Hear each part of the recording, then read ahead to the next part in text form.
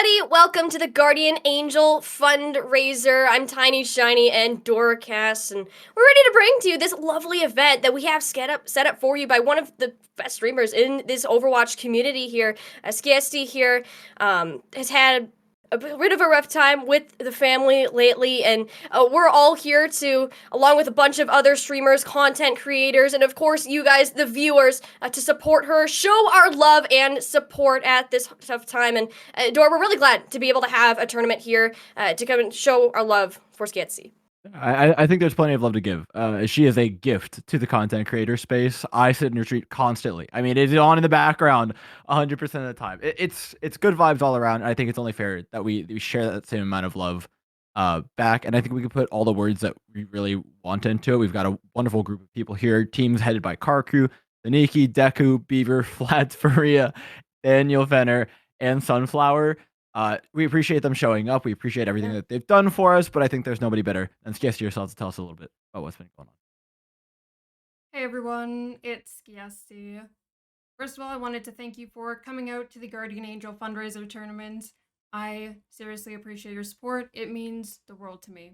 If you don't know who I am, I've been in the Overwatch community since 2016, and I started streaming in 2018, and I've been here ever since. My family really needs your help.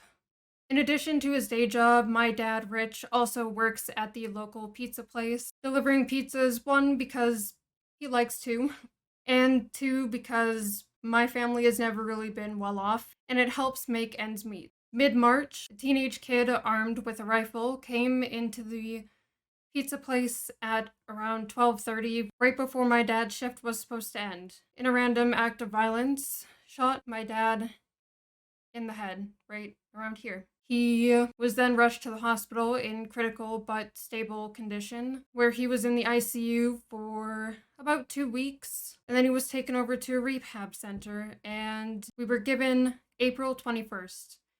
That's when he was supposed to come home, but when he was in the rehab center, he had a myoclonic seizure and had to go back to the hospital. Ever since then, he's been in the hospital fighting a brain infection from the shrapnel of the bullet that broke apart in his brain when he was shot. With my dad unable to work and my mom needing to be by his side pretty much every hour of every day since the accident happened, it's been harder and harder for my family to make ends meet. And my family is going to need help with the medical costs that come with all of this. The rehabilitation, the medication, the equipment, the hospital trips, and whatever else. I can't even begin to wrap my mind around that. I want to give a big thank you to BadPachimari for making any of this possible. If he hadn't offered his production service, this might not have happened. And also thank you to all the creators that are taking part in this, and thank all of you who are watching. And my mom says thank you and asks that you keep praying for him and praying for our family, and if you're not religious, at least keep him in your thoughts. My dad is full of life. He would do absolutely anything to help anyone, and it's been very hard to see all of that taken away from him. It's also hard to feel like there's nothing that you can really do to help. You're just supposed to wait, and it's uncertain, and every day you're just hoping that you don't get the worst kind of news. I know that I might not be able to do much, but this is at least something that I can do, is to get a bunch of great people together for a very hopeful cause and make something good out of something so bad. And that right there, that's what we're all here for today. The Guardian Angel Fundraiser is to help support Skiesti and her stepdad, who needs support with medical costs from in the recovery. So we're all hoping for him to get better as soon as possible. Thank you all again for being here to help support this amazing streamer. And you know, it's time to get into the meat of the action today. The tournament that we're all here to play for. We've got 8 teams, 8 streamers, 40 players ready to battle it out. Oh, you did the math way better than I ever could. I'll tell you that. On, off rip as well. You had that on. Oh man. Look, I know it's only 8 times 5, but caster math on you don't risk it. When you get the hours that I get, you learn to not take your chances. That's fair. Oh, I'm calloused at the very least. We got 2 teams opening us up today, though. We got Team Flats going up against Team Fareeha, which I think actually in terms of, I mean, content, obviously a big matchup. These 2 teams are stacked full of people that you're definitely wanting to take a look at. So let's take a look down Team Flats to start things out. We got Emong, Somnus, Flats, J3, and Seagull. And then over on the side of Team Fareeha, Boger, Fitzy, Fareeha, SK, and Calico. Oh yeah, I recognize every single one of these names, which is really cool to see all of these amazing people that we all enjoy watching in the world of Overwatch. A huge part of the reason that I started playing the game, and probably a lot of us here as well for the same enjoyment. So seeing them all come together, face off against each other, this is going to be such a treat that we are in for today. And we'll talk a little bit more about the structure of the tournament. We got 8 teams. We have 2 groups of 4 teams respectively. So they're going to be battling it out in a round robin stage, starting out with round 1 here. Those top 2 teams from each group will then move on to a single elim bracket and battle it out for the championship. But of course, we got to start out here in round 1. So many big names here in the rosters here. And, you look at these things. Do you have any idea of who do you think will maybe have an edge over the other? I can't say an edge, but I can say what I want to watch. I am here to pay a lot of attention. Yeah, because I've had, I've played against a fair few of these people, just in and such, right? But getting to watch Emong versus Boger might be a lot of fun. That's actually what, for me, I see 2 tank players that are just diametrically opposed to one another, stylistically. And it should be a good time. I mean, on one hand, you've got someone who I think is a very educated tank player, somebody who's a very measured tank player in J3. And on the other side, you've got Boger, who's like locking monkey to metal music and turning off his HUD colors and playing in black and white with no sound on his unranked GM. Well, I don't even know what's going on over in those streams. Boger streams are simply not of this planet, and they are very entertaining at that. And while I do think they're entertaining without the HUD and without the colors and everything, I think Boger, with everything enabled in Overwatch, might be even more powerful.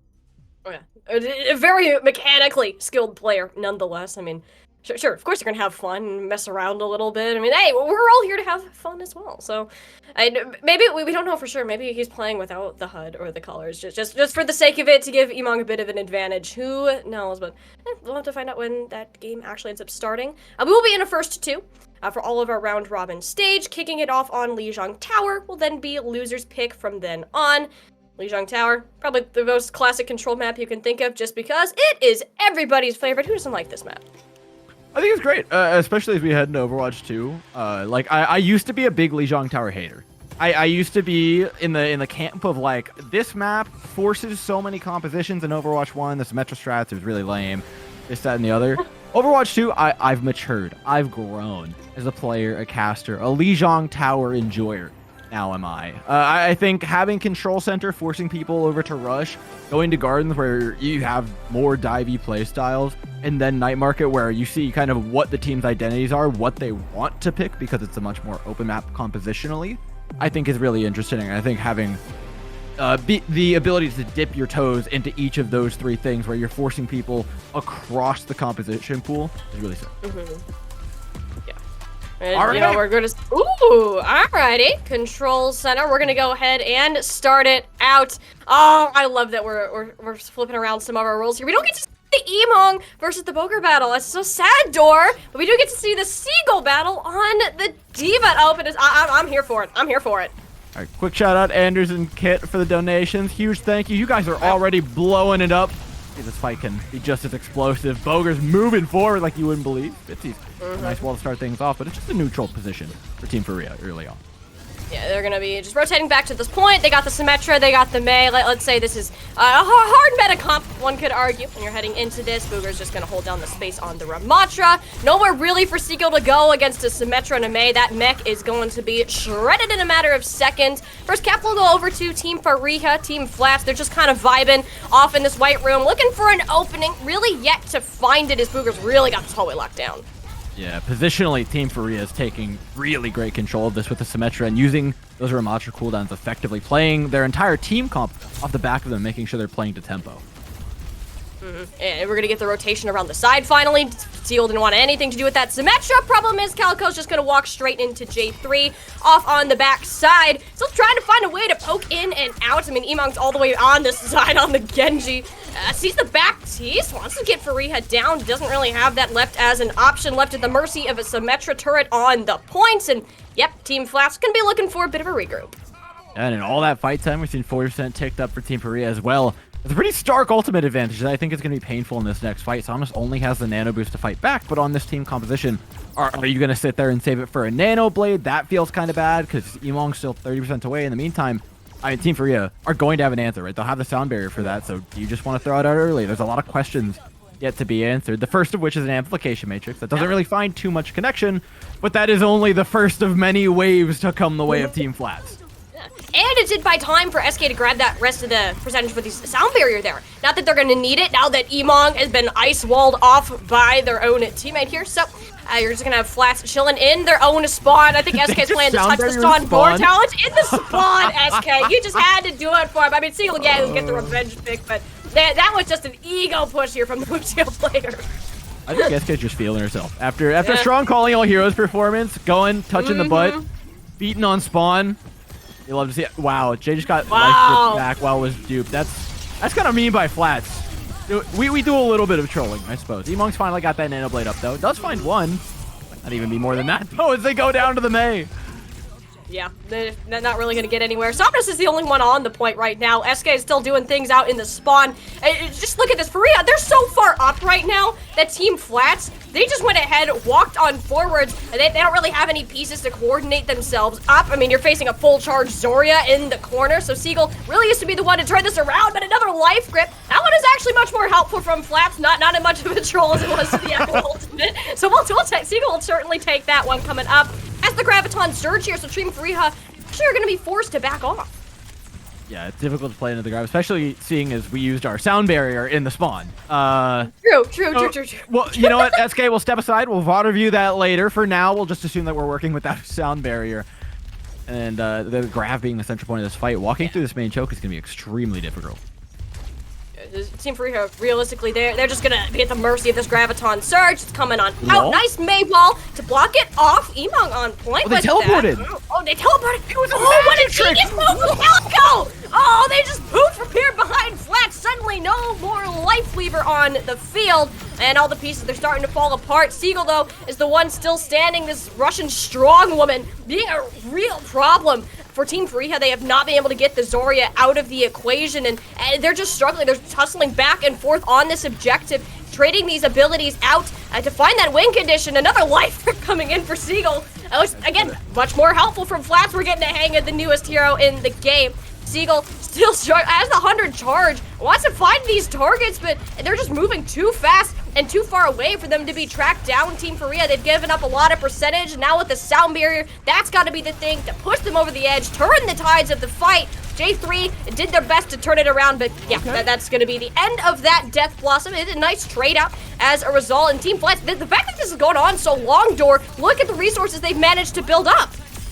Yeah, they've got a lot of tools to re-engage this fight, and like you said, the sound barrier from SK was meant to end the fight. It didn't, and now Somnus gets to answer with one of their own. That is a massive advantage coming into the end of the fight, and with Mines on, all Team Fareeha can really try to do is stall this one out.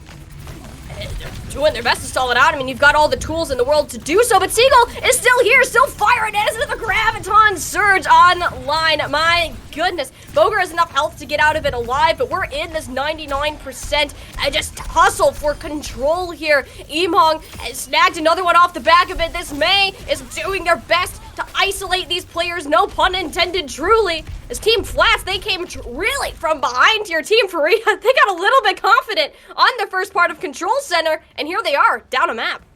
Yeah, Team Flats capitalizing big time on a macro advantage they were able to garner from the spawn camp, to say the least. There's some cool stuff going on there, though. I think we're actually seeing some pretty high-level play. That one, I don't want to call it a trick play. It seemed more on accident than anything. But teleporting out of the grab as they put the Mei wall up, because I didn't see the teleporter go down, and the Mei wall goes up, and then they kill the Mei wall, and it's like, where'd everybody go? Then all of a sudden, oh my god, that was a good time. You know what else is a good time, though? We have already surpassed our first goal. That thing's going to keep going, though. You guys know that every single dollar helps, and I promise that as Humble as the goal was, going beyond it is not unwelcome for a situation like this. So keep the donations coming. We'll keep the good games coming. We've got Boger on the Winston, Emo on the Junkrat, and Seagull on the Zarya.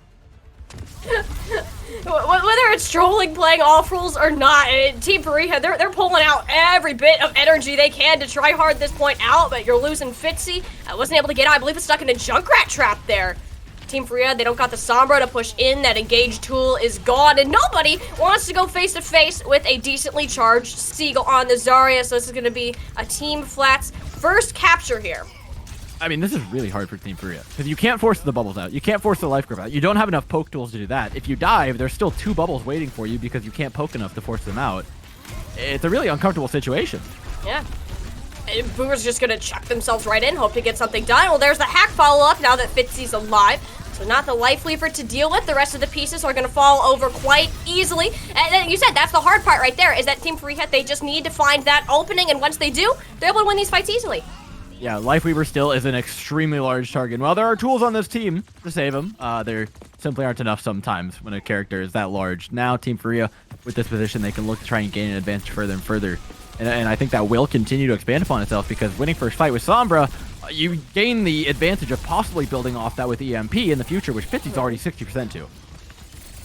Despite going down early in the first engagement too, so Fitzy will have an advantage here, but also that sound barrier again from SK. Hopefully I don't think we're gonna be going to the spawn necessarily for this one. Either way, it's gonna be a very important ultimate. That pulse bump was negated by the Suzu, but that's all right. You got the sound barrier to keep engaging on this one. The Tree of Life, while it is very pretty to look at, it does not provide any amount of healing you want it to. It's getting on the corner. Oh, there's nothing more annoying than a tree just growing right in the middle of your path. Nowhere really to escape from. Yeah, Team Flats, they're full committing into this fight, and you got a Dragon Blade out in the field too. J3 is looking for something, but that EMP is gonna go at lights out, everybody. Team Fareeha, gotta hold on here.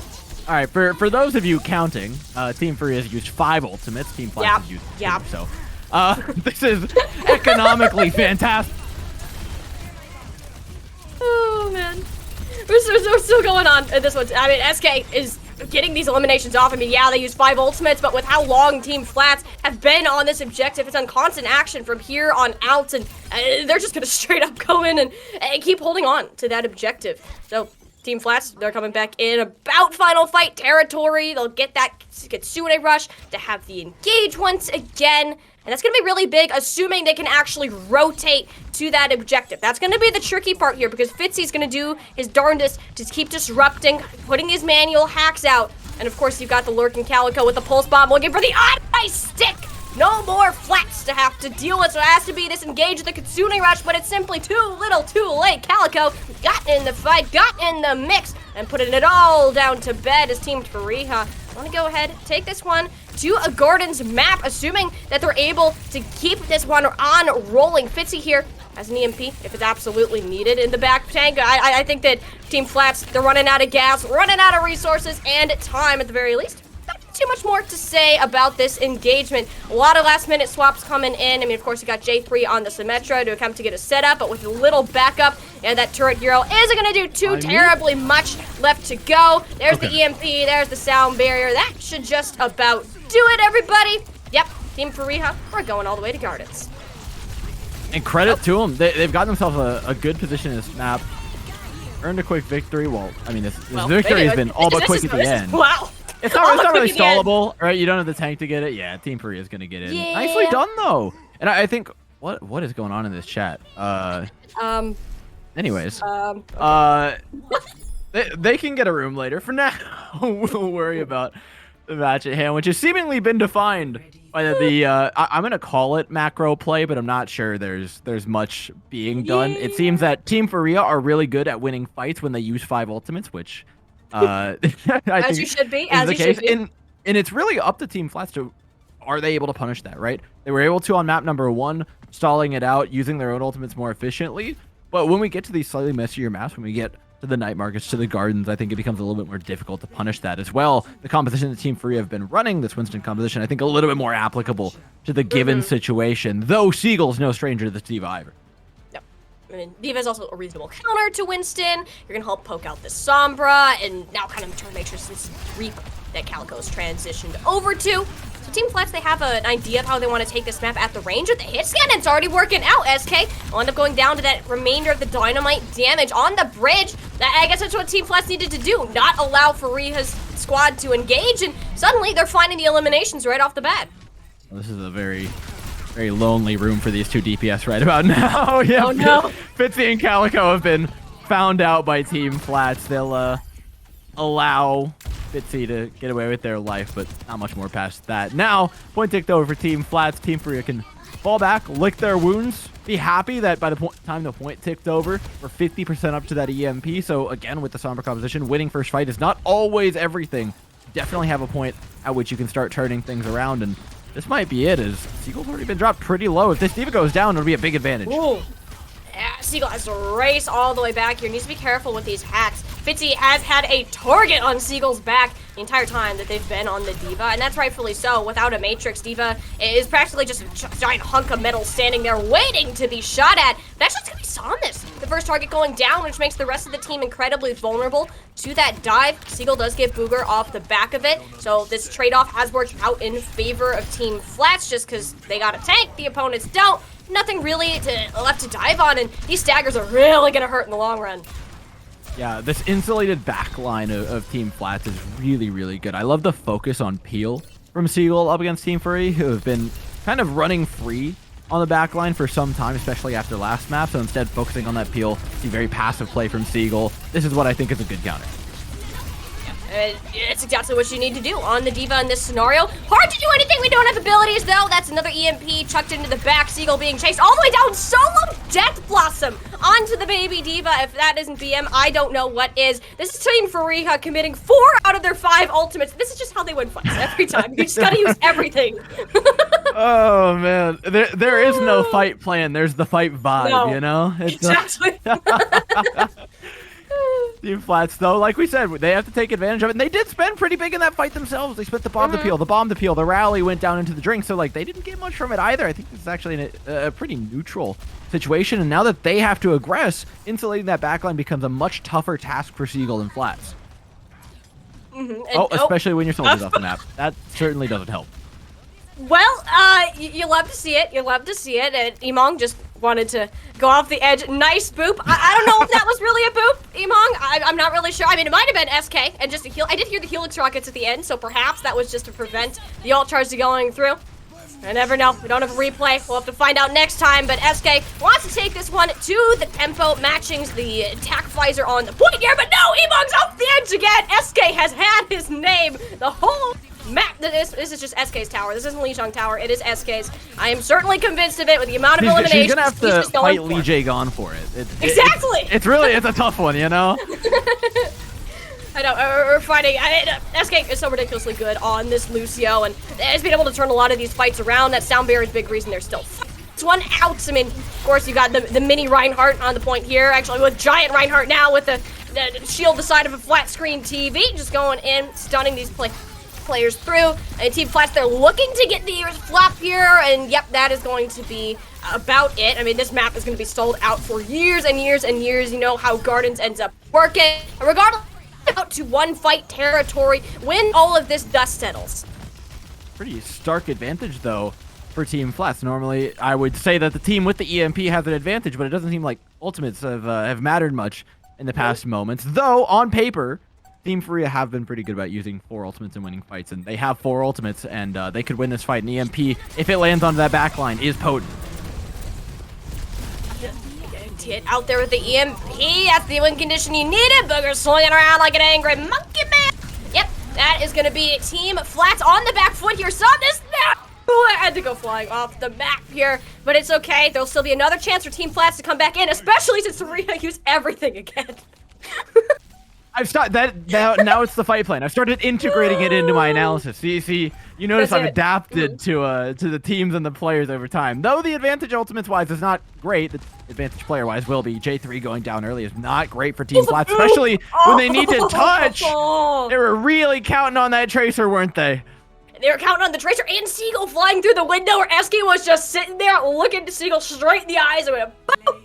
Nope, you're not entering. This is our objective. Team Fareeha up to 1 point and match point. I love the chaos that we're seeing right now. This is so This is content right here, which makes sense. We're watching a bunch of content creators.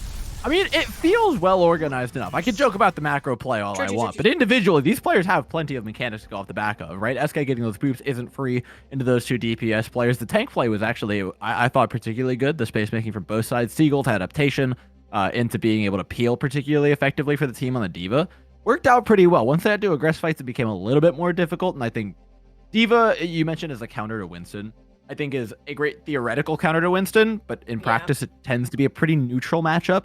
And so doesn't quite work out that way. You're not able to target down the Winston, especially with as much damage as they were throwing, and they're facing the hacks that were coming out as well, which is a real pain in the rear to deal with as a D.Va. A lot of times they're just getting farmed or ult charged by Sombras, and then you get hacked, and then the Reaper becomes a problem because you can't DM him anymore. There's a whole domino effect of things that were going on, but at the end of the day, the coordination was definitely better from Team Fareeha, and I think that's what takes them over the edge. Yeah, and the team comps itself were more synergized, and when you're forced to play these certain maps where the certain compositions are stronger, like they played the Brawl, they played this more secure Winston dive comp. I mean, that's kind of how that goes. You said it yourself. They got the better synergy, and here they are. They're going to be back on top. Our second map will actually going to be hybrid. That selection going over to Team Flats, as they are the team that they didn't perform as well as they would have liked. Didn't manage to take a map off, so I'm looking to see the same sort of explosiveness that we saw here on Lijiang Tower when we transition to Eichenwald. Yeah, Eichenwald should be a good time, and I think compositionally still leaves the doors pretty open, at least on first point. Second point, I think we're going to be shoehorned a little bit more into dive into managing that high ground, or we see some clever routing. But what I'm actually more interested in, who's playing what role, man? I think they're very likely to shift up between maps if this game has shown us anything, especially with Team Flats, who have, I think, an incredible amount of flexibility on their roster. Yeah, I do. I mean, we saw Emong on the DPS, we saw Seagull on the tank, we saw Flats on the support. I mean, we're a little all over the place here. And the fact I could that do without the Life Weaver. close, I can, you know what? Yeah, Life Weaver can yeah. take another patch, and then we'll play more Life Weaver. We'll see later. Hey, I mean, Life Weaver, great on the eyes as a hero.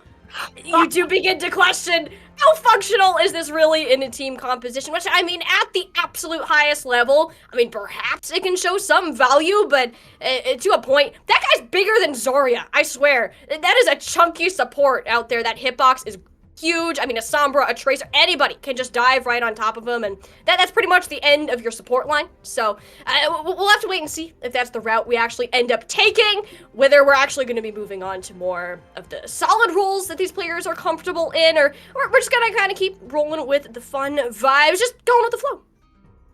I suspect plenty of flow going is to be had. Speaking of which, though, I got to give you guys a huge shout out. I planned at the beginning of this broadcast to shout out all the donations that I saw, which granted I have to catch them in real time, and if I don't, that's on me. But you guys have skyrocketed this thing all the way up to $3,496 right about now, and it's not showing any signs of stopping. It's a wonderful cause. Skiesti and her family deserve all the love in the world, and you guys, I think, recognize that. So if you have the means, like we said, the donation links are being dropped in the chat pretty much whenever they're available. If not, I think !donate will probably get you there. I actually have no clue what it is, but it's usually !donate on charity streams. So that's what I'm going to go ahead and call out. And if you don't, share the stream. Do what you can. And in the meantime, we'll just keep the matches coming. We got a lot more action to come through. And the fact that we've surpassed our goal before the first match is over, and even got or close to almost getting double that if we're going at the pace that this match has been heading at. So you guys are awesome for being here to support Skiesti, like the rest of us, and the Guardian Angel Fundraiser. This is match number 1 of the round robin. We're gonna have content coming for you all day. Yeah, and it just keeps delivering. Like we said, let's go ahead and zoom in more on Eichenwald and what we may or may not see. I want at least to retain a little bit more of the long-range hit scan. I've been having fun with the Sombra, and I think the coordinated dives are fun, but I want to see some of those individual hit scan clips come on. I think there's plenty of flexibility, like I said, on these teams to be able to bring something like that out. The question is then, can you keep it insulated? One of the things that I think Team Fareeha has going for them is that insulated dive, and I think Boger, with his general experience on tank, but also especially as a Winston player, has that ability to bring any team together in any small amount of time into a coordinated dive. It's one of the highlights of a really good Winston player, especially on ladder, is that you're able to bring 5 people who may not have scrim experience before into a team and get them on a coordinated dive, and that's already happened. They've run the composition wherever it's viable, and the dives have been deadly. We brought it up on Lijiang Tower night market. And it was a big point of like, okay, yes, this is difficult for them to attack because, right, the Zarya's there to keep insulated. The Life Weaver has a lot of abilities to keep people alive. There's a lot of ways they could have saved that team, and yet the dive was still successful because I think it's a little easier at times to coordinate that dive for a good Winston player than it is to try and peel that dive away at a moment's notice when you don't have practice with that team. Yeah, and honestly, it came down to the idea of initiation versus reacting. In the end there, I mean, the dive was usually the one that was getting in there. They were the aggressors, they were initiating, and suddenly the other team flats, they were struggling to react in time, whether it was with the bubbles, the life grips, or even just peeling on the diva there. It was very difficult for them to want to move or be able to move past that bridge, to be totally honest, because they were getting shut down before they could even get there. They're expending all of their cooldowns, all of their ultimates, and all the time that they inevitably lost. Really came back and hurt them towards the end of that map. And Eichenwald, when we do have more set roles of attack versus defense, I feel like that pace of reaction versus initiation can be amplified. Usually your attackers are going to be the one to initiate, but when you have a very solid defense, whether it's on the hit scan, we saw some strong hit scan plays on the beginning of Gardens there. Maybe that's something that can come back out to start pushing that initiative for Team Flats here, get them up to a map win. You know what? I'm gonna call something out pretty early here. As much as the hit scans have been nice, I'm gonna. What do you think the over under is that we get the May wall over top of the Bastion rollout? One of these teams. I could say at some point in the tournament, should we continue to play Eichenwald, someone's got to make the content play. Yeah. Someone's got to take one for the team here. Tiny. Well, that's kind of how it works. I mean, or you got to see this fun stuff. I mean, hey, who knows? It might as well work. I mean, who expects a Bastion to be hanging over your head with a May wall?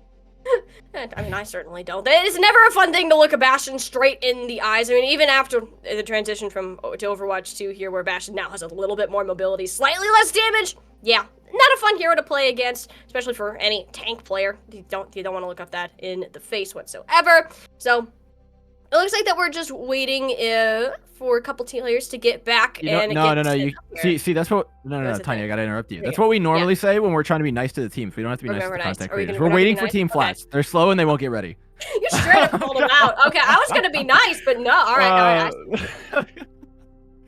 No, like I said, of course we appreciate him being here. But that is what we're waiting on, and streamers getting ready is no surprise to anybody, I think, at this point. So yeah. I do hope we get a map 3 on this though. It's been extremely entertaining.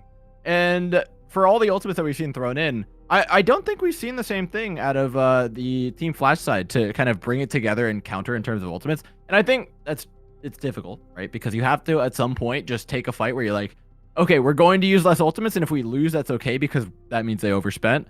But instead, they see them spending, and they're like, bye, and we're just like trying to win the fight regardless of like what we actually had going into it, which worked great for them on Control Center when it was like, okay, they spent all their ultimates and they still lost, or they still didn't really find anything. But if the ultimates still find like even just one pick in a lot of situations like this, trying to fight and claw your way back into it without like the hyper coordination of a Contenders and Overwatch League team. It's quite a tall ask, though, as we head on into Eichenwald. It's been messy, to say the very least. And when you're looking at the ultimate economy, that's you could say it was in favor of Fareeha's team, but that's also because they just had these fights where they used everything at once, and they were struggling more in that neutral game, especially when they were trying to come in. So, depending on whether they're attacking or defending first, which looks like they will be attacking, I want to see a bit of a change of pace here, is if they're able to start winning some of these neutral games where Team Flats has been able to dominate so far. Good in a lot of situations, keeping things neutral, like you said. And I think they're going to aim to do so. This is a lot of poke coming out from the composition.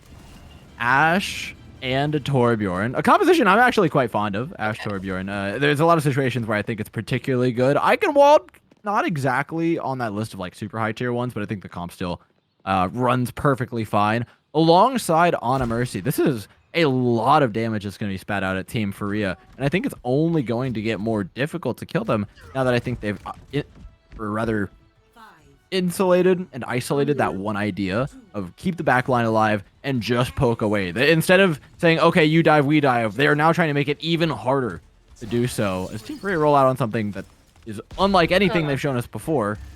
That's cute, SK. That's fun. That's a good time. You want to do it again? Maybe? No. I don't think SK's playing Overwatch. I think she's playing like Skate Pro or something. I'll tell you, he's not playing Overwatch.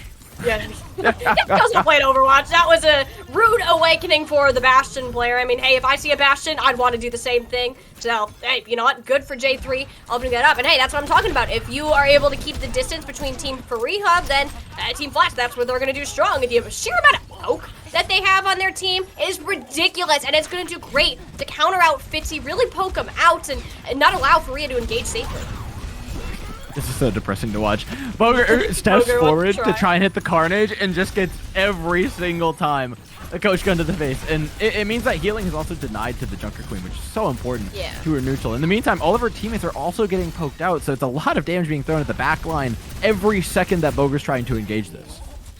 Boger just wants to do things. Let him play the game, people. There we go. Finally gets that commanding shout back up, able to engage on the back line, but no Bastion once again. That pick has not worked out too incredibly well for him, and yep, that's just going to be J3 going massive on this. Ash, we're getting the tour. We're getting the... Yeah, this is the scenic route. Okay, scenic route, but not so scenic as we're seeing. There's a lot of blood being spilled on this route. I'm not sure how scenic that really turned out to be here, and yeah, well, that's one way to take the point. Well, I mean, not much has been taken. Attempt to take the point. I think we need. There we go. I forgot an important word there. Team Fareeha have rolled out on this, but it's pretty well countered, especially with the Bastion. So yeah, they swap off the Bastion, and I think that is a perfectly good call. Back to the Sombra, that was working for them pretty well, but it's tough to call that here when you have still the Torbjorn turret to defend, the Lifeweaver that can grip up to the high ground and pull anybody that would be assassinated by that Sombra to safety. And yep, Calico's down, as it was professed by yours truly. Yeah, Calico's not had a good time. Get in there. Okay, Somnus, we see you. All right, we got Seagull back in the fight. Get the pistol out. Go burn. Oh, nice sleep. Wow, all right, we take those. Somnus is going to go down, but not before she's dealt several final blows. It's go big or go home, you know? Dog eat dog world kind of stuff. Wait, Flat's just going to use that to life grip. Oh, Flat, never mind. Guess there's no life gripping to be done. Somnus is going to have to Guardian Angel, which I suppose is basically the same thing. Gets him out of spawn a little faster. Meantime, J3's just got to poke away. Calico tries again. The decloak and build up towards that EMP, but it's going to be pretty slow going. The pace has definitely been slowed down, but we've also reached that point where Fareeha suddenly, they've got all of these ultimates coming in. Somnus immediately down, so no sixth player potential here to be played out, and at a good time. Problem is, you lose Fitzy off the flank. We're playing on all parts of the map. There's nothing that hasn't been untouched at this rate on the first objective, I am convinced. And hey, that works out for Team Flats. They're suddenly looking much more coordinated, playing on this round here, Emong being on the Diva, a huge initiator in these battles, and Fareeha, they haven't even had a chance to do that signature ultimate dump. I mean, how do you? If you EMP, the entire backline's on high ground. You're not going to get them because there's just not follow-up. Boger's unfortunately stuck to the floor by this little gravity thing. Pesky, to say the least. So getting these ultimates off is good. Just difficult to begin with. And I think it all starts with the EMP and the big question of how do you even get there? They could route through stairs, which I think they absolutely should. But that would take some pretty clever stuff and doesn't quite seem like that wherewithal is there quite yet. And it is a lot easier to see when you're actually in that first-person view. So they will EMP, not onto the high ground, but they get Seagull. Hey, that's a good start to be able to. They're actually on the point for the first time in this game, solidly. But yeah, like you said, they don't have this high ground, and it's going to be an issue if they don't take care of it quickly. Thankfully, Fareeha is a sniper on this Ana. He's able to clean this one up, and they'll be sneaking away with this objective once they're actually able to dump everything they got in the tank, and we can see a bit more of Eichenwald. Fortunately, yeah, we do get a bit of that second point, and I have to hand it to Team Fareeha. Being able to capitalize on that EMP wasn't easy, especially when the Lifeweaver probably could have just griffed, but off the back of that sleep from Fareeha, all of a sudden that ability is pretty unavailable. Now the question is, how do you aggress the high ground here, where it's even higher and even more difficult? Boger still not finding a solution to that problem, but the rest of the team's up there. It just that SK had a pedal platform out where Booger actually went down, so I think that might be part of the plan. I'm calling him Booger from here on. What? I'm calling him Booger from here on. My bad. I'm sorry. English is. No, you're good. You're good. Yeah, you know, I just think it's funny, and it is. Yeah. That's a good nickname. We call him Booger when he dies and Boger when he wins. You know? Yes, exactly. I feel like that's only fair. We'll do that. He's Boger right now. That's 3 big ones off the back of the Joker Queen.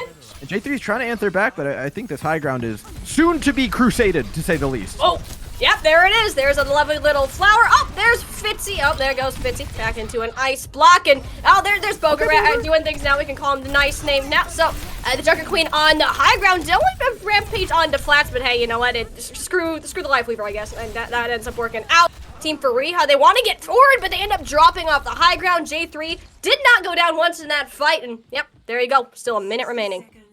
Wow. Yeah, I've been there, man. As a tank player, Boger literally could not have done more. No. I think the coordination wasn't there, though, because Boger got knocked down earlier. Wasn't up there when the rest of the team was, and the rest of the team died, and it was kind of just Boger. And granted, Boger killed like 5 people, but it's just not enough to do it on your own. So now Team Fareeha coming in, hopefully more coordinated this time. Hopefully with the tank, they've got an EMP to capitalize on. Yeah, the EMP has resulted in a fight win. I believe we're at 100% win rate for that ultimate right now. So let's keep that in track here to keep it going. We got Boger back on the high ground. That's a great start onto J3. Self-destruct not doing all too much on the objective, but it does zone SK off into the lava. Not a lot of support remaining for Team Fareeha here. They have to keep this going with that Blizzard on the point, but it doesn't even grab too much. Boger has to be the one to contest this payload. We're going to start to see a bit more of this bridge, and that late stagger onto flats could really help them out in the long run, as they still have another fight to take. And I think it's really nice to see the way they play that high ground, understanding the strength of it, instating Fareeha upon the bridge, and then allowing themselves to leverage that on the low ground. Now KarQ building up towards another EMP is doing a lot of harassment onto Jay. Unfortunately, SK goes down early on in the fight, so Team Fareeha enter one down, make that 2. Thomas with a triple kill, the Falcon Mercy just getting make it 4 in the fight. Oh my goodness, we don't see this anywhere else, but in this game. This is just Somnus being really good at Mercy, and yeah. She was hungry for blood. She's like, nope, I'm not gonna sit back. I'm not gonna just beat the pocket Mercy that everyone thinks I am. No, I'm feeling She's a Katrina. Oh my god.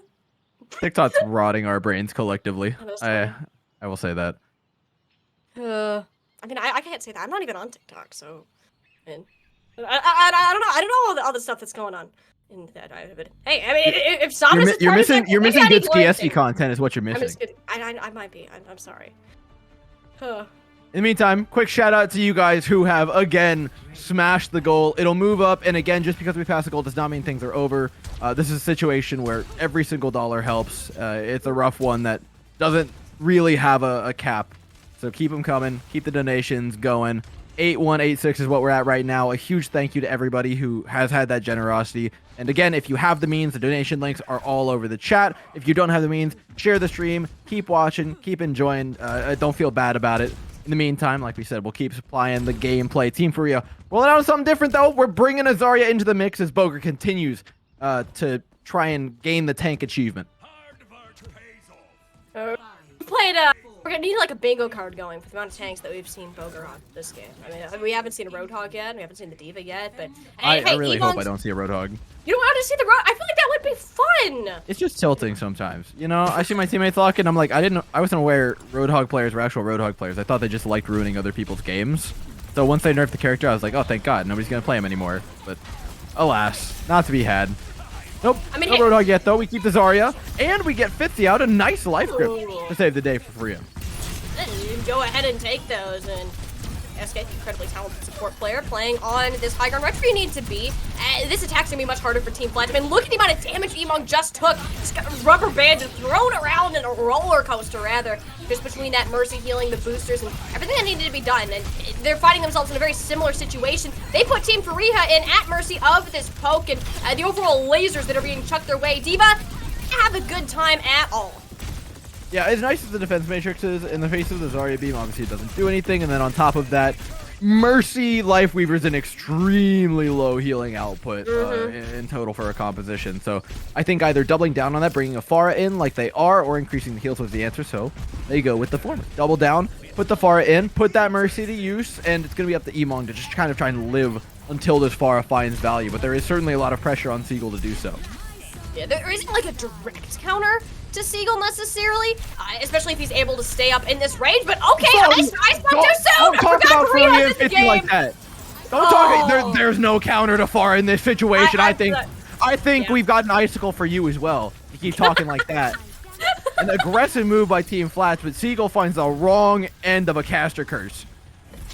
The very, very wrong end. I totally cursed that far. Seagull's got to do something here. This is where you're putting all your resources, right? So the Farah's got to come up big, and of course you got Bobber, the best sixth man anybody could ask for. Finally, you're getting that damage done, but Seagull sitting at 30 HP in a dream, and no teammates to back him up on the ground either. Oh, this isn't looking too good for Flats. On the first half of their attack, and have to come back for round number 2. They've gathered a lot of their players. I say a lot of their players. I mean, basically Flats and Emog to attempt to hold down this objective. I mean, look at the amount of charge that the Zarya has. This could actually work. Nobody wanted to walk through the point, and we're actually going to see a nice timing of about 4 minutes Fareeha got come out of that. through here. Life grows crazy, man. You just don't expect it. I feel like it yoinks people off, you know, in the cartoons, like when they have the cane pull somebody off the stage. Oh, That's what it feels like. It does feel like, at times, cartoonish. Fareeha, though, backing off. Don't really have a great position here, to be completely honest. Boger's controlling the high ground as best he can while there's nobody else up there. A nice metal platform. Okay! That felt like a really good use of the Life Weaver. All of a sudden, it's been flipped on its head. A positional advantage for Team Fareeha. Hey, there you go. You're up on the high ground. I mean, you're all stuck in a grab and a barrage. That's not too nice. Unfortunately, Bork is the only one to end up falling. Yes, I'm calling you Booger now because you got grabbed through the barrage, and that's totally your fault. Emog gonna keep pushing forward. No tank really in the way to stop him. Oh, gets yoinked right back. But I mean, so I'm not really used to the life grip yet. I think this is the first time I've actually casted with the Life Weaver in play, and it never feels like a good thing. And then it comes through, I'm like, oh my gosh, what's happening? I'm like, oh yeah, this is a good thing. It's so hard not to say Wife Lever when you're saying his name quickly. Like, it's a joke, but it's kind of a tongue twister when you're going fast. I heard you start with a whoop, and I was like, because I've done it already. I did it during the Life Weaver Invitational on the Play Overwatch broadcast. So trust me, it's been worse. Meanwhile, it's not too bad for Team Flats. They've lost 2, but traded back Boger, so worthwhile for the team in blue. You know what? You go ahead and take that. Fareeha going for a swim out here. I mean, I think that was just a reset. I mean, you want to get as far back as you can, get these players regrouped, because 2.5 minutes to defend, and Emong's already got himself another Graviton Surge up in this fight. Team Fareeha, they haven't really been able to build up any of these ultimates that they've wanted to, and really haven't had a secure win condition. Emong is already going kind of crazy right about now. I know. Doing well, but they have to contest Boger, who's not up to a Primal Rage yet, but certainly can do work with 96%. Nano Boost as well, given over to the Winston. This is the fight for the tank to win. It's Boger or Booger kind of moment. Seagull getting targeted down in the meantime. Out by Fitzy. The Primal Rage used, but immediately Graviton to worthwhile trade for the team in red. But do they have the numbers to actually get to this point? I simply don't think so. We'll be able to get there for a little bit longer, but they don't have the health to really sustain themselves, so Team Flats, they're gonna go ahead, tie this one up, and take us all the way to a map number 3. I'm so excited we get to see more of these teams. It's been a good time between them already, and I think after what happened on map 1, we'd be robbed, if nothing else, but we'd be robbed if this wasn't the play of the game. Somnus, Katrina! Look at the Glock, dives in, gives them the movement for a second. A third, and then the number 4, I think might have been a little too late. No, we get it? Oh my god. Yeah. Somnus, doing God's work on the Mercy. Let me tell you what. It really is. I haven't seen another Mercy player really pull that on. I mean, maybe... I'm not... Would Skiesti... Does Skiesti endorse the Glockery going on right now? I have to imagine yes. I would think so. I mean, what kind of Mercy player doesn't encourage this kind of gameplay? I mean, I'm not saying that... Chat's enjoying this Mercy play of the game. Exactly. A lot. Hey, you better be enjoying the Mercy play of the game. Mercy players can do things too, and hey, Skiesti... It's not a straight up turn around that Why'd you say it like that? My brain is not working. Why is the assumption that Mercy players can't do anything? Because that is how Mercy players are treated in my plat lobbies, okay? Mercy players don't get a good time, alright? That's why I don't play Mercy. We're mistreated. Just the way you said it was like, I guess they might. I guess they might. I'm sorry. You don't want... Look, I love me some Mercy players. Y'all can be rabid. You don't want Mercy players on your back, Tiny. You don't want to be on the wrong side. No. I've just learned. I've seen what Somnus can do. I don't want any of that. I take back every time I've ever insulted a Mercy player. Yep, you guys are very skilled and you are very good at what you do. And a big reason that, hey, you're in some of the top ranks here heading into this map. And hey, in all seriousness, that play from Somnus very well could have just set this game to the pace that we are. I mean, we are going to go to a map number 3. Team Flats set the bar nice and high on Eichenwald. So moving over to, I believe, Escort? Yes, Escort. So we're going to Escort for third map. Team Fareeha will have the selection there, and it simply hasn't been the same coordination that we saw on the Lijiang Tower. No, and I think it becomes difficult, right? When you get the moving objective in play, it becomes a bit trickier to kind of measure out those ultimates, and managing your economy becomes much more important because you need to roll pressure as opposed to just winning one fight, capping point, and then like sometimes you can pray, sometimes you can stagger, you can kind of force things through here and there. Becomes much less defensible a position that you get from doing so as well when you get those fight wins. So the rewards for spending big are much smaller as you head into escort maps and the like. And as we come in, I'm not sure what the map pool is, to be completely honest, what the pick is, but I think, oh, one more time. I got the producer in my ears trying to tell me what it was. Any map is the map pool, apparently. Okay. So that opens up a little bit more. Escort, at least in my experience and, you know, covering whatever, tends to push you really heavily in the Sigma direction. And I think given how this match has played out, that would be pretty favorable. But opening the map up to Rialto or something like that certainly can still bring the dive into the equation. And we're not quite sure what the map pick is. So yeah, that's my question. Do we get it? Do we get into a Sigma map? Do we get a Vana? Do we get a Circuit Royale? Do we get something in that lane, a Junker Town as well, something else really long range? I actually wouldn't mind because I kind of just want to see people sniper duel, which is always a good time. Yeah. Or do we try and force things to one of the more flexible maps? Mm-hmm. I think the majority of Escort in general. I do like that we've moved on to more of a map-based meta in a way, that you're not necessarily stuck playing the same composition every time. Like Escort has been very prone and more of these Sigma poke comps.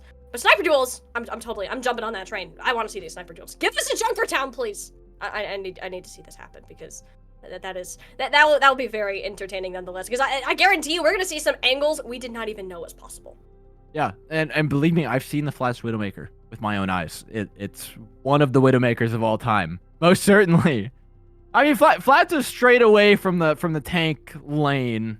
True. For some time, and that's not to say he's not a bad DPS player. He's actually been doing pretty well on support. It was pretty solid showings, but again, that's something you have to expect from Team Flats in general, is that flexibility. I thought Seagull on tank looked phenomenal in a lot of situations, and Emong as well, being able to kind of fill out that roster really effectively. And so they have those weapons, but the difficulty is once you block them in, once you go into the next map, it's like, okay, are we shoehorning ourselves into compositions that may not be useful later into the map? They may have a composition that they want to roll out on, they have something they want to do, or somebody just wants to play a certain role at that given point in time, but then you reach a point where you're like, okay, but we don't have X to counter Y on the other side, and that person's playing support in the meantime, and it becomes a lot more tricky. You speak of reaching a point. We've actually reached a very good point in our donation numbers. We have hit the 5 divots. We have passed the $10,000 mark. That is huge. It's over 4 times the original goals. You guys are awesome for coming out here today. I mean, this is great to be able to see the amount of support pouring in from the Overwatch community, and you know, keep doing what you're doing. I mean, always, if you are able to, please provide some donation towards the fund as well. But if not, go ahead, share the stream, get everybody involved. We want to make sure that we're able to give Skiesti the best support possible. Yeah, it's lovely stuff having you guys here. It's even crazier hearing you do more math with that 4. I get it. You did your times tables, okay? I just graduated high school, in my defense. I graduated college with a math minor. Well, that's on you. I don't know what to tell you. I'm not taking my chances still. That's skill diff. Yeah, I suppose so. Not really something I've put enough work into. This matchup, in the meantime, though, I think is something we can continue to put our work into as we're going to, drumroll please, Watch Point Gibraltar. I believe it was selected, of course, by Team Fareeha. So I don't think it's any surprise. The tank pools are kind of deciding where we go to, and while there is plenty of tank pool depth on the side of Team Flats between Flats, Jay, Seagull, and Emong, Team Fareeha have got Boger, and they're going to stick to what they know Boger can do. Yeah, you know what? Take advantage of the wild monkey man all you can. And Bogart goes absolutely crazy on Winston maps, and watching Gibraltar certainly falls under that category. And this is also good because maybe we get to see a bit of these sniper duels that we were referring to in the break here. So perhaps that is still on the table. Watchpoint Gibraltar. I feel like I haven't seen it in a while just because it's been out of the map pool for quite some time, but always a good one to see returning to the pool. And this is one where coordination, that's going to be the name of the game here. Either coordination or somebody was going on a sniper and getting a complete team wipe. That's the only direction I see this map playing out. Yeah, Gibraltar, I think, is a map that's interesting in this regard, too, because it forces you to play a little bit differently. We saw a lot of really stark dives coming out from Team Boger, but it's a much more positional map in general when you play it at a team level, because you don't have all 5 members to the dive, because the Tracer is often manned up on the cart, forcing push, making sure that there's pressure down there. It's often a 4v4 on the high ground, if not some sort of like 3v4 or defensive position. The support compositions can also change a lot. If we're talking seriously, a lot of the time we expect double flex support on defense, whereas the offense doesn't have that luxury. If we're talking actually, I have no clue what these teams are going to lock in. They have already proven yet that they can play hot potato with the roles and musical chairs with the heroes at the same time. Yeah, that's... I'm not even gonna say anything until these gates open and people actually leave the spawn, because who knows right now what's gonna happen. And Team Fareeha, okay, we're going with something kind of legit. We get the double flex support with the Ana Kiriko, right? So we're gonna be able to have that come out. Ana Kiriko, very solid backline, and relatively sustainable for dives that will be coming through, whereas Fitzy is gonna be looking to help set up Boger, and KarQ here on the sniper, of course, doing sniper things wherever that might be. And, you know, we'll have to wait and see what Team Flats actually end up deciding on when this comes out. But this setup here can be tricky to break through. The setup's going to be difficult as well. The attacking side, I always point to, in like, it tilts me to no end when you just don't have a Tracer or Sombra on your team in games like this, because that cart pressure going underneath the bridge is so important. Yeah. If you don't get it, you can often fall flat. Diving high ground with 5 people like this is going to be difficult, but Team Flat's going to try to do it. Commit everything to winning that high ground fight and then pushing cart afterwards. You know what? That's what you need to do on this map. I mean, you gotta find that space where you can, because you're not going to get far with this payload at all if you are just going to let KarQ rain down on you from this height. I mean, Boger actually ended up doing a counter dive and snags J3. So this is going to be a reoccurring problem of just the positioning. You mentioned it before, that Watchpoint Gibraltar is heavily geared toward where you're standing. And yep, Siegel finding that out firsthand. I have to give a slight advantage to Team Flats here. They are using the best Winston skin. The one with the little guy on the gun, most notably. Emong, though, is not giving as much time to take a look at the little guy on the gun. Spending some time in spawn. Team Fareeha positionally have played this well. They're insulating that back line. And like I said, double flex support running with the Ana Kiriko is so powerful here, because you have the luxury of that high ground. And you're just going to be chilling up here. I mean, Emong moving over to the Diva. Kind of like that. You're able to get up to high ground. You have great controlled mobility now. And you're not going to get bursted as much as the Winston is going to. So finding that focus fire is big. Oh, poor Emong. Oh, poor Emong. Poor Emong. And glad the Winston wasn't the play. Went over to their signature hero, and that's not turning out too much better now, is it? Nobody's even paying attention to Emong anymore. In the meantime, though, the card has been pushed, and they make the big swap. I highlighted J3 going over to the Tracer, making sure you're getting pushed. All that meanwhile, Somnus bringing the Glock back out. Doesn't find much purchase. Does get a res, though, and does find Team Flats in a pretty advantageous position. The air moved past the hardest part of Watchpoint Gibraltar's first point. You know, the problem is you don't have J3. Got a little bit too far up, had a hack stuck on him, so Team Fareeha, they are going to have an opportunity to re-engage the Kitsune Rush and EMP out. Power of the Foxes leading Boger into this engagement. Yep, he'll be a go-ahead to close this one out. Emong is still here, but with hacked up, look how fast that health bar is just disappearing for the Diva. I mean, this is just no fun to play into a Sombra. Yeah, Emong getting picked off earlier just meant that the spawn timer is off. They won that fight prior. They got a lot of cart push, but this one was kind of free for Team Fareeha. And now the next one looks to be as well. They've got an EMP going into the tree, which I have just been calling by the ult line that it says, which is Bongju Wit, which is, I think, one of the best ult lines in the game. But unfortunately, it can get canceled pretty easily by what's available for Team Fareeha on the defending side. And that threat alone can kind of loom over their heads for quite some time, making it difficult to play the neutral for fear of walking into that EMP or dying to SK, no less. She was hunting for J3. She knew that he was back there, and that's a huge advantage. You just go ahead, chuck in this EMP, and get rid of that tree of life we were speaking about. So, Fareeha, that was a huge counterplay for them on the defense. This coordination is really starting to come together. I will say, I think actually, while you had already lost a Tracer, getting a trade for EMP for Bong Jiwit, that's actually super worth. The Bong Jiwit charges 10 times faster than the EMP in an already winning fight was probably a bit too much sauce. Same goes for J3 though, who's down again in the back line of Team Fareeha. Pushing Tracer up onto this high ground is not easy. Usually you expect the tank to dive it and then the Tracer to push KarQ, but the inverse has kind of been happening. Tracer doesn't get up to the height easy, or I really find the contestant Fitzy. What a curious hack by Fitzy. You know what? Just had to see what's going on over there. Make sure that his presence was known. Okay, we're getting really aggressive, Fitzy. All right. Okay, I defense see you. positioning now for the Sombra.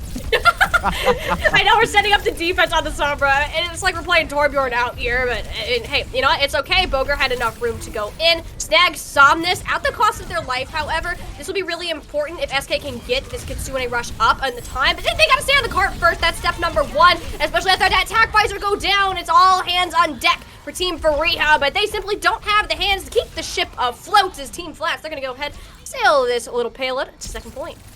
Really nice stuff from Team Flats, changing up their approach. I mentioned earlier how I wanted to see Emong be taking that high ground a bit more aggressively so that they can be pocketed by Flats and then J3 can focus on the low ground alongside Somnus. And that's exactly what happened. That collapse onto the low ground worked out beautifully for them. Now this point is a bit more tricky. It's hard to use a Smolten Core and cover the point effectively or cover that ship from low ground, and isolating Flats, insulating Flats, keeping them alive is difficult against that high ground, but they're doing a good job. Emong's taking up a very forward position. They're going to use the rally to bolster that forward position. Yep, it basically got Reinhardt there for about 10 seconds on your team. So Somnus taking advantage of that double tank composition. And yeah, Team Flats, this is a great snowball from them. They immediately took that positioning and didn't allow Fareeha to set up, and that's basically going to get them the second point. What an absolute speed run here. That's a sick read. Positionally, I have to give a lot of credit to Somnus right now for pushing forward with that rally, because the second they're on the back foot, this EMP comes into play. You're going to have the EMP out here. Emong has the nano boost, so they'll be okay for the time being, but the question is, how is the rest of their team? Has to find a way to close this one out, and J3 is finally alive and finally able to do things. Dora is an absolute miracle that the Tracer player has found an elimination in this battle. And yeah, Team Flats had a little bit of a roadblock there, but they'll be getting through, and that's actually a very nice fight win for them, especially with nano and EMP being expended. Yeah, again, I go back to what Somnus was doing, pushing that position aggressively, making sure that Team Fareeha were always on the back foot, so even when they used the EMP, they didn't really have a position to capitalize on it particularly well. Now going into this fight, they've got a lot of tools, like you said, they pulled out that EMP, and positionally, this last point plays a lot better for the On and the Torbjorn and the Brig, who can sit back a bit further. Sitting back, and J3 is certainly sitting back in their own spawn for like the 5th time. This map has not been able to engage the way that they wanted to, and Fareeha, really, you're just relying on taking a 4v5 fight every time, and it ends up working out. I think we can joke about J3, who's been picked a few times, but I mean, diving this solo as Tracer is very hard. And then on top of that, I think when J3 is playing a very binary game, right? J3 is either being sent back to spawn or like triple killing the backline, which happened a lot on Ashe. And I actually think J3's had a particularly strong showing in tournaments recently. So the competitive experience, both in the Life Weaver Invitational and this, has been good. Now though, they look to counter. They pop sights. SK throwing in the Kitsune rush. It'll be a quick fight win for the team in blue. Yep, they put all the pressure on Somnus, forced Emon back, and hey, you know what? You expend a nice combo with Kitsune Rush right there, so that's okay. But getting the DMAC here onto Emon is actually going to be really big for a stagger, because they don't really want to take him out either. They're just letting him sit there, poke away as best they can. Next fight should be pretty even, though. Unfortunately, playing into that EMP is not going to be easy if Team Fareeha have a nice aggressive position to use it on. Fitzy, though, burnt down immediately. Maybe it's not so easy. Maybe not. You know, that's the caster curse right there. It really did not help Fitzy whatsoever. Somnus is able to kind of keep this one going with that rally coming close online. So if this rally gets up, that could be a huge initiator here, but they're yet to really leave the second point. Fareeha weren't happy how it turned out, so they're taking the fight back to their opponents in the spawn, and they're doing really well. So the 35 seconds, last minute engage is what you need to do, but the Nano on a Calico hasn't done too much. Team Flash are using so many ultimates, and when they're already down 2, make it 3 actually. J3 is playing down the damage, I guess you could say, but this long staggered out engagement has just really hurt Team Flats in the long run. And Fareeha, look what they've got coming into this last little tussle here. I mean, it's a lot of tools. Team Flats spent big on that 2v5 that J3 and Somnus, I know they just thought they were protagonists for a second, but they really believed they could do it. Didn't quite work out for them, and now they've only got the nano boost to win this one. Flats spends it early, but KarQ's going to counter with the Visor, and there's nothing to stop them. Save for Sheagle on the Torbjorn, who gets down and dirty. Yep, that is going to be that fight win right there, Team Fareeha. They had the eliminations coming through, but they still have an angry Torb overloaded on the objective. Got to get him out. Hack and Anti will be able to do so, but Fitzy still has this EMP unleashed onto the remaining 2 players, and that is going to be the bar set. Just shy of a full completion, Team Fareeha. They know where they got to go. Honestly, I think this is going to sound weird considering how much time they had coming in to see. But it's a bit of a miracle it got that far. That B point probably should have been capped. Given the composition they were running, given the way they were running it, if they lost one fight and got put on the back foot, it would have stalled out almost 100%. Team Flat's composition just makes it such. But the way they played that, Somnus, again, I will highlight an incredible call to play how she did. Puts them in a good position, gets them this distance. This is nothing to scoff at. Gibraltar is not an easy map to finish. They get locked up at the end there, trying to play a little too front to back with the dive composition. But that's no problem at all. Now they get to defend. Now they get to take advantage of that double flex support. And they should be positionally quite sound. The question is now what Team Flats do, or rather Team Fareeha do, on their own attack. Because they have to answer some pretty important things, notably what's being talked about in chat, which seemingly has been the centerpiece of the entire match in Somnus's Glock. I know nothing of the diarrhea curse. I have to say. I can't say. I need the lore. Chat, fill me in. We gotta know what's going on. We're not the only ones. It doesn't seem the KarQ or SK seem to know what's happening. Can we rule book that? We're going this distance. All right, KarQ. I see. I mean, they're fully trying. They're ripping on Team Flats right now. I mean, hey, if you're going to go all out like that, we got to see that replicated in the gameplay. Team Flats, they didn't change much up from their attack. Actually, didn't really change anything from the tail end there. Fareeha, on the other hand, they're sticking with more of this dive composition. I think the only thing that's different is going to be the Genji coming out from KarQ, which is going to be big, especially if we want to go for more of these nanoblade plays. I think it's critical. Gives him a nice dive tool for the high ground. As well, the Sombra allows him to contest that card on low, pushing it under, like I said, critically. Sometimes it's easier said than done. You do have to recognize that that is the point of running it in this situation. We're happy to take the card progress underneath in the meantime. Flats are not punishing this by diving the backline as they should. As they try to do so, it is successful. Fareeha falls, and the play is punished, though there is card progress gained in the meantime. Getting a little bit of the card progress, and this is actually really big, especially when the payload begins to move under this pass here, because now look where wait, it's still, they gotta play the lower. You got the card, guys. Huh? Oh dear, that is actually really big, because now that's how so much space that was bought. Yeah, honestly, this point is not often about winning fights. It's just about getting cart progress in the meantime. And that's a lot of cart progress having been got. Now they can contest this high ground with 5 members without having to worry about the cart. Fitzy's still pushing it. Team Flats have been completely pulled out of position. Now everyone's playing blue. J3's forced back. Not a single fight has been won by the attacking side, but effectively 2 have in terms of cart progress. So like I said, it's so important that you play this point positionally going into the fights. Hey, that's Watch Point Gibraltar for it. That's just how it ends up working. I mean, Team Fareeha, now they can actually use those resources to win fights. Nano onto Boger on the high ground here. Isn't able to find too much other than forced positioning down to the low, and that's what you want. Somnus goes down. Flats are going to struggle to regroup here as Flats himself actually taking these. Oh my! I was going to say, Reinhardt, that is Brigitte, people. That is Brigitte. Reinhardt takes smashing them down to pieces. So sometimes you really live the fantasy as a do. Brigitte. Sometimes you really do play that mini Reinhardt. Nowadays, it's a lot less often than when it was like Raid Boss Brig, but Flats was having flashbacks, you know? Somnus, I don't know what Somnus is on. This is the weirdest threat I might have ever heard. Is that like a prediction? Like you will have diarrhea, like foretelling? Or is that like a threat, like you are applying it to them? Oh god. I mean, look at her. She's looking for Fitzy right now with the Valkyrie. So maybe Somnus is just trying to take it all down. I mean, hey, there you go. I think there's been a single time that Somnus has Valked and has not gotten an elimination off the back. I would love to know those damage numbers right now. There is something about being on this. Oops. They spy checked Fitzy. What? Somnus is living in another dimension. This is the Skiesti stream mercy buff that we're witnessing. Exactly. Oh, this is the Mercy players unite. We are ready to fight kind of thing going on. So, hey, Team Fareeha, despite all the Mercy shenanigans that are happening, they're more stable composition in a lot of ways. Has a lot of these suddenly up. Look, we got that EMP. We've got that Dragon Blade here, Door.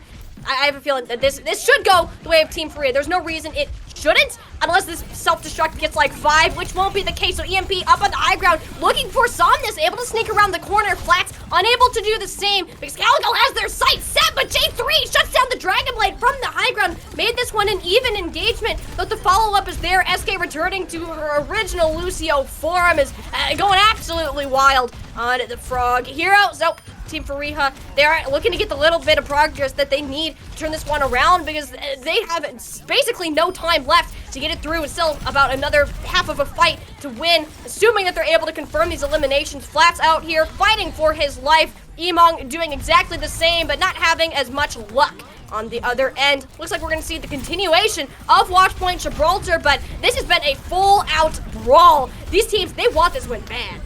This stagger's been kind of brutal. Time bank wise, it's not pretty, but they will, like you said, see at least the beginnings of a point B. Question is, what tools do they actually have to take it? Not many.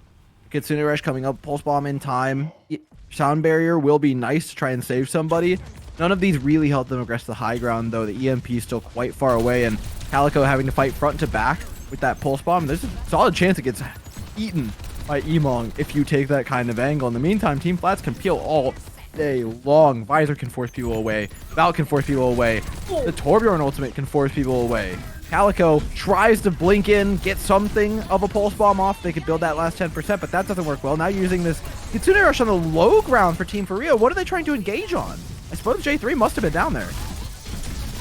I mean, hey, you do get the Soldier 76, but I mean, like you said, all the doning tools, they're in favor of Team Flats. Boger's had enough of it, going straight old angry monkey mode, swinging around on the high ground, which really has displaced a lot of Team Flats. They're struggling to get a regroup because, once again, this payload has not stopped moving. We've made it well over halfway through the second phase of Watchpoint Gibraltar, and just off the fact of pure disruption and the superior positioning here, Team Flats, they've been on the back foot the entirety of this fight just because they've been forced off of this high ground, and on a basis, they haven't been able to recover. Get this cap, they'll put themselves in a good spot. EMP available, use it aggressively on the high ground. There's not much follow-up though. There really isn't. They tried to force the people who were dropping the card, but only Emong dropped, wisely so. Yeah, only Emong's gonna end up dropping, and you know, you do get the pick onto SK here, so Team Fareeha, they're backing off, knowing that there's only a minute remaining out in this fight, and Team Flats right now, they've gotta be able to get set up here. I mean, the only thing they're looking at is realistically a rally and likely a Molten Core to come out from Seagull, which both of these are gonna be great to zone out the objective, especially since Fareeha, they don't got a lot that they're looking at. Is he looking for a hack? But there's not much. That EMP was really the opportunity for Team Fareeha, and since they just pulled the trigger a moment too soon, the punishment's been quite stark. KarQ now trying to make their way around the back line, but dive becomes a bit more obvious. They turn around to deal with the Tracer, but they still haven't dealt with this monkey in front of them. Boger's making a lot of space for the blue team, and all they have to do is capitalize on it, dropping on top of the likes of Somnus and Flats. Despite the rally having been popped, they find purchase on the health bars. Now, without support, there is nothing under this house of cards. It will crumble soon if Boger's team can capitalize. The sound barrier comes out, but they are without tank. Don't have the tank. I mean, Emong is sitting at a sliver of HP. It's just Fitzy and Emong. You're gonna have Somnus returning at the last point. The Battle Mercy is back, everybody. Katrina, Ready to bring this one back down. This could be very well the thing. Baby Diva's going absolutely wild, too. Oh, this is Team Flats. They're coming back at the last second. Team Fareeha, they really fumbled the ball towards the end, and it will be a Team Flats round 1 victory. And honestly, it didn't look that way. Team Fareeha, I felt played that A point phenomenally. I think significantly better than Team Flats did. Team Flats edged their way through it. And then, like I said, that big play from Somnus earlier buys them a B point at the end of the day, bought them the map, and then a stark defense with the help of this Flats play, which was wild, I think was really what did it for them. Both teams, this was definitely, I felt, the pinnacle of what they were able to bring to the table, both compositionally and in terms of strategy. And you look at the other teams in the group and you're like, these are probably some of the two to be rather more contested out of everybody here. And we do get a lovely idea of where these standings currently are at. We'll see that Team Sunflower also found a victory against Team Daniel here. So based off of that round robin seeding, it is now a fight to get back through. Of course, there are still at least 2 more rounds to be played in this regard. I believe we're actually one of the last matches to have it finished up. So the rest of these have already been decided and figured out on the way forwards. And I know I'm really looking forward to see where we got to see where Group A or Group B is where they're panning out. With how these leagues have been established, and Group A themselves, I mean, they've got some serious contenders on this other side. I mean, our next matchup, I believe, is going to be Team KarQ versus Team Deku. So we're going to flip over to the other side of the bracket and get an idea of where all of these teams stand as we're moving forward with the Guardian Angel Fundraiser. And speaking of moving forwards, we're moving really far ahead. We're flying toward that goal. My goodness.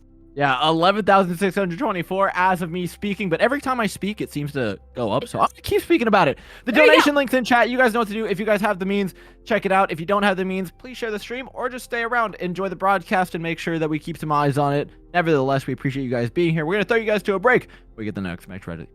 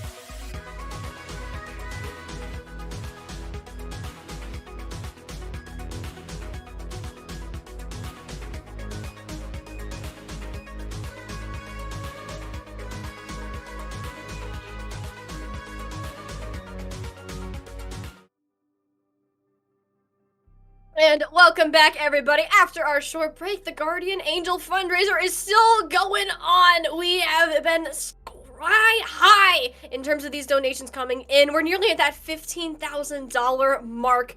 This is absolutely insane. Everybody's showing up here today, of course, to support Skiesti and her family, but also to enjoy some lovely content-filled games of Overwatch. Yeah, Skiesti, I mean, lovely person in every right, but you guys have been just as much so with the love that you guys have shown. Nearly up to 15,000 now. Keep them coming. The donation links are going to be going around in chat. In the meantime, we've got another match of Overwatch for you. KarQ up against Deku. KarQ, I think, surprising everybody, having taken a loss coming into this one with a roster like this. Akash on tank. I mean, Akash, my dog. I love this guy's play. Fun player to have on your team as well. I think if you're ever a content creator looking for somebody to pick up Akash. Apply Iron Man, KarQ, and Sleepy on one side here. This roster looks pretty crazy. Yep, this is, I'm honestly shocked. I don't know who they played in their round number 1 match, but the fact that they lost 2-0 as well is quite shocking, to say the least. I mean, of course, Team Deku over here isn't necessarily unstacked themselves. You got Unsalted Salt on the tank, of course, Deku herself on the DPS, Eternal, George, and Alini all on this team. So, you know, they did win out their first map overall. The first round here, Control, is going to be set. Nepal will be their map for round 2. Everybody will be starting here. So, getting ready to head right in. We're speed running this start time. That we are, so let's get into it. Break down what they're bringing to the table other than a whole lot of head pats and faces in the chat. These teams are, the match chat's been interesting. I have gone through an emotional roller coaster. I think I witnessed an entire like TV melodrama. I was watching soaps with my grandma last match. This time it seems like just as many love triangles are going on. KarQ though taking up an early position, using the chat to distract their opponents before pushing forward.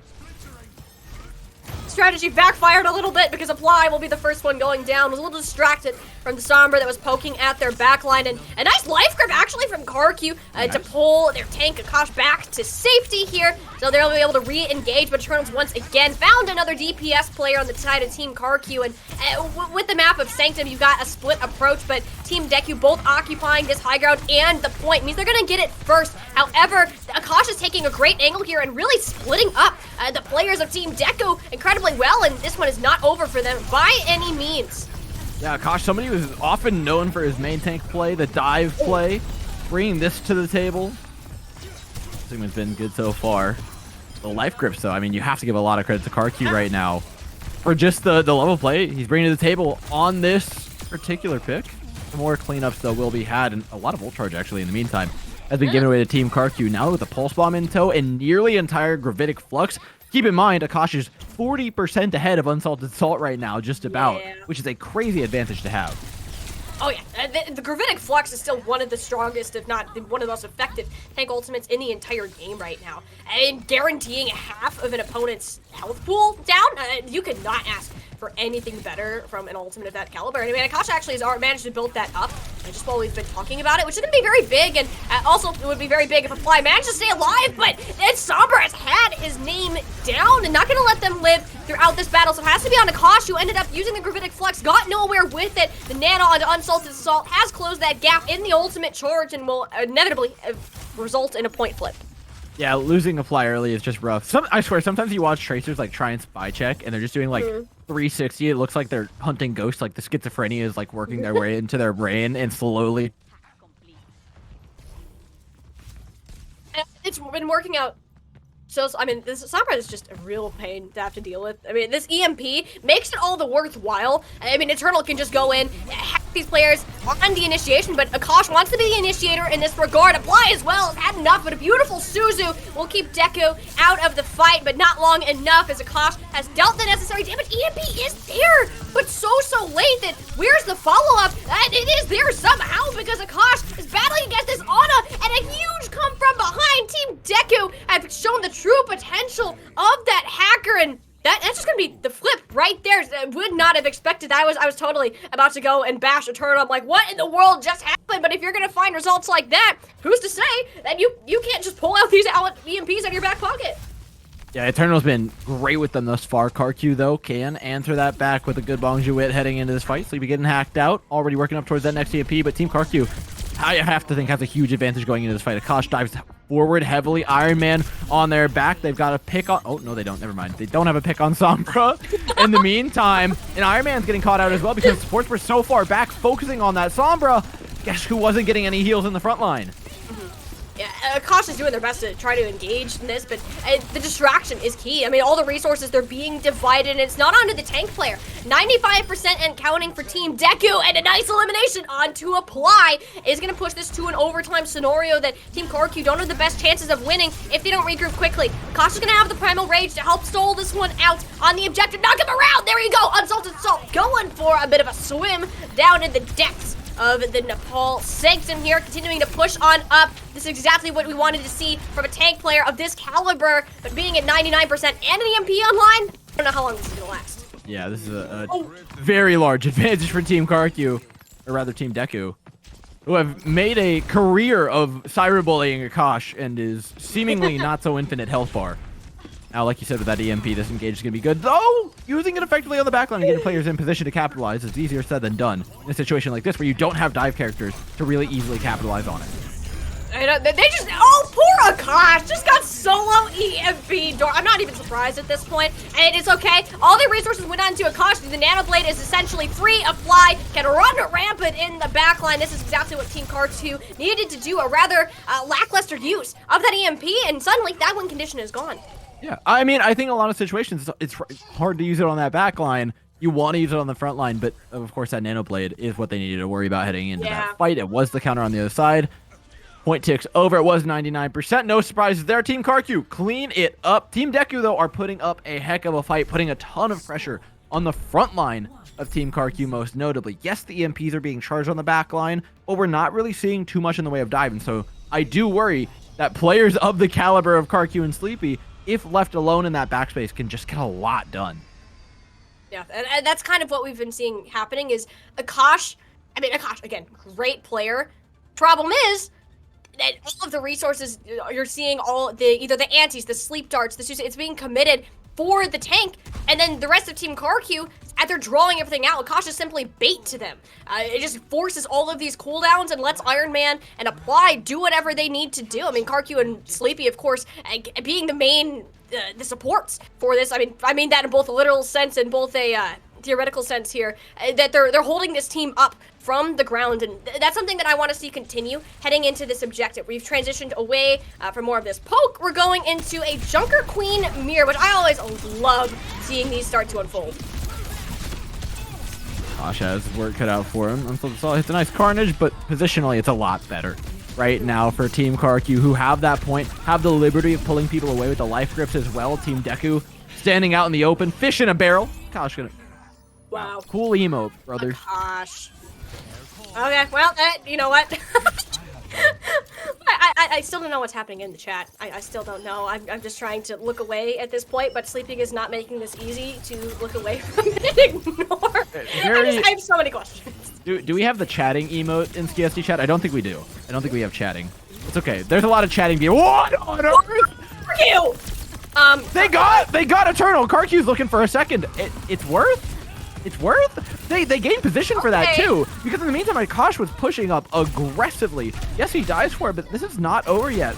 With Team in Blue, Iron Man gets out with just a sliver of HP. They still have control of the point. Team Deku still has to cross this wasteland.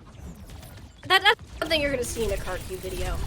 I don't think that was entirely intentional there to get that one out. And Deku, they've bought so much space, not having to worry about that extra support, so they've managed to get themselves towards that objective and eventually that capture. But looking at the ultimates, not sure how long that one's actually going to be held on to.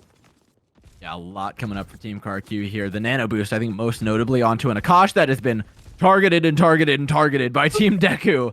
It is about time that he's able to fight back, and with the Carnage as well, with the Rampage, there is plenty of cleave to be done.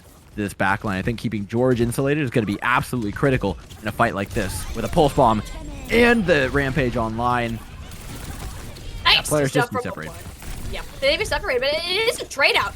These pulse bombs both finding a target apiece, and you know, Akash once again being the punching bag for Team Deku, and you know that poor tank player just wants to do something new to the game. But the threat has been identified. I mean, Akash is so good at this team at this game, and Iron Man too. If you give him a nano blade to work with, I mean, you expect that to come out big. A nice anti though is gonna set that one all back. Iron Man only ends up getting George off the back of it, which isn't ideal. It does give KarQ team a point to push in from, especially if Akash can get this rampage online should they actually need it, which may not even be the case at this point because this tree has zoned everybody away from that initial choke. Quite happy you get to hold on to that as well. Now they've got tools coming into the next fight. The rampage is an excellent tool. Fantastic for countering the Kitsune rush. I mean, you literally have a lane with which to use it down as well. The other team can save themselves a nano boost, but if that anti hits from the rampage, you're in trouble. Apply with the pulse bomb as well as lurking around the corner here. Oh, what kinds of damage can this do? You're looking around. I mean, Apply absolutely nailed this. They can actually outpace Deku to a next one, nearly double that amount on the Tracer here. So looking for that stick to be big, especially since Sleepy has already gone down. Something needs to come up big, but that Kitsune rush is just bigger and so insulted, so playing within it. You thought that Akash would be the one to shut it all down, but no, it was the other Junker Queen on Team Deku.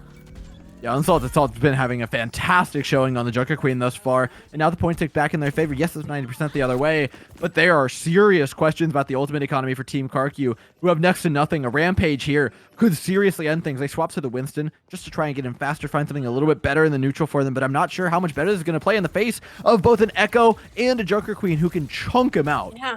I mean, Unsalted Salt already has another Rampage coming up, too. I mean, the Winston's not going to have a good time. Akash is just simply a Winston-shaped punching bag. That's what it is. I mean, Apply has been great with these pulse bombs, so you get George out of the fight. This one's got to close out quickly, and Apply's just the man to be able to pull it together. Not a lot of HP left to work with. Needs to get out.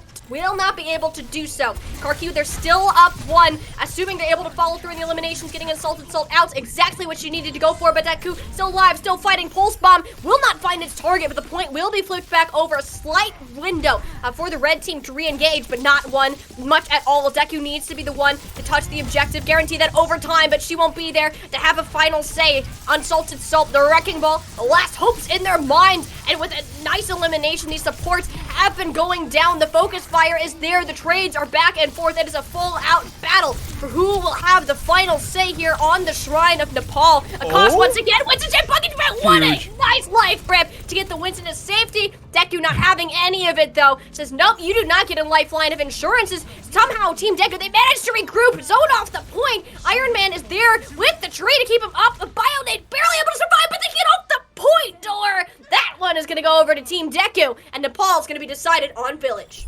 I'm not sure we can call it a Charlie Niner, but it was certainly close. One that Team KarQ definitely should have won. I mean, by all means, they were in a position to. And the fact that that dive onto the Ana wasn't coordinated was, I think, what did it. Apply and Akash just on different pages for a moment. And then George gets out and everything just falls to pieces after that because Akash is anti-ed, forces out the life grip. Unfortunately, life grip's cool and fun. You're like, oh my god, they saved them, but it's actually not that good in a lot of situations at saving people. So Akash gets targeted down by that Tracer by the Wrecking Ball, who easily follow him after he is gripped away.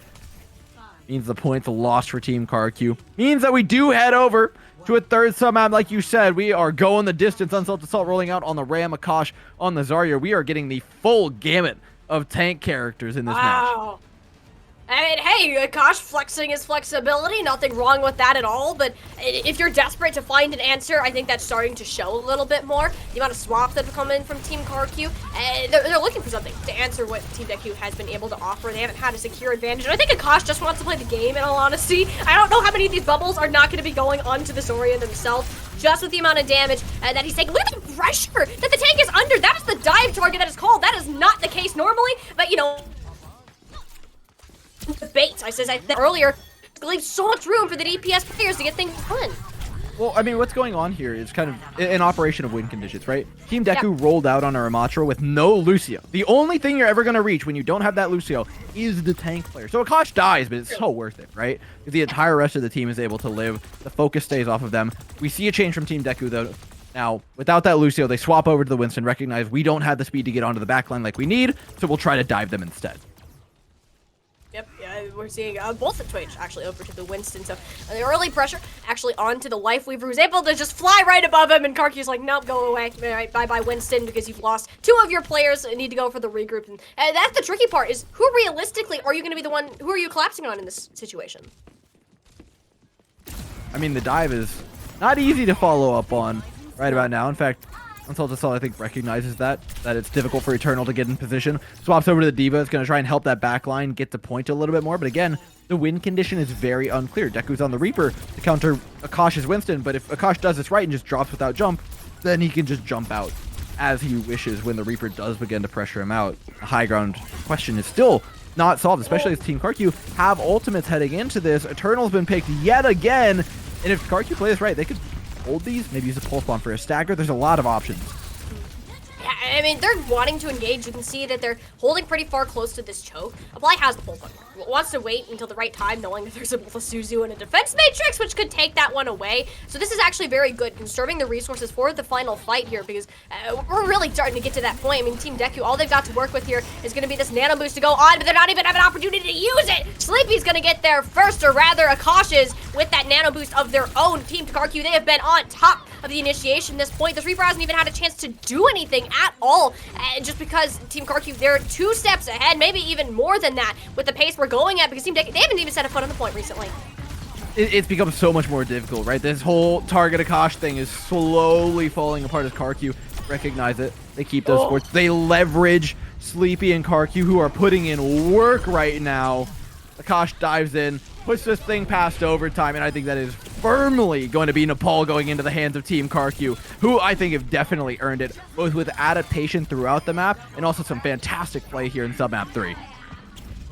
This has been a real storyline that we followed here through the map of Nepal. It came out relatively, the strategy was rather one-sided. It was just get the tank player out of the fight. Team KarQ, they played perfectly fine without their tank. Took it with not too many significant issues. We headed to Shrine, very back and forth. It was down to tooth and nail at the very end here. Unsalted Salt went absolutely bonkers on this map. And yeah, KarQ, they weren't happy with it. They made a statement in the final round of Village. And here they are, up and on match point, and this is a great recovery for them. Actually, after their round 1 loss 2-0, they really got to start making up this time. There aren't terribly many round robin matches to be played, so every single one of these is going to count towards moving on to the bracket.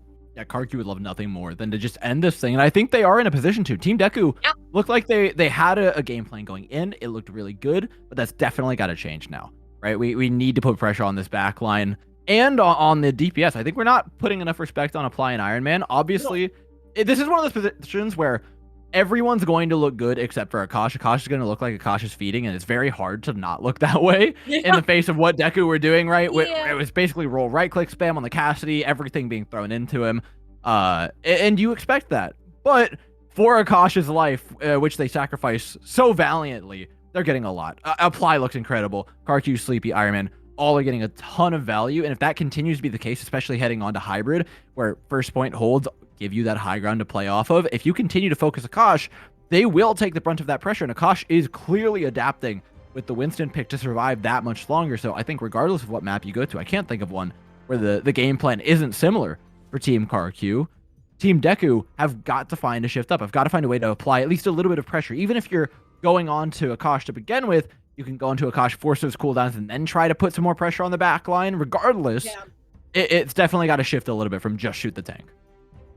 It is. And yes, you are getting the tank, but at that point, they've used everything to get the tank. And you mentioned back on Village too that it had to do, they didn't have the speed, they didn't have the mobility to even get to the backline just because of where they were positioned. And that's probably one of the largest things that needs to end up changing when you're moving forwards into a hybrid map. And of course, you're in more set rules of attack versus defense, so that's going to change pacing regardless of what the compositions are going to be. But particularly, I want to look for Deku when they're on this attack here and how they're going to be the ones trying to set up breakthrough Team KarQ's defense, because what I just saw from Village, that was a brick wall that nobody was going to be breaking through.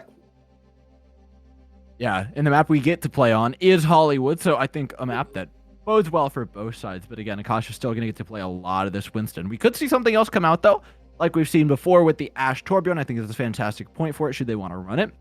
I think it also counters a lot of what Team KarQ wants to do. And on the attacking side, KarQ may still find themselves having a difficult time, as a lot of their position was off the back of setting up their supports on some sort of high ground, off setting them up with a lot of resources that they could get themselves in those positions, but they are pretty diveable, pushing through those chokes, and Deku could look to take advantage of that. Either way, I do think that unlike last match where we kind of saw musical chairs in terms of what we got hero-wise, this has been a pretty varied hero pool, but the compositions have been concise in their ideas, have been concise in how they want to play the game, and we've seen the teams really lean into that.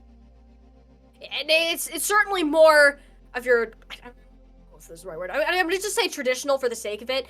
These compositions. What, are you going to tell me Somnus's glocking was not traditional? Are you going to sit here and tell me that she should not have been doing that? Because I think I have, I don't know how many people are watching this. I have an entire chat behind me saying that she was doing absolutely the right thing.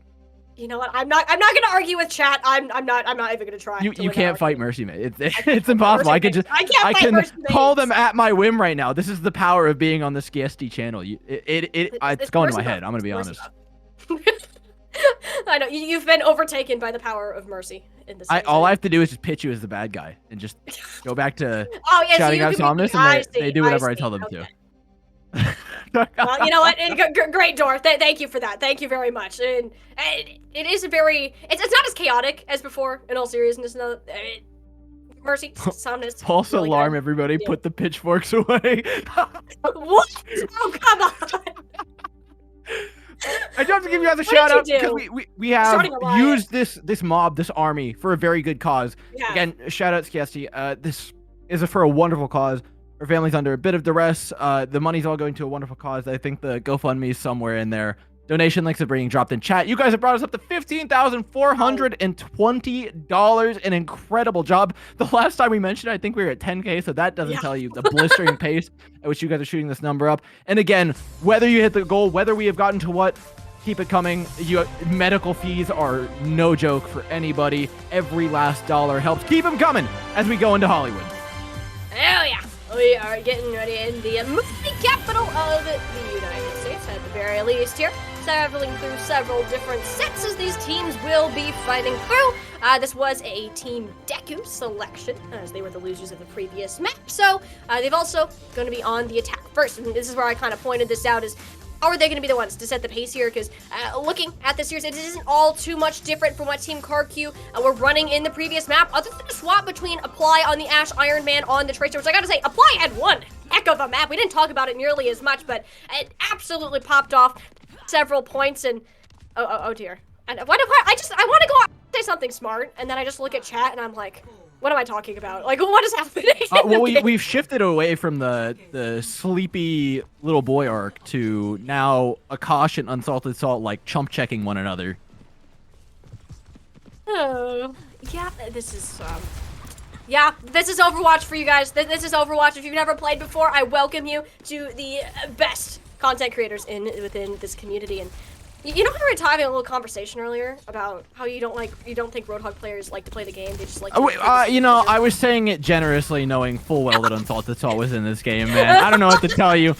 The Hog's out. Akash has his work cut out for him. Dodge the hooks, win the game. Unsalted pushing high ground, though. Should be a pretty nice move to gain some positioning for his team, but his team's actually not pushing forward with him. Deku's busy with the Tracer in the backline.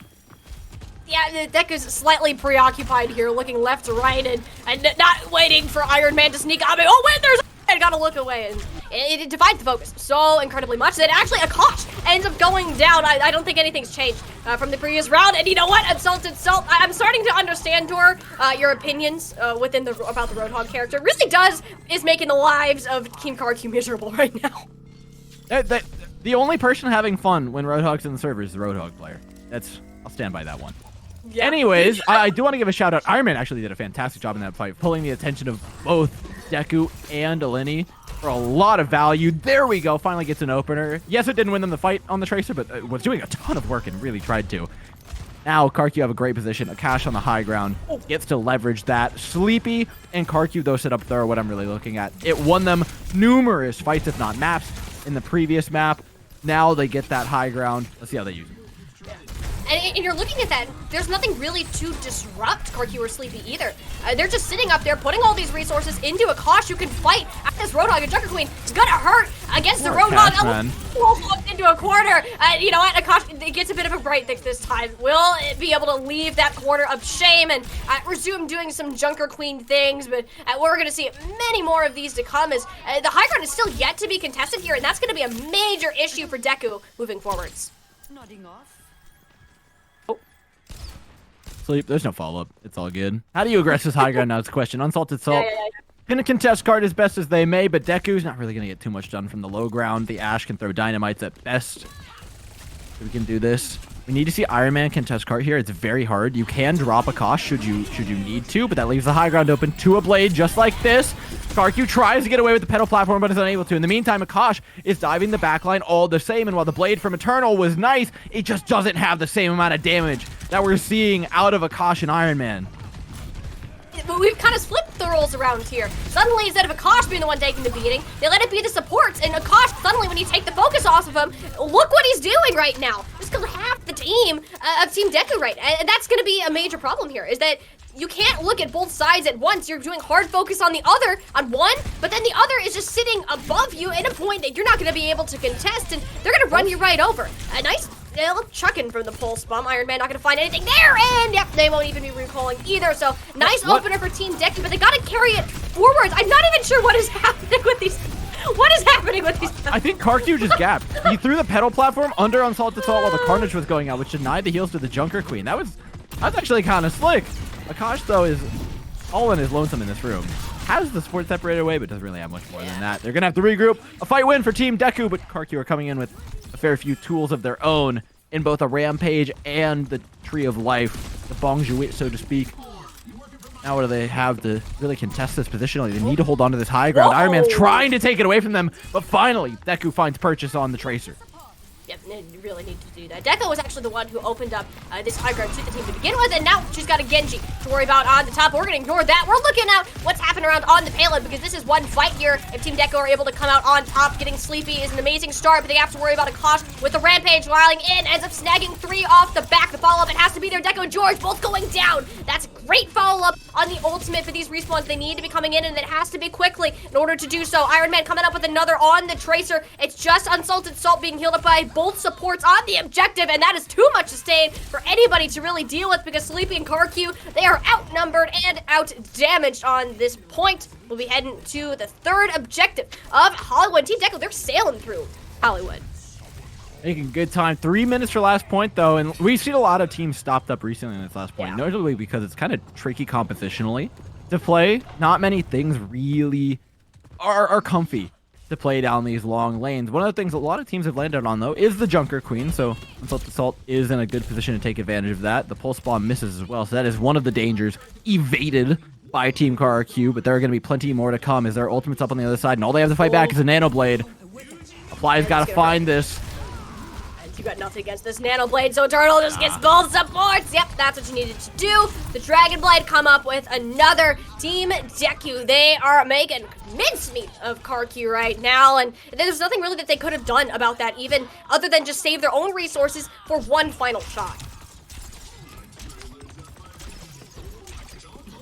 The last fight, they have a Nano Blade of their own. Apply's turn to fight back. If there's anybody I'm putting my money on to hit this Nano Blade, Apply is certainly up there amongst those players. Oh, yeah. But getting into position's not easy. Deku know that this Nano Blade is there. George is completely isolated, though. The sleep whiffs, and now Deku's in a corner. Unsalted Salt, though, is able to take it down, and the Bob having shot Apply in the back enough times. This is a dead even fight, but the spawn advantage is quite stark for Team KarQ. Deku've got to finish this one off quickly, and they do, toppling the likes of Team KarQ like dominoes one at a piece. Oh, that is huge from Team Deku. A major comeback from Nepal, where they originally started. It was a rough ending on that control map. So seeing them get a full completion with about 2 minutes on the clock in Hollywood, not too bad at all. Because like you said, we're not seeing a lot of teams completing this map. Third point, not an easy one to do in terms of the compositions that are running. So Team Deku here, getting that full completion, absolutely major. And honestly, I do wonder, is KarQ, they never actually used that nano boost onto the Genji. And I do think that could have really helped apply in that, but you know what? Shoulda, coulda, woulda. This is the point that you're left fighting at, going for a full completion with time, mind you. Cannot be an overtime one unless we're going to a lose-draw situation. So, now that these roles are going to be flipped back around, curious to see if any of these major changes are going to come through, composition-wise. I'm looking at Team KarQ, actually. Honestly, I'm always down for an Akash Winston. We'll see. The Junker Queen has been the flavor of the day thus far, though. Unsalted Salt, recognizing that maybe the Roadhog's not the greatest. Unsalted, very generously offering a dinner date that I don't think he even has to pay for. No, that's not. That's like, oh, you get to pay for my dinner is what that is. It's not a cute. No. Never mind. Yeah. Not as generous a gift as it initially may seem. Also, you know, look, maybe my own personal bias is coming into this, but like, Roadhog player, you know, I have to spend an entire dinner with the Roadhog player. That would be like maybe not the prize you were asking for, though. Regardless, Unsalted Salt's been playing really well. Yeah. Onto the Diva they go to counter at a Doomfist from Akash. Okay. We really are covering all of our bases. Yeah, I'm starting to think, what tanks have we not seen from Akash so far? It's Roadhog. I don't even seen that one, that side. But we've seen it in the series. I think we've seen every single tank in the game. We haven't seen Reinhardt. Sad face. We haven't seen Reinhardt. Oh, that's so. How can I forget about Reinhardt? That's a yikes. Don't worry. That's a yikes. You won't forget about Reinhardt. Okay, thank you. You got me covered. I'll get the rest of the tank. Don't worry about it at all. And this is a Team KarQ. They're pulling out a different look. For sure. I mean, these discords are going to be very helpful for Akash to follow up on with Iron Man. Doomfist doesn't also offer a lot of cover or setup or apply or even safety for that matter. So you have to make these fights snappy. That's what they're doing. Finding the collapse onto certain players and applying is able to get in on the cleanup. We need to see several more fights of these from KarQ chained together because that was a very well thought out approach. And they should be able to claim high ground off of it as well if they get there early enough. Akash playing a character that's very, very powerful on second point in being able to punch away that high ground and being able to take away those tools.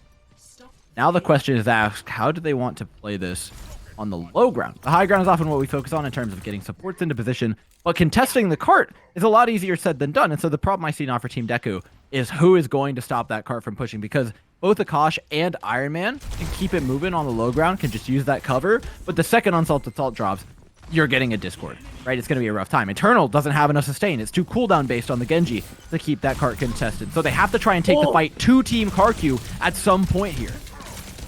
I mean, that must have been the goal. I mean, look at this. They've done the complete opposite. Team KarQ took the fight to Deku on the high ground. They do end up losing Iron Man for that as a result, but the displacement is exactly the goal of what KarQ was going for. They're going to have support ultimates covering the point. Maybe a slight of a misplay having both up at the same time. Either way, the sustainability will be there, but not enough for Eternal on a Nano Blade. Waiting for that perfect time to strike, slicing and dicing through the opposition. We'll be able to save Team Deku this time around, but you can't ask for Eternal to get the entire team down every single fight. Yeah, I couldn't see who forced out the Transcendence early, but that's the big play. The Nano Blade follows up on it nicely, but whoever forced that Trance out, big credit to you, because that was something Team KarQ were counting on to counter that Nano Blade. They played it positionally quite well, Team KarQ, by taking that high ground, and I think they're going to do so again, and this time there's no Nano Blade to take it back. Nothing really to be said here. It's kind of applied, just walking around with a dead eye, but everyone seems to be nice, safe, and sound. Able to move away from that ultimate. Paled continues to roll through the streets of Hollywood. Now the idea is getting all the bases covered. A huge anti from Sleepy after the attack came in. Akash wanted to be the follow-up, but they still end up losing that honor player regardless. The resurrection barely able to sneak away, but nice. You know what? You go ahead, you take that trade because that Ana can be dived down upon, and this is Team KarQ coming back to support their teammates and keep them up and healthy. So this is the continuous roll through. The difference in rather team synergy, one could say, that they've been able to pull out, especially in terms of positioning. It's bought them a whole bunch to work with, but they're gonna have a hard time moving through this last part, especially with the setup Team Deku has got. Yeah, Team Deku set up well, but they still don't have high ground to work with. No. If they can get Sleepy back up there, which I think is what they're going to look to do in these moments. And yeah, they do. Sleepy working their way around. They're going to hop back up on that elevator. KarQ's up there. Now the position is desperate for Team Deku. Even without that pick having been found, this Roadhog's not going to be able to get much done. Sleepy's up there, is holding on to an anti-nade specifically for that Roadhog when it needs to happen, and Apply on the high ground is already going to exert more than enough pressure to bring this point over. So again, it goes back to what we pointed out at the beginning of point B that I was calling out. Contesting this cart is kind of an all or nothing thing for Team Deku, and that paid off massively for Team KarQ. Fortunately for Team Deku, the third point, it is much easier to be able to contest. Wait, I'm sorry. Ping's being blamed in chat right now. What? I'm here. Ping's being blamed. I smell copium in the air, is what I smell. Oh, yikes. It's unsalted salt playing Roadhog into several stuns and anti-nades. I mean, that's just, we're asking for a beating at that point. I don't really know what to tell you there, buddy. A whiff of copium. Yeah, it's not an easy matchup. Getting the treatment that Akash got in the first map, though. So I think it's only fair. Time bank still has to be matched, though. And it's far easier said than done. They've only got a minute to do exactly that. But Apply is up to the task. 2 with a nano boost onto the Cowboy. And 3 now is the chicken dinner. Okay, Apply. Look, I forget that this guy was in Overwatch League sometimes. But I'm not forgetting that. He's okay. I don't know. Don't. He's okay. Don't inflate his ego, you know? Not even after a quad kill? It's okay. All right. Nah, dude, Apply's crazy. Give him the nano boost more. True. There you go. Hey, why give it on to Akash if you know that he's just gonna get beaten down to a pulp anyways? You go for that way. Speaking of nano boost, there's one on to Eternal. Dragon Blade out. Not a good time for Sleepy or Apply. This will be another reset. I mean, that's just, I'm not even going to call it out at this point because it happens every time this rotation comes through. But with the amount of time on the clock, you're not going to get that. And maybe one more time, but not any more than that.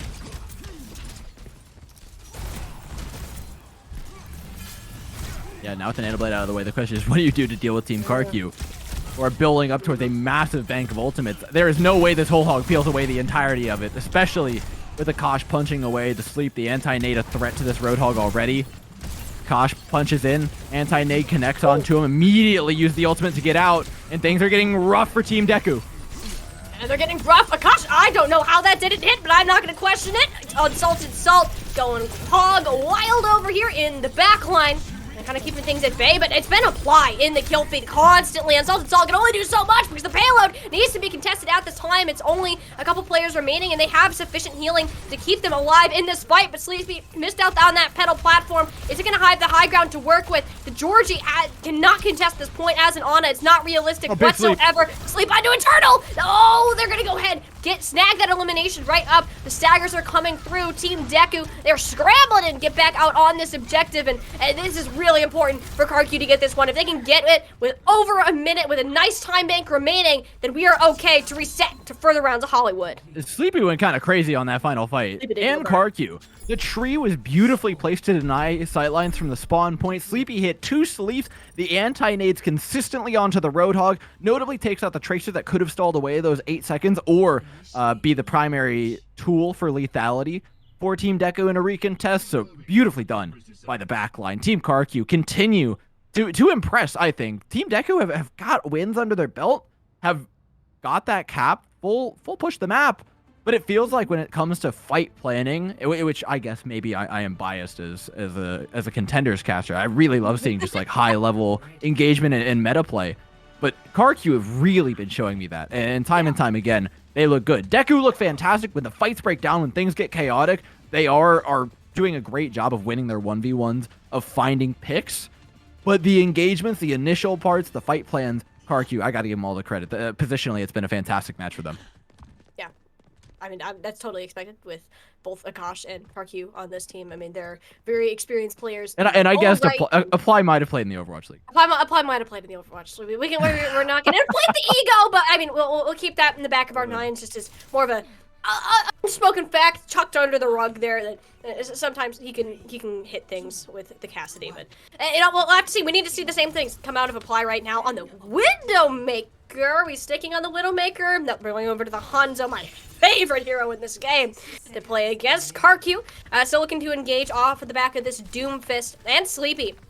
to get these setups. These bio-nades have been absolutely massive, and Unsalted Salt, they're not on the Roadhog anymore. Do I blame them? Absolutely not. You were taking a beating for the majority of Team KarQ there, and it's going to continue to do so. Down goes the tank player early. It isn't even trade out, but Iron Man will be infinitely quicker, and KarQ, they want to make sure that this payload is going to make an appearance here. Big punch.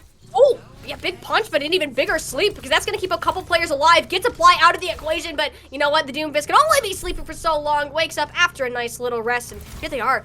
We're moving on to further rounds. Akash is going kind of crazy on this Doomfist. Yeah. I'm not gonna lie. If there is ever a tank that like wants to be shot at, it's definitely Doomfist, and they are charging up every punch he's throwing, which makes him all the more lethal.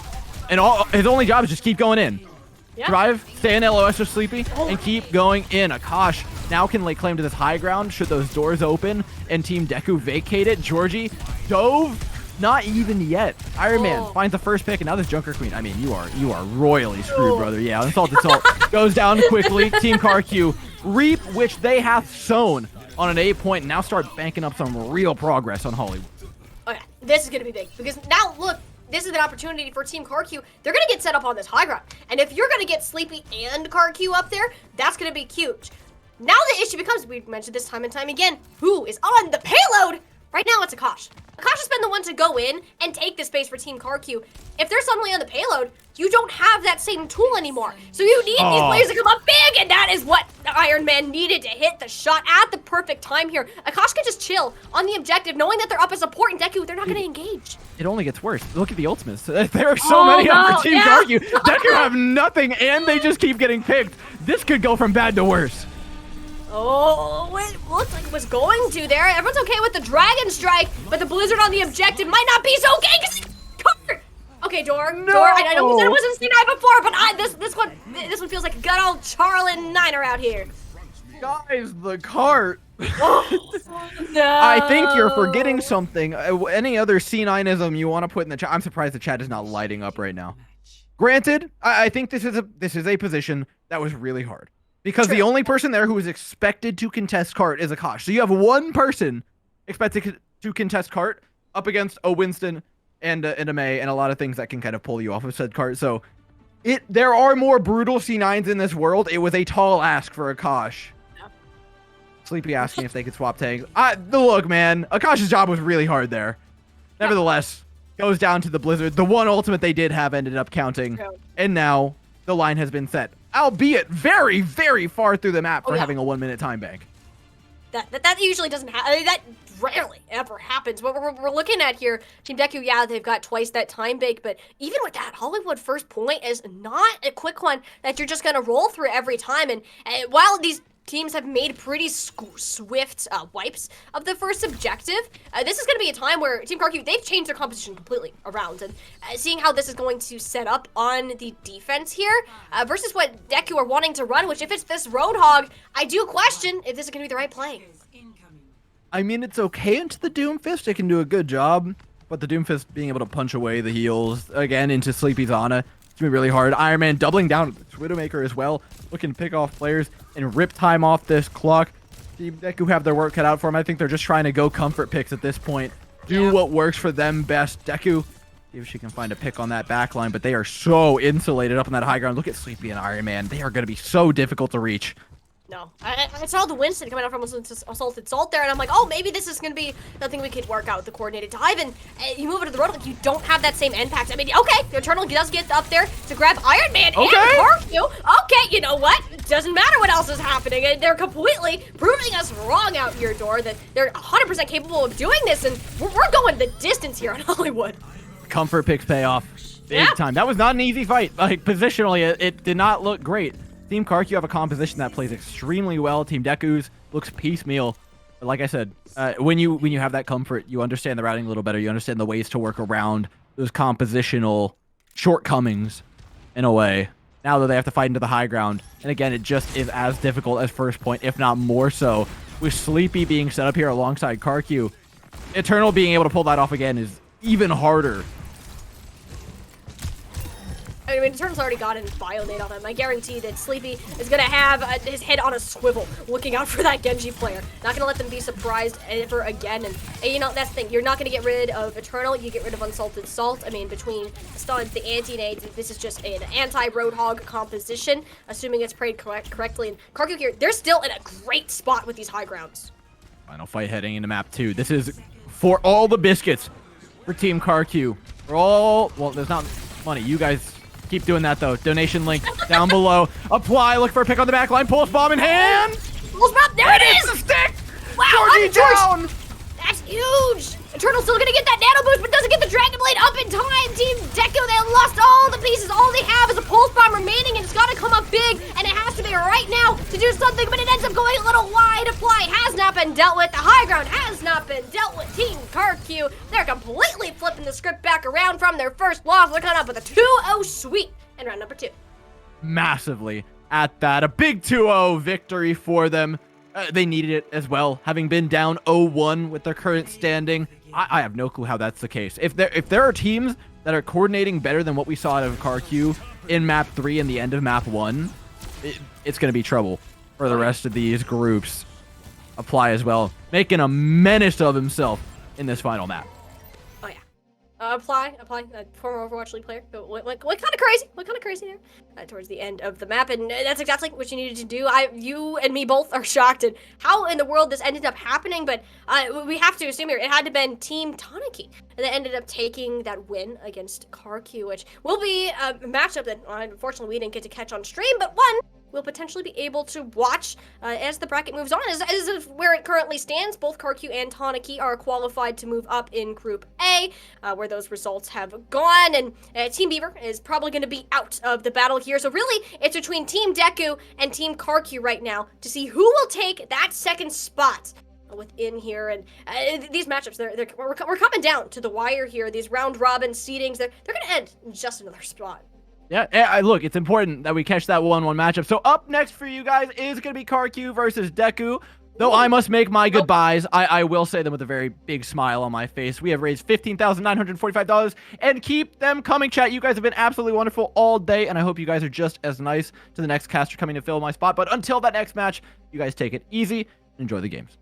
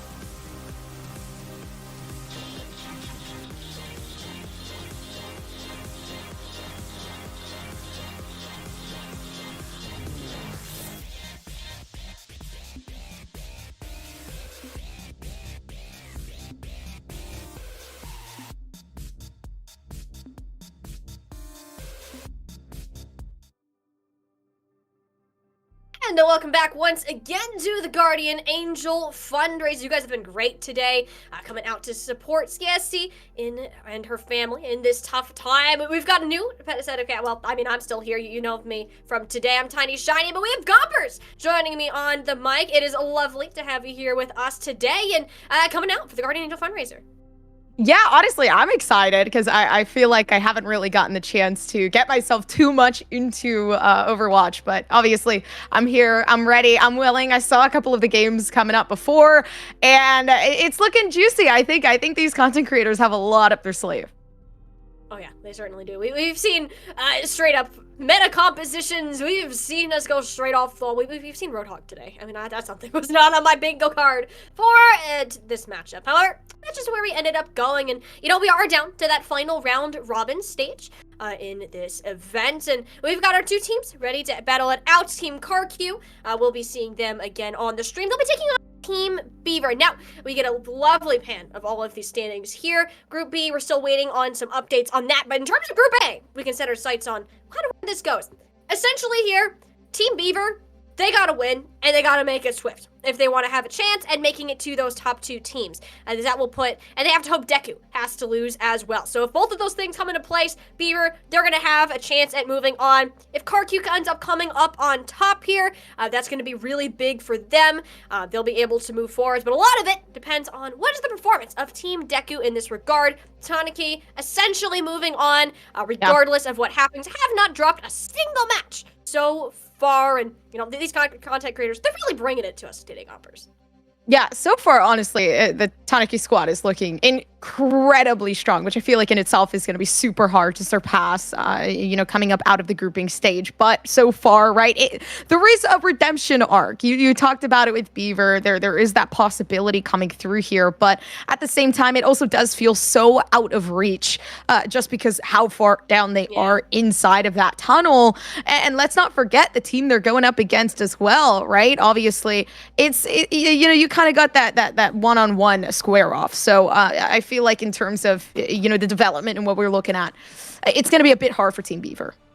Mm-hmm. Yeah, you know, we try to be optimistic here, but they're pretty far down in the hole, just to put it. You have the straight, cold, hard facts here. I mean, they're still having the best fun that they can. Find a little sunshine over the rainbow here. I mean, they do have a player named Sunshine, so hey, you already got that step down. Just to see what will end up happening here on Ilios. Will be kicking it off on Ruins. Now, I have not seen too much from Team Beaver playing so far this game, but we know from Team KarQ that this Doomfist composition has been working out in dividends for them, and a huge part of it has been to how KarQ and Sleepy have been playing. Now, I need to see how are we playing on the long ranges of this match. The battle between Apply and Sunshine here has to be highlighted.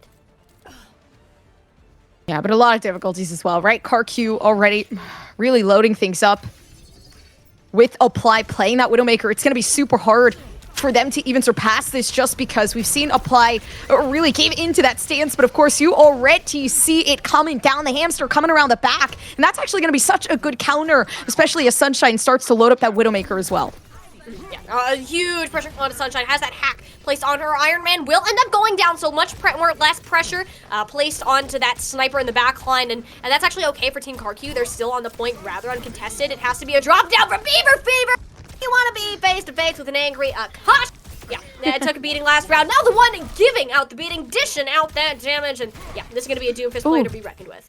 Yeah, you're not going to want to fight that. Even the soldiers moving back saying absolutely not. Probably, I mean, the best case scenario, especially as their tank starts to go down. Yeatle trying to escape this, but I don't think you can. Akash, we talked about Akash. We got to see Akash just quite a bit before. And honestly, they were that main reason why this team could contest so much space. Yeah, I mean, Akash has been clear in the field to allow Apply and Iron Man the room to work, and of course, I mean, yeah, there you go again. Apply's just going to win out that with a 1v1 with an assist from Akash. I mean, that's just the impact that this player has. I mean, we've talked about it so infinitely much, you're probably going to get tired of us saying his name at this rate, but what? It's true. It leaves Team Beaver looking for an Angel. You want Edel to be there on the setup, but the amount of pressure with the Sombra, I mean, he's forced to just roll out for these health packs. There hasn't been a true engage from Team Beaver. They only have the minefield to even work with. The rest of their ultimates aren't even at that 50% mark, and losing a support here still on the high ground. Yeah, that's just about how I expected this fight to go. And the fact they're only going to win it out with the sights, it's going to be massive for them moving on because they're going to have this nano boost, which actually ended up placed onto Akash here, and EMP to move forward with. Yeah, not to mention it's getting harder and harder for this team of Beaver to try to get themselves to contest the point. So, you know, right now it's up to Sunshine to get those opening picks, to really keep things fast-paced and heavy for Team Beaver. But it's almost like they're unable to with right now Apply trying to reach the high ground, trying to get a shot down. And again, right, the accuracy from this team of KarQ, honestly, it is looking to be a bit too much. And Team Beaver, they haven't really had a chance to engage. They're gonna shut down at the gates again! Oh, that EMP was a mess. It takes 2 players out of the fight. And again, you got the Kitsune rush here, but with only Heedle and a lonely Meat Muncher and a tree to block the way. What a nice play. That would have been hilarious if it denied the touch, but nope. Won't be the case. Team KarQ have to fight through this one just a little bit longer, but it's looking pretty darn good to them in terms of the numbers they have at their disposal. The one thing Team Beaver has, it is speed, it is mobility with the players that are returning to the fight. I mean, maybe you can get Attack Visor up here. Sunshine finally found that impact on the Widowmaker. Niche has to get in a good position to make this one happen, though. Get Sleepy out of the battle. We're at 99% now. It's important for Team Beaver to come out on top. They're looking like doing it, and Yeetle needs to stay alive. If Yeetle stays alive here, then that could be the way to turn this around, but a 2v2 and Akash is having a hard time. Look at the damage this one is taking. Team Beaver, they came back against all odds and managed to get some percentage. Oh, and this is perfect too, because now actually for Team Beaver, they finally have that redemption arc. They've missed out on a lot of the fights, but we haven't seen them actually try to control the point. Right now, Niche trying to get the shots down, although I mean, you get to see some of that load up come through from the Doomfist. Right now, Widowmaker v Widowmaker really trying to pick out that fight from Sunshine, trying to see what they're worth and capable of, but the support stays up and the heals stay up as well. The overtime back into it. You could see the round 3 here. The first 2 coming in, and you got that first game. Not yet, though. Second game still needed to be loaded up, but that first map coming through from KarQ. Yep, they're gonna get the first little mini-map here of Ilios, and, you know, Ruins is very Widowmaker, sniper-centric, and Apply kind of dominated on that regard. You're moving over to Lighthouse. We're going to see a change of pace. Right now, we're seeing Sunshine already went over to that Tracer Yeetle. Perhaps we'll transition to this Orisa. We'll have to wait and see when the gates open. But Team Beaver, they did show some signs of life. The problem that they're having, though, is the pro-action taken by KarQ's squad here. They're just simply too ahead of the game. Team Beaver, they can't get the setup that they want to do ever.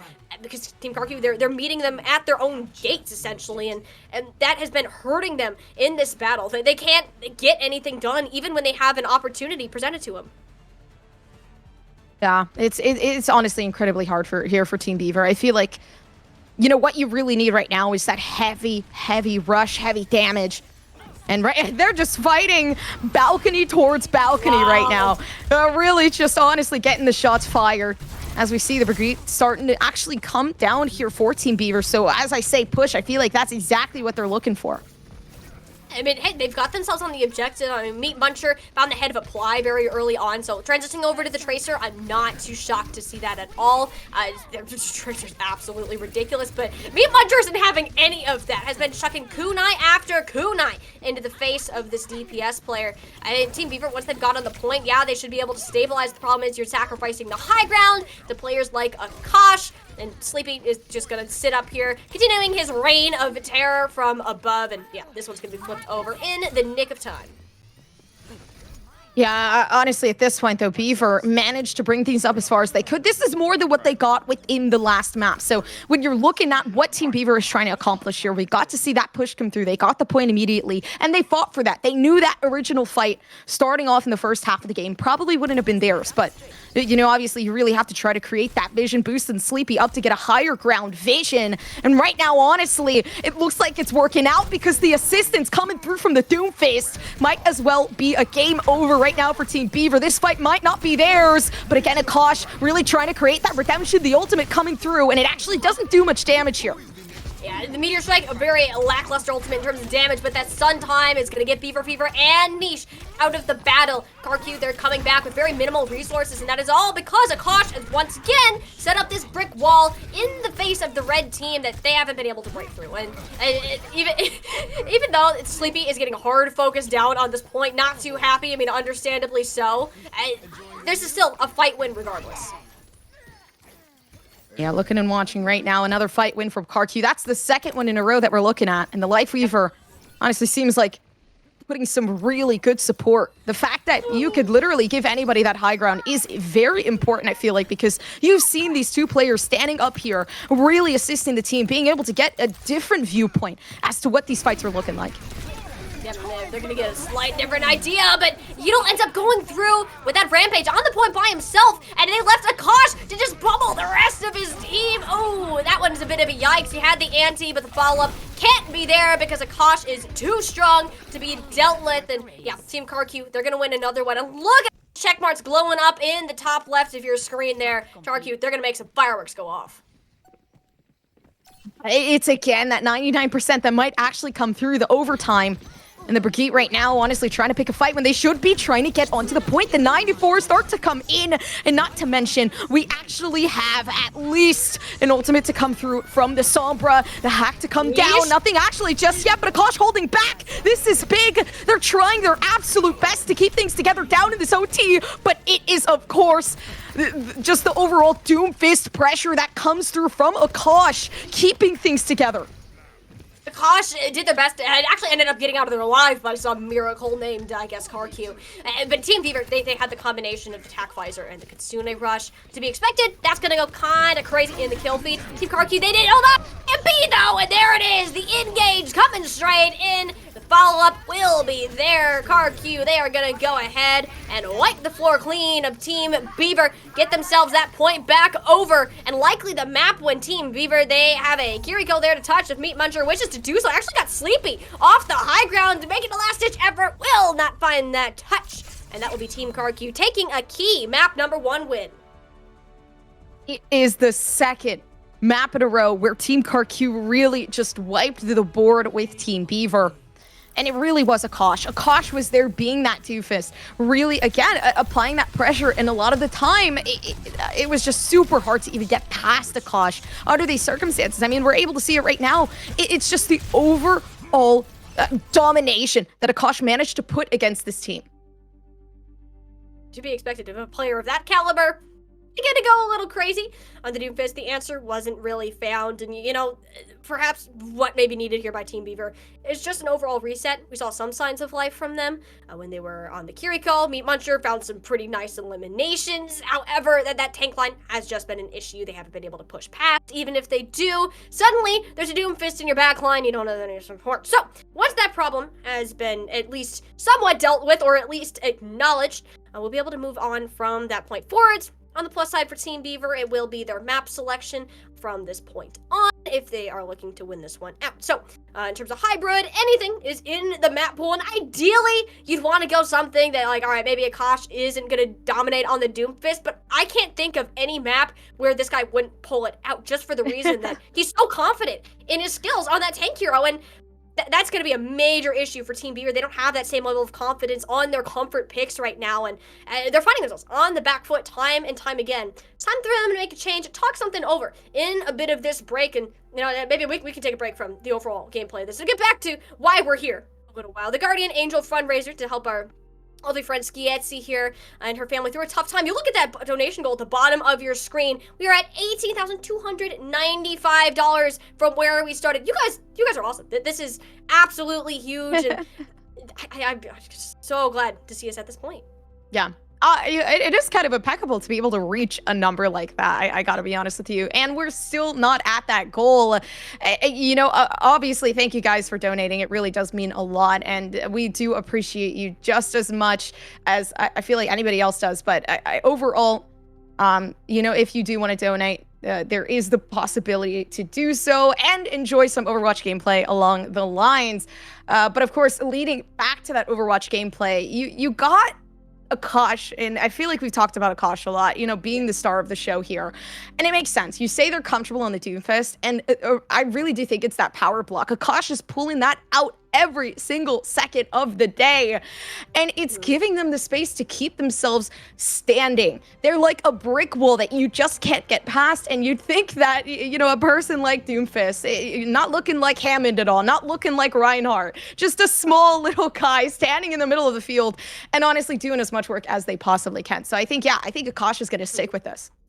Yeah, and what's interesting about that too is Doomfist has been usually on the lower end of any tank ranking charts you've ever made, and the thing is, when Doomfist actually starts to become an issue is when you're charging off of that power block you were speaking of. Is that when Doomfist is the one hero you actually want to take damage on, because when you get that charge punch up, you're going to be able to do so much more, that extra stun time, the extra charge, the distance that you are going. And we'll have to see if that remains the case. There was one map kind of in the back of my mind. I'm like, is this going to be what we're going to see onto this map? It was King's Row, and of course, it's going to be where we're going. It is King's Row after LOL. I mean, it's King's Row. That's about all I got to say about this map.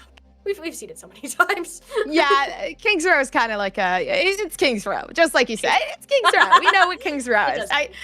It's always there. I don't think there ever will be a moment where we don't see King's Row in a day. And you know, one of those days that we do, it's the end of the world. I gotta be real with you. So. True. This is the first time we are seeing King's Row on our A stream today. So we've been pretty good about that so far. I mean, maybe that curse has been broken and Team Beaver just wants to see us suffer on the streets of King's Row. I mean, King's Row, it's a very solid map. If they wanted to change up the pace, then yeah, this is the way to do it. You can put Yeatle onto this Junker Queen once again. You can stick to the Wrecking Ball. The interesting thing about King's Row, especially heading into Overwatch 2 here, is that the meta has transitioned to, it's not necessarily this hard, brawl-based comp. You can flex it up much more. You can see your Wrecking Balls, your Winstons. Really start to find some value, even the Doomfist to some degree, and that's why I'm not ruling this out of the picture. I mean, Akash is a very flexible tank player. Even if for some reason that doesn't end up, the Doomfist isn't going to happen, whether it's the Winston, the Junker Queen, yeah, they're going to be totally fine. I'm not concerned about that in the slightest. I do want to see kind of how these supports are playing a bit more, where Team KarQ, both with Sleepy and KarQ, two of the very well experienced players within the field. Me along with, I think, the majority of the Overwatch community here, I've watched KarQ's videos at some point of these how to counter and how to play. I've watched so many KarQ videos, just how to do it. I mean, this is the guy behind all of them that knows how you should be playing this wide array of heroes. So we're starting to see that big brain energy come through, and a huge reason towards their success.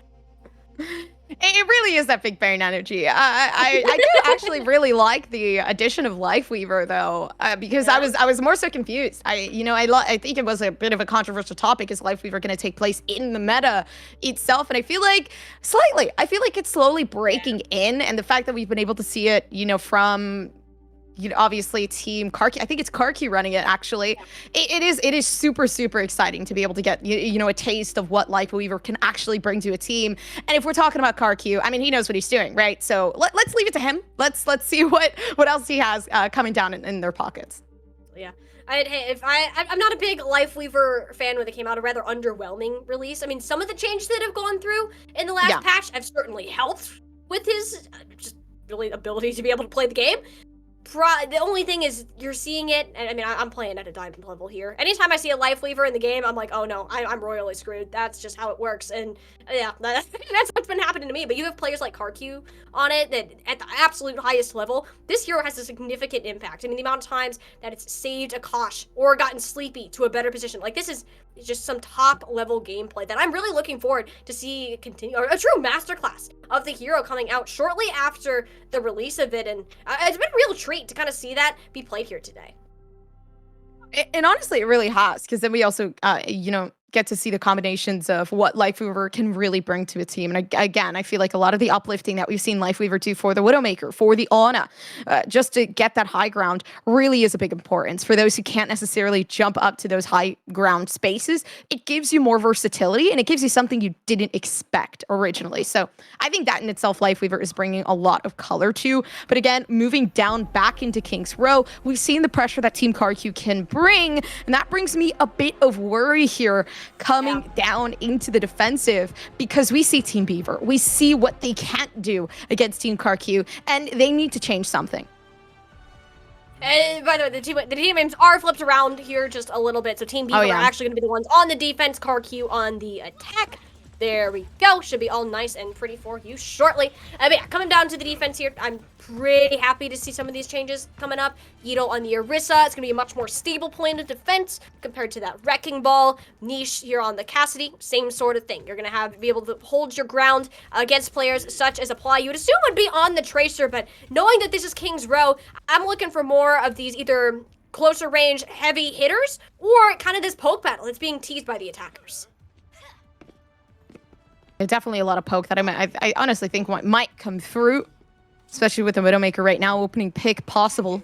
The double sniper composition, we don't get to see that all the time, but I think they're really aiming for majority of that damage. Although it seems like right now, might go Iron Man down in the first couple seconds.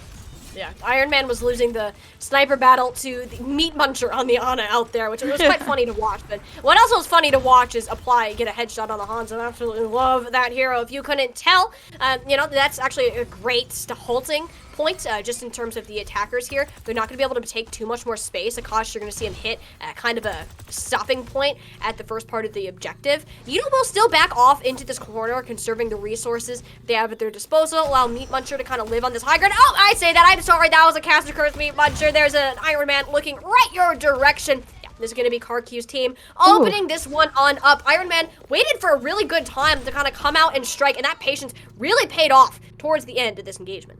Yeah, they've pretty much taken out everybody that needs to be taken out.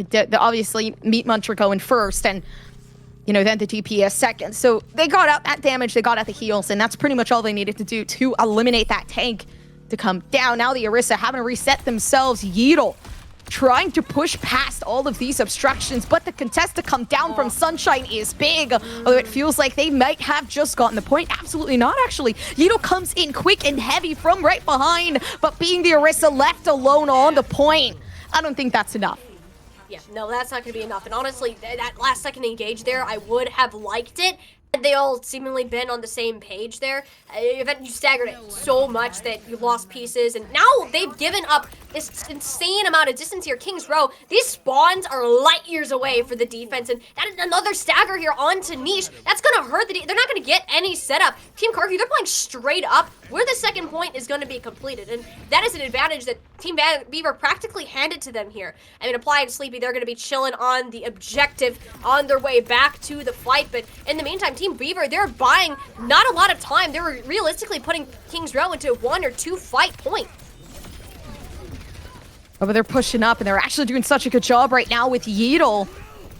Waiting for at least some of their abilities to load up so they can push back here, and the ultimate comes down. They've managed to get some of that damage through, and anchoring the payload down as well. So the defense now looking a bit more solid than last time, and I feel like the Orisa pick was actually such a good, convert there for Beaver. The Orisa pick certainly has helped with this ability. I want to sleep onto Akash. My goodness, Meat Muncher. Then, you know, it was very pretty to look at. I got very excited because, you know, awesome. But then, again, you don't really have a team to stabilize behind.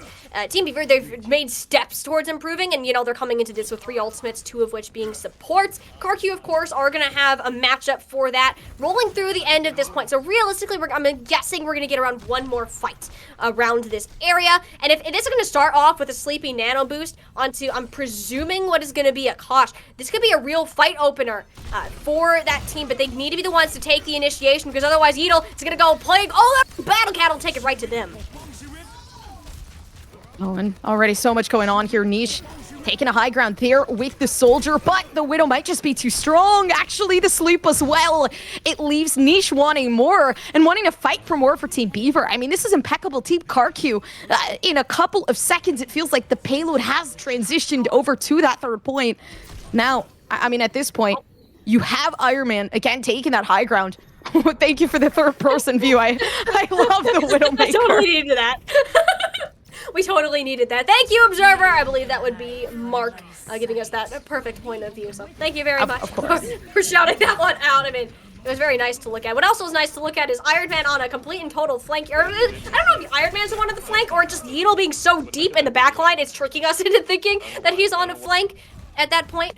Right now, yeah, it's just going to be Apply coming up big with these shots, but the tables have really been flipped here. Look at the positioning of both these DPS players. Not a lot of health to work with. Akash is straight off in Beaver spawns. If anything, you would think they would be the ones defending. Inevitably, KarQ get rid of the tank, so they're going to get more payload progress, but they need to find a way to fully regroup here because Sunshine is still harassing players in the spawn. Oh no. Yeah, and Akash again making it harder right now to do anything. And I honestly am liking the Sigma pick here because you get to see some of that obstruction to come down, the shield really defending the team, and it feels like you get to see a bit of that Doomfist with the power block, almost kind of the comparison here coming through. In between Sigma, Sunshine standing up above, but the Hanzo again trying to create that damage. Udall coming in a bit too far, and Apply really going towards that low ground to try to get more damage. Even went almost further than the low ground, straight into that pit, but thankfully the wall climb to get themselves back out of that situation. KarQ still on the move. Akash straight up pressure. I don't think this guy's playing Sigma. I am pretty sure that he's playing Junker Queen or something right now, because this is something that not a lot of players would go for. But the level of confidence, not only in your own gameplay, but in your supports, to be able to keep you alive through all this chaos is actually really big, to be able to come out through this. Nice sleep onto Yeatle on the high ground. The payload is just mere meters away from getting that full completion, and Team Beaver, they don't got a winning condition because Iron Man just took it right away from them. Yeah, KarQ, they're going to go ahead and complete the full length of King's Row, assuming they can deal with the pesking Wrecking Ball in time, and yeah, they're going to be able to do so. And these staggers, yeah, they're going to keep coming in, but there is no win condition realistically for Team Beaver. They just chunked the clock down a couple more seconds. 2:08 is where the time will currently stand, and a high bar has been set for Beaver to match and keep themselves alive in this tournament. Oh, yeah. It's the perfect gameplay again coming through from Team KarQ, and it's getting really hard, especially with Iron Man really relying on that Widowmaker. Sunshine couldn't necessarily compete in those moments, so again, it really set back this team. But I felt like they were playing a lot heavier than they were before when we're talking about what was happening down in Control. So Team Beaver, they've already uplifted their stance, and they have set the fact that they can dominate. This is Team KarQ right here. Honestly, I was looking at all of these rosters before I started casting today, and I'm like, oh, if I had to pick one to be able to win it out, it would be this one. But believe it or not, their first match still resulted in a 0-2 loss, which I'm still puzzled and more curious as to how that really ended up happening with the level of dominance we're seeing here against Team Beaver, and even in their previous matchup against Deku squad. So Team Beaver here, if they want to keep themselves up, you gotta realistically win this map out. The question is, how are you actually going to be able to do that? Right now, they don't have an answer. It's looking at possibly Sunshine to come off big on this Widowmaker to at least match what Iron Man has been able to accomplish. But that's a very difficult thing to be able to be done, honestly, with the amount of pressure that Kosh has been putting on with this Sigma. The shield placement has been on point. This cooldown, everything has just gone the way of the tank battle, and perhaps Yeatle in the mirror matchup here can start to change that pace. Yeah, the pace changing up just a bit, though. You could see Yeatle again pushing up, and Team Beaver now relying on that attack. They've actually switched over to that Sigma, really trying to use that accretion to push back, but it's super hard because then you also have the kinetic grasp coming through from Akash, really not allowing the members of this team to get any shots down. The accretion really knocking Akash down, and that might actually be big. They've actually set the tone now for the game, but Team Beaver still having the Mercy go down, and that's going to be super, super detrimental. The 3v4 right now, no Mercy on the field, no Hanzos on either side. Sunshine returning back to that Widowmaker from where she started, which could be a very good start because Niche has come up and gotten my Iron Man out of the way, making Sunshine's job a lot easier. But it's going to come harder if Yeatle doesn't get out of there fast. Will be able to do so and continue to push down, lock down some percentage here for Team Beaver's KarQ are now the ones on the back foot, scrambling to a contest with a nice Biolane chucked in. Meat Muncher open the door wide open for Team Beaver. They're not counting themselves out yet at all. They're fighting this down to the last second and looking to get a first point capture here on King's Row. Hard part is just getting that Genji out of the bubble and getting any of these staggers to come through because Sleepy is in a really awful position right now and wants to be dealt with, and there's no point. The decision's been made with Iron Man chucking himself at the objective. All of Team KarQ has to do the same, otherwise these staggers, they're going to continue to come in and they are going to hurt even more because the amount of ult charge that Team Beaver has managed to build through all of these staggers is quite ridiculous, and that bar is going to be set at nearly 5 minutes here to push through to Streets phase. I'm not gonna lie to you, I was feeling like a clown car just coming into the point because Team KarQ, it was one after one after one. Nothing and nobody really trying to keep themselves together. But now the Genji, we can see Iron Man switching off the Widowmaker and pushing for something more. They want to at least aggress and make this team regret their decision. But it seems like Sleepy's the one regretting the placement that they've left themselves in. And it's getting harder and harder with the Mercy, with the assist that the Mercy's actually creating here. I mean, look at that, already taking out KarQ as well. Not only can they heal, but Beaver Fever can do everything else as well. And what an important fight win this is for Team Beaver. Look at all the space they're able to buy. This payload's moved nearly halfway through that first objective, which is going to be huge moving on here because Team KarQ, they're going to have a lot of ultimates to go with, but not a block.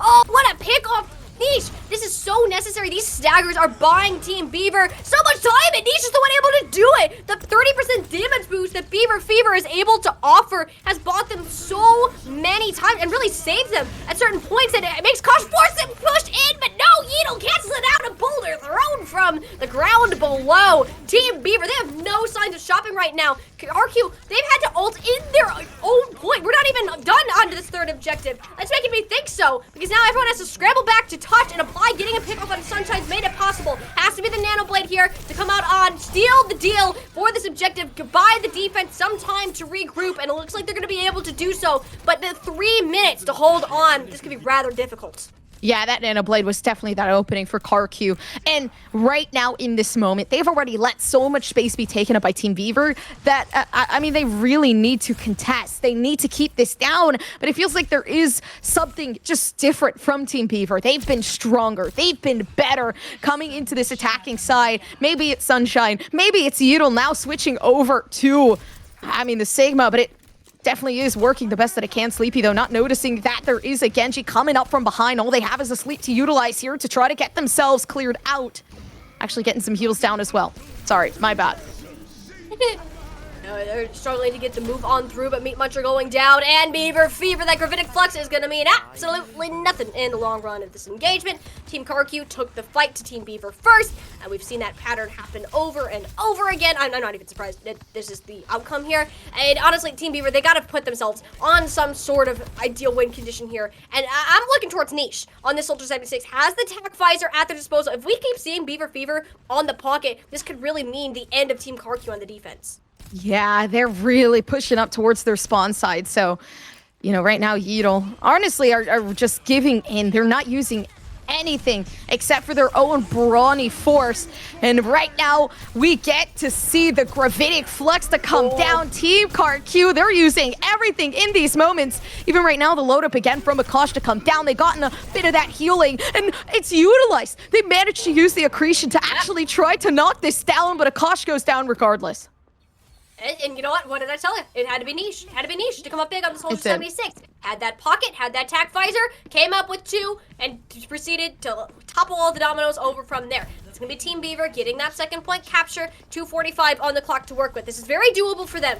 They need to get time on the clock here, though. They do not want to be in a lose-draw situation at all. That would just mean that would be the end of the run for them. They have to finish this with time. They got to make it snappy. They got this nano boost in the back pocket to pull out whenever they're ready, but they might need to hold off after Sunshine ends up falling. Resurrection gonna be denied. Iron Man having absolutely none of that happening on his turf. Yeah, there's gonna be a reset coming through for Team Beaver and Team KarQ. They're gonna have a lot to be able to rally behind here. Yeah, right now already the difficulty's really showing for Team Beaver because they pushed it past that point, but it hasn't gone far just yet. Only a couple of meters past the area where they really needed to try to contest. Right now, Sunshine getting pushed all the way back towards the spawn and having to go all the way down where they originally were, going to at least try to team up.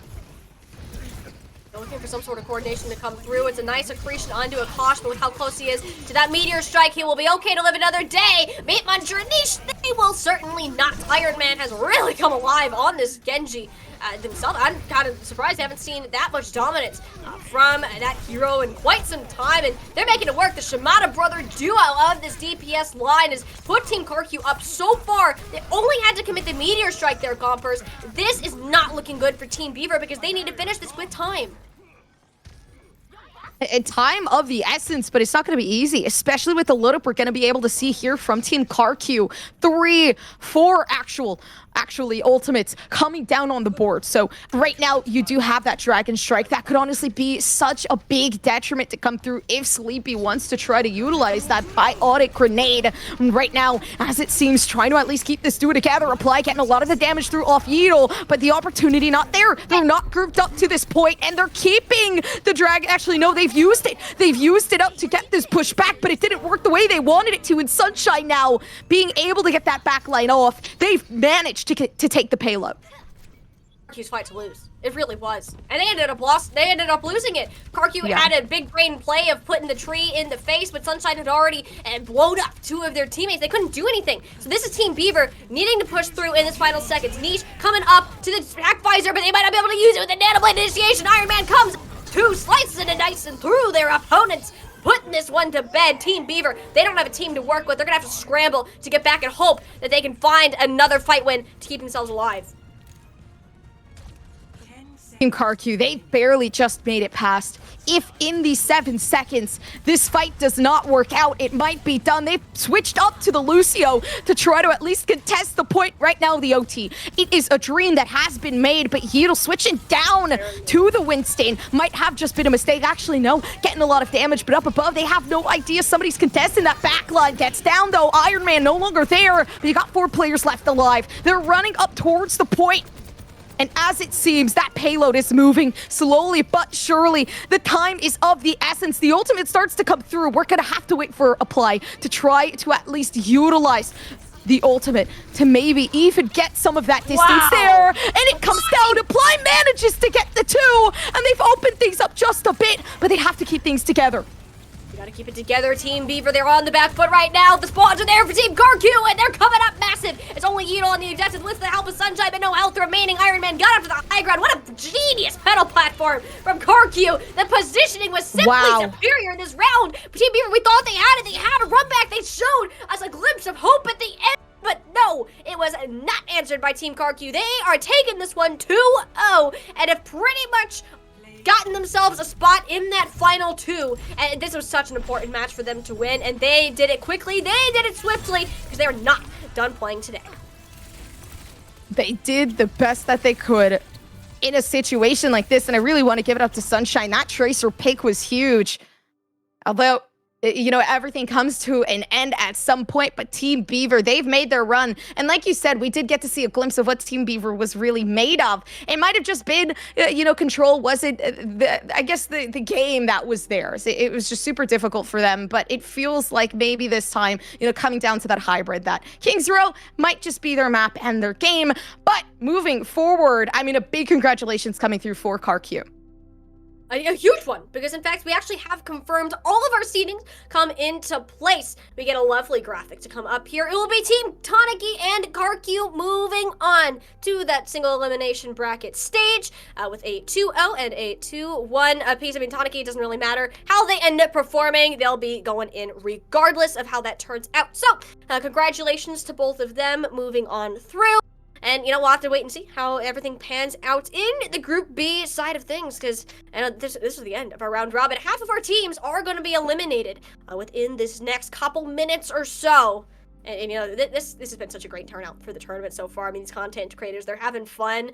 We have the ones that are really going all in. These tournaments, I think KarQ kind of falls onto that list for sure. And hey, it got them a spot in that top 8, and you know, we'll get to see this continue even further. You guys have been great here, along with Gompers and I. We've gotten up to $18,910. We have just surpassed every goal that has been set so far. If you can't, keep that comment on in if you are able to. If not, please go ahead, share the stream, get your family, everybody else involved in this one. It's unfortunate, this is the end of the line for me, but we got so many more games and new cast and talent coming on in right after this. So we'll see you for match number 3 after a quick break. Hey everyone, it's Skiesti. First of all, I wanted to thank you for coming out to the Guardian Angel Fundraiser tournament.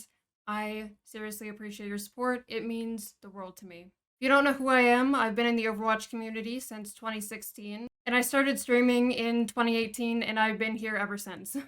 My family really needs your help.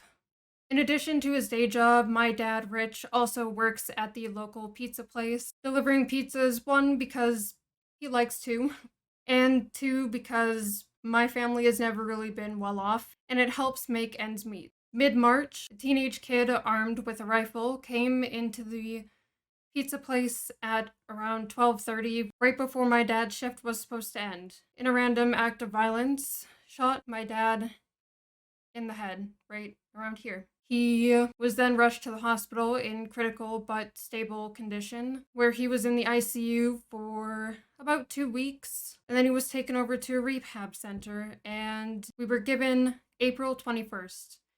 That's when he was supposed to come home, but when he was in the rehab center, he had a myoclonic seizure and had to go back to the hospital. Ever since then, he's been in the hospital fighting a brain infection from the shrapnel of the bullet that broke apart in his brain when he was shot. With my dad unable to work and my mom needing to be by his side pretty much every hour of every day since the accident happened, it's been harder and harder for my family to make ends meet. And my family is going to need help with the medical costs that come with all of this. The rehabilitation, the medication, the equipment, the hospital trips, and whatever else. I can't even begin to wrap my mind around that. I want to give a big thank you to BadPachimari for making any of this possible. If he hadn't offered his production service, this might not have happened. And also thank you to all the creators that are taking part in this, and thank all of you who are watching. And my mom says thank you and asks that you keep praying for him and praying for our family, and if you're not religious, at least keep him in your thoughts. My dad is full of life. He would do absolutely anything to help anyone, and it's been very hard to see all of that taken away from him. It's also hard to feel like there's nothing that you can really do to help. You're just supposed to wait, and it's uncertain, and every day you're just hoping that you don't get the worst kind of news. I know that I might not be able to do much, but this is at least something that I can do, is to get a bunch of great people together for a very hopeful cause and make something good out of something so bad.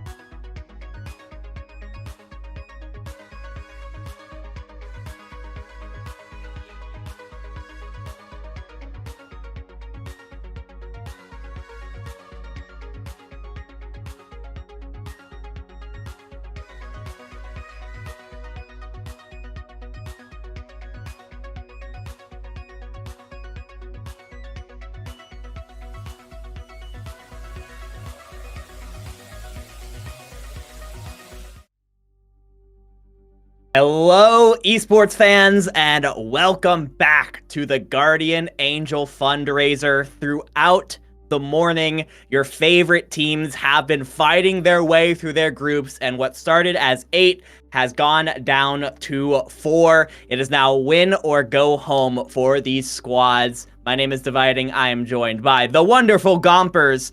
Gompers, you've been here for a minute. You've been casting for a little bit. This is my first game here. Tell me a little bit about how things have been going so far.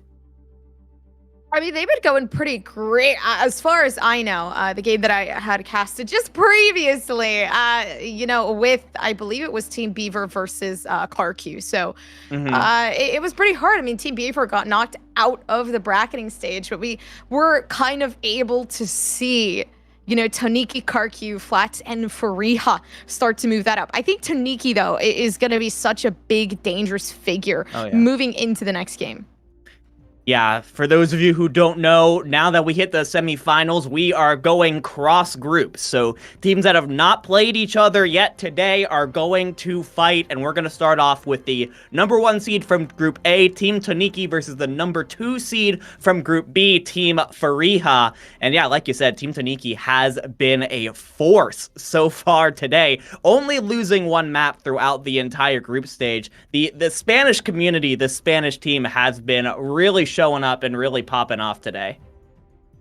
Yeah, and rightfully so, right? I mean, Toniki, they want to make a good stance on, what the Spanish community has to offer. And I feel like they've definitely done that so far. With Fareeha's team, now we've got some names there that I'm pretty familiar with obviously SK coming into the lineup.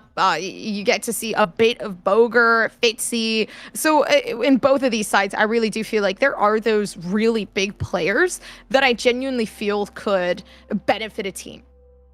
Yeah, and it's also very good to know that SK very recently actually won Open Division with Team Hive. Ended up leaving the team, as obviously you don't have enough time to be able to commit to a contender spot, but you look at this team and you really do see a lot of really good players, and SK in particular is a player that has proven very recently to be able to play at a very high level in the tier 2, tier 3 scene. We'll see how that ends up stacking up against this Team Toniki squad.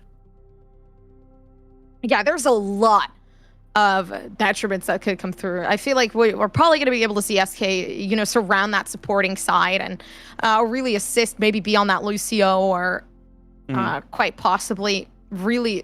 I mean, it all depends on what the lineup's looking at, because this isn't like a, composition, or this isn't a team that knows or has scrimmed for ages on ages, right? They're here to have fun. They're here to enjoy themselves. So at the end of the day, we could see something completely different. We could see SK play that Lifeweaver. We could see SK play Widowmaker. I don't know what SK is going to pop out. I don't know what KarQ is going to pop out. Like, there's so many possibilities that it really feels like it's blowing my mind a bit, because we've seen so much diversity with compositions in this game so far.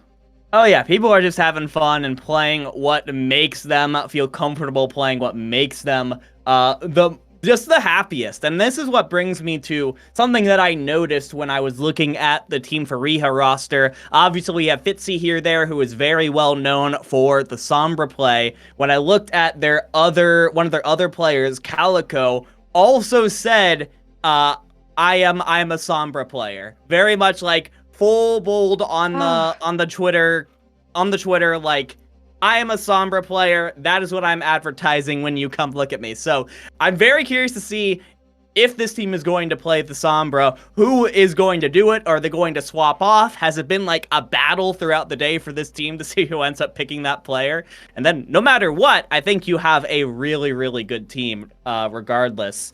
As it looks like, yes, we are actually going to be... Okay, so we've done a little bit of a prod update, everybody. So we started off everything that we just talked about for Toniki and Fareeha. Keep that in mind. We are going to be getting to that one a little bit later. We're going to actually be swapping the semifinal up. It's actually going to be Team KarQ versus Team Flats to start off the semifinals. All my analysis sank down the drain, but you know what? There wasn't much analysis coming from me anyway. It's just gonna be a little bit later. Again, just keep it in mind. Yeah, but I mean, here we actually got some things to talk about as well. I didn't necessarily get to see a chance to see Team Flats, but KarQ, we've taken a look at pretty much everybody on this team, and I feel like a big factor here dividing is going to be a Clash. Like, that's a tank you want to watch out for.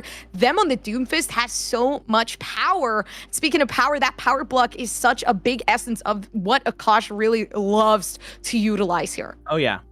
I am really looking forward to seeing this KarQ squad, and I will say I'm really looking forward to watch what is probably the least noticeable name on that roster, Iron Man. As a collegiate caster myself, I know that guy. That recently just came in 4th place in the Overwatch Collegiate Championship with Team Rutgers. Very recently qualified for the World Cup under Team India. So I'm really, really excited to see what this player has in a really high-level lobby. Yeah, there's a lot of things that could come through from this. I don't know. KarQ just seems so dominant in their gameplay against Beaver. It really does make me feel there is such a big chance and opportunity for KarQ to take this game against Flats. But I said I haven't gotten to see Flats play. So, you know, again, there is something different that could really just mind blow me. Maybe Among is speaking of Among, maybe he's a little sussy. I don't know. Like this could be very well like a team that could really bring out the colors. I mean, this is the team of players that you constantly see streaming together and playing together on Twitch. This is like the GM stack that you run into a lot of the time. If you're a GM player in chat, you've probably played against some combination of these 5 players before, playing together, streaming together, just having a grand old time. And in a situation like this, having that kind of synergy with each other and being able to consistently play together and keep the spirits high no matter what could be huge.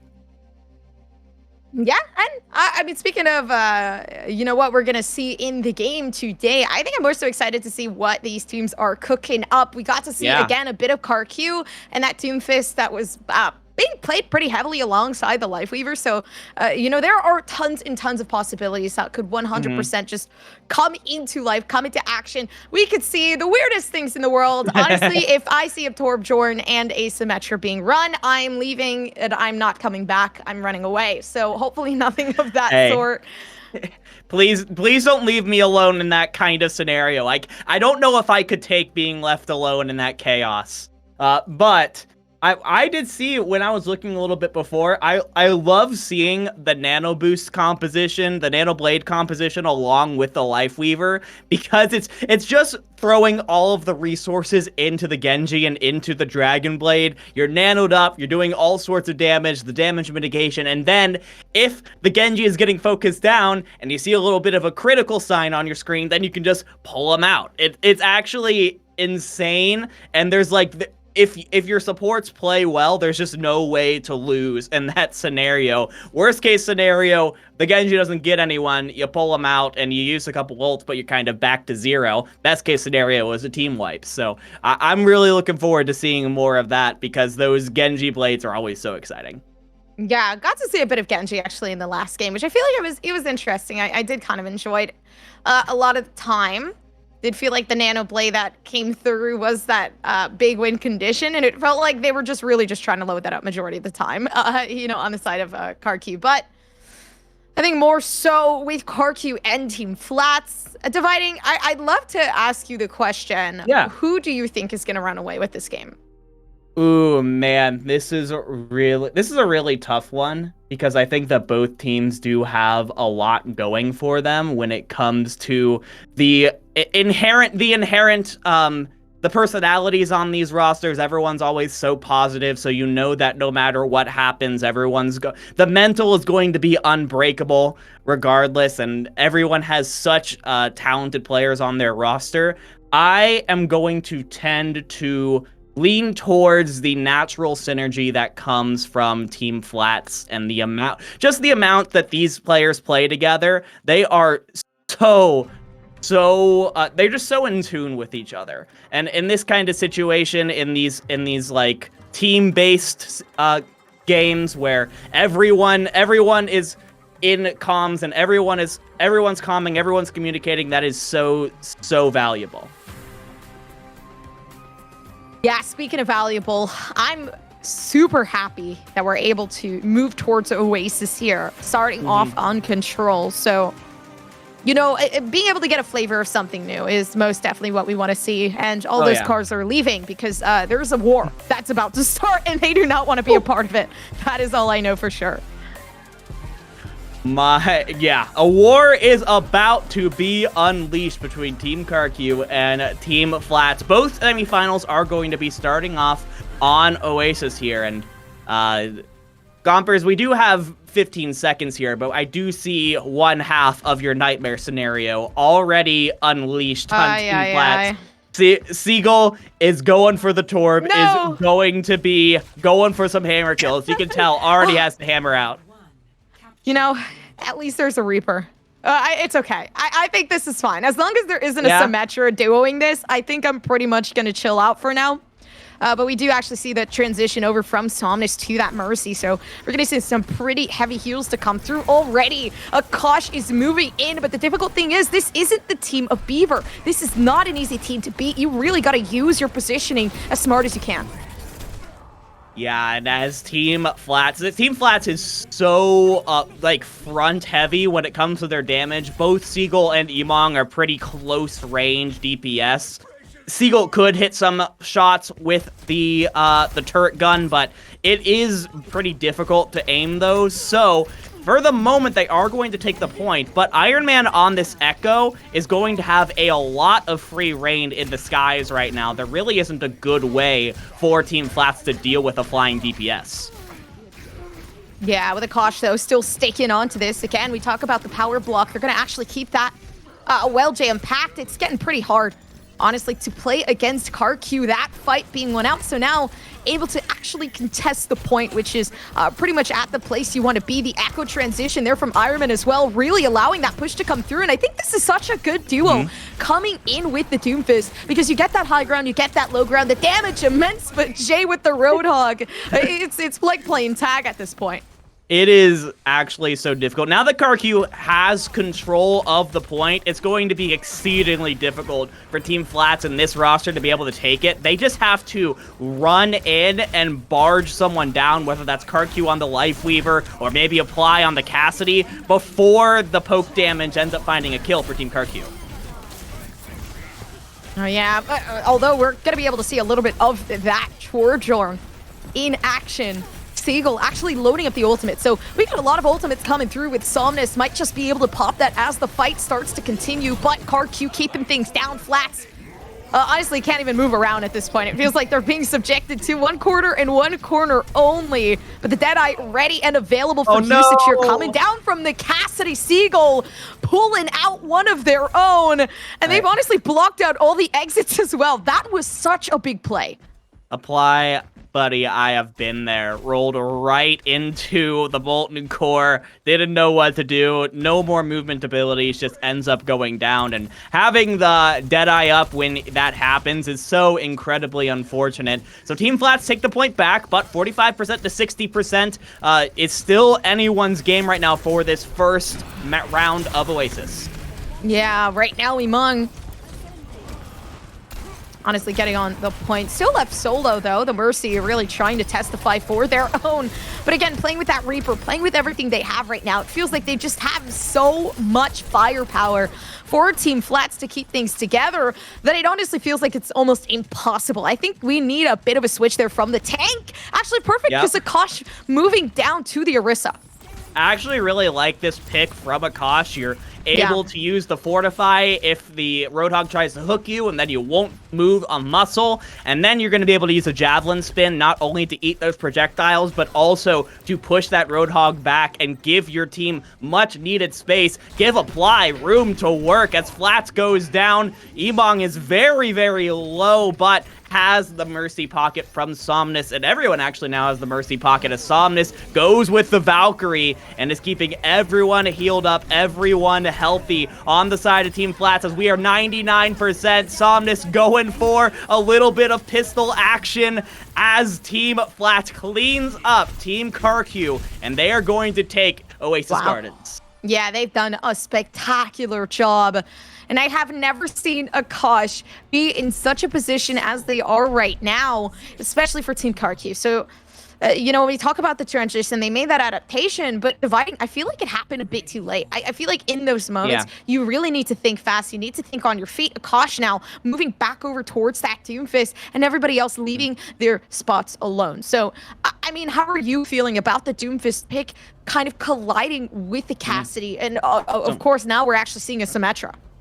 So I actually do like the Doomfist pick for a city center here on Oasis because the point is basically, it's not really a point, right? It's more like a donut. And you have that big column in the middle that you can just smash people into if you end up getting a nice punch off. So there's a lot of walls for Doomfist to play around, and that's a lot of extra damage. But as Team KarQ, it looks like they're going to take high ground up first. Akash with an opportunity to knock some people off the edge. Yeah, with the knockdowns already coming out, Flats kind of moving into the brigade spot, and I actually really like this because then it applies a bit more of that pressure combined, you know, with that Roadhog getting downed already. Team KarQ, they're having a completely different side of themselves, and you know, again, a different map, a different strategy. So with the Echo already going overhead, trying to gather information as well as damage, manages to do so. So Team KarQ going to take first point control this time around. Akash already 60% of the way to that Meteor Strike is absolutely crucial because that is a really nice escape option for that Doomfist if you get into trouble. But KarQ going down first, a Life Weaver hitbox strikes again, as unfortunately the Life Weaver gets taken down early on in the fight, and it's going to be just up to Sleepy to keep Team KarQ alive and keep them healthy. And unfortunately, that might just be too much for one Ana to do as the hammer kill comes in from Seagull. 34% is all Team KarQ gets for now. Team Flats takes the point. Yeah, already trying to move in towards their spawn area. I mean, they're really just heavily contesting at this point. Not even the point, but the extremities as well here for Team Flats, and a big portion of that, I mean, really is lying on Flats themselves, playing into that brigade, getting the heals down as well. So they're pretty much playing that support and that tank all the while. And now the tick's coming down to be able to load up that ultimate. Might just be able to see something big come through. Somnus, go! But again, Patience having to come down. And here it is, the ult coming through from Somnus. They've actually laid themselves down flat. But I mean, there still is a rally left to utilize here. What I actually love there from Team KarQ is that they were able to take the point there without using basically any ultimates. The Meteor Strike must have come out at some point, but you still have the Tree of Life, you still have the Nano Boost, you have the Duplicate and the Deadeye to zone people away if you need to. Those check marks are going to be absolutely deadly for Team Flats as they try and re-engage here on this point. J3 has the whole hog to push people away, and that is a channeled ultimate now, so it can't be interrupted by anything that Team KarQ might pull out, but it's still a lot of ults to deal with. Yeah, they're actually trying to deal with it right now. The Reaper popping out and making everybody regret their decision with the Death Blossom still working up ahead, unfortunately not having a long distance to do so. So you get to see a bit of that survival come through from Iron Man, but the switch to come down, they've actually tried to utilize the, it's impossible. I mean, they switched over from the Echo, now actually utilizing their own abilities to try to push back here and play that second-hand tank. It feels like we're back in Overwatch. Yeah, but it's getting difficult here on the point. I don't feel like Team KarQ, you know, they're trying to hold things down. I feel like they might actually just be able to win this out. Yeah, but while that happened, Team Flats actually got in and got the point flipped in their control. So while Team KarQ could have had 99% plus at this point and could have ended the game and taken us to round 3 immediately, instead, they are going to flip it back over with 90%. So there is an opportunity for Team Flats to get back into it, but J3 just came back out of the spawn room. It's going to be difficult. It's pretty much going to come down to Somnus on the Valkyrie to get that touch, and that's exactly what she's going to do, as now we have Emong up front playing the tank in lieu of J3 right now. KarQ goes down. That's a great opening pick for Team Flats to try and keep themselves alive. The Reaper will not be denied, and that so close from Team KarQ, but Team Flats keeps themselves alive, 60% and counting. It feels like insanity. Emong coming in with a big clutch here for Team Flats. I mean, all Team Flats really needs is one more win, not wanting to take things down to that third map, because if they do, again, things could get pretty hectic there. KarQ, they're starting to get used to the playstyle of Team Flats, and that itself, the adaptability that we're seeing is going to make things so much harder coming into that second game. But of course, we're still stuck on this map in particular. Right now, Iron Man waiting to be able to fly themselves up above. An assist apply here, trying to use the ultimate, the Deadeye, not actually getting much here, but then again, you see that transaction as Akash moves forward, and another headshot to come down, and this team is unstoppable. You got the DPS doing their job. You got Akash really pushing back and actually having some of that assist to come down and through from the damage alone. It's pretty hard, but we're going over to that third map now. And I gotta say, finding that Brigitte to start off the fight was absolutely crucial. I believe it was Akash that found the finisher on the flats. But as we head into University, notably the most closed-in map of the three, it lends itself a lot better to close-range compositions, which is what Team Flats has been running this whole time. J3 swapping over onto that Reinhardt, trying to swing away with the hammer and just close off any potential angles that Team KarQ might try to take. However, like a city center, Akash is going to have plenty of walls to try and smash people into. Yeah, and actually, this is a lot better. Again, bringing into what you said, tighter space is definitely better for the Doomfist pick, but they're actually already getting knocked back by the Brigitte, and I feel like it's so much harder to play against Flats with the pick that they've actually maintained here against the Doomfist. But we're going to have to see something bigger come through. I do feel like there might be a couple switches coming through from Team Flats just due to the Doomfist pressure here. And it's interesting because they know what Akash is going to use, so they pick out the Reinhardt. In my eyes, I mean, that feels like a pick that I wouldn't go for when there's a Doomfist on the field. It's just kind of the kind of thing where if you're going to City Center, you really just want to run Reinhardt because all tank players want the opportunity to play Reinhardt as much as possible. Nothing feels as good for a lot of tank players as it being that big rectangle man with the big hammer. And it is going to work out for Team Flats to start off. But yeah, exactly. Akash knock some people around, but as you see the Reinhardt, you swap over to the Orisa to try and push that Reinhardt back with the Javelin Spin. And again, Flats gets picked off early. You can't be doing that as Brigitte. No, but Somnus, though, no longer playing the Mercy, now trying to use the Biotic Grenade to push these players down in terms of health side, and actually loading up some of the heals. I am so confused. The Torb now coming in with the Nano. Man, listen, if there's anything I love, is uplifting that Torb Short. Oh my gosh, the headshot on Iron Man in midair was clean, and Team Flats are looking purely and securely in control here on University right now. They only had to use that nano in order to win that fight, so you have the Molten Core from Seagull already. Flats, Emong, and J3 are coming up to their ultimates very close as well. KarQ are at the point where they are close enough to their ultimates where they really don't want to switch, but it feels like their more long-range composition is having a lot of trouble playing into this University.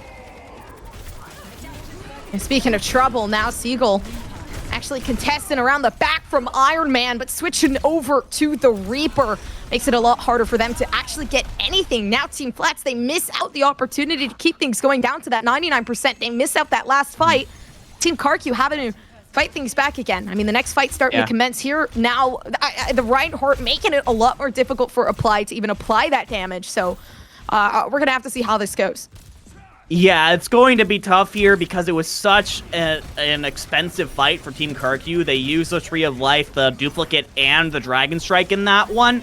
So they just have the Transcendence to work with. And while you tried to block the Shatter with the Javelin Spin, it's not going to work out for now. And Apply with a well-placed headshot on the Emong to nullify the Death Blossom. And Team Flats is looking a little worse for wear right now. Seagull's going to try and turn things around here with some well-placed Torbjorn shots, but Akash is alive, he is healthy, and he is pushing back the entirety of Team Flats almost by sheer will. Team KarQ keep themselves alive. They don't have to use any ults to do it. No, they're doing good right now, especially since we're actually seeing a load up here of that Dragon Strike. So I feel like that's going to create so much pushback. Sleepy I mean, so far able to apply some of that heals as well, as we see that ultimate to come down too. So 66%, this fight leading them. If they win this one for Team KarQ, they can bring that 99% into fruition.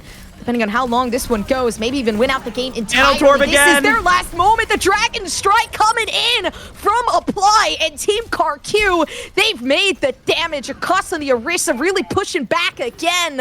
And that's exactly what you want to see in the last couple seconds here. Yeah, now at 88% and counting, Team KarQ are looking primed to win this one outright. Flats has swapped over to the Lucio in order to try and get any kind of touch, but Sleepy has been holding on to this Transcendence the entire game. Gonna do a quick body block onto Seagull as the kill feed bleeds blue right now for Team KarQ. As Team Flats falls over and over again, the Tree of Life is going to just block out any chance for Team Flats to get back into this one. So after losing map 1, Team KarQ brings it back and wins Oasis. Yeah, that first game from Team KarQ, and it was very, very iffy in the beginning. It felt like KarQ, they had no chance against Team Flats. Then moving into the second game again, you got to see some of those adaptations. They moved out of that Doomfist spot, they let go of the ego, and they said, hey, this isn't working. What can we do that'll help moving into this game, right? The Orisa down in those last seconds to help those fights actually win. So I feel like, again, that's exactly what you're looking for in a team. And the fact that KarQ can actually do stuff like that and really just, I mean, switch things up last second, that is what's going to carry them far. Yeah, it worked out actually really well for them. I was clearly very skeptical of their more long-range composition, especially when it came down to City Center and definitely University that lent itself a lot better to more close-range compositions. But that Hanzo, the reason why you see Hanzo so much in professional play right now is that one-shot potential. Apply with one well-placed arrow can completely change the momentum of a fight, and we saw that over and over again as Team Flats tried to push in, tried to use those well-placed ultimates. We saw it, right? Iman could have had the game-winning Death Blossom there, but one headshot changed all of that in favor of Team KarQ. So now one game separates this team from a spot in the grand finals. And that's all you really want, right? A spot in that grand finals, a chance to show that you're capable of more. So you know, again, all these teams definitely, it seems like they're having a lot of fun. I mean, again, they're able to play the things that they've wanted to play for so long in like a team composition. So not only are they able to really experience that competitive feel, but also kind of enjoy it. I'm a massive fan of the Nano Torp. I gotta say, you don't see it. You never get to commentate a Nano Torp, but when it happens, Seagull absolutely made it work and was able to output tons. That Torbjorn's primary fire is such like an awkward projectile. It kind of arcs a little bit and it's a weird speed, but if you're really, really good at it and you're able to consistently get headshots, you are able to output tons and tons of damage. And Seagull absolutely, like, we were clowning on the Torbjorn pick a little bit at the beginning, but it was really good for Team Flats and was a big reason why they were able to stay in a lot of fights several times over the course of Oasis. Yeah, but Oasis is gone now. We get to see a different map come in, which in itself is going to be pretty exciting as well. And we've switched over, I believe, to the hybrid. So, you know, when we're looking at that, it's not only a different game mode, but also a different opportunity for both of these teams. Yeah, it's going to be an interesting opportunity. Honestly, I have no idea what to expect from these squads at this point. It's clear that they're just going to play what makes them happiest. And as we head into hybrid, it is going to be Team Flats map pick. I feel like King's Row is like a given as like the map that everybody wants to play. Like I said, they wanted to try and bring out the Reinhardt. It didn't end up working that great for Team Flats, but if that's the kind of composition that you want to play, that feels like the most natural place for Team Flats to take us next. I think so. But honestly, what I'm seeing here, I don't believe you said this. So it does say we're actually moving to Eichenwald, but we got a donation of 500. I believe CA means Canadian dollars. Yes. But I am bad at words, but we got a 500 anonymous donation 10 minutes ago, and we're currently up $21,000. So that is insane. 21.1K is crazy. The fact that we have crossed the 20,000 mark is absolutely incredible. It's amazing what all of these communities have really banded together to create a ton of support towards a really good cause, towards a family in need. So thank you to everyone who has donated. No matter how big or how small the donation has been, it is going to a fantastic cause. And let's see, we still have at least 2 more maps of a semifinal, another complete semifinal, and then the grand final to get that as high as humanly possible. Can't wait to see where we're at by the end of the day. Oh, okay. We talked about Eichenwald.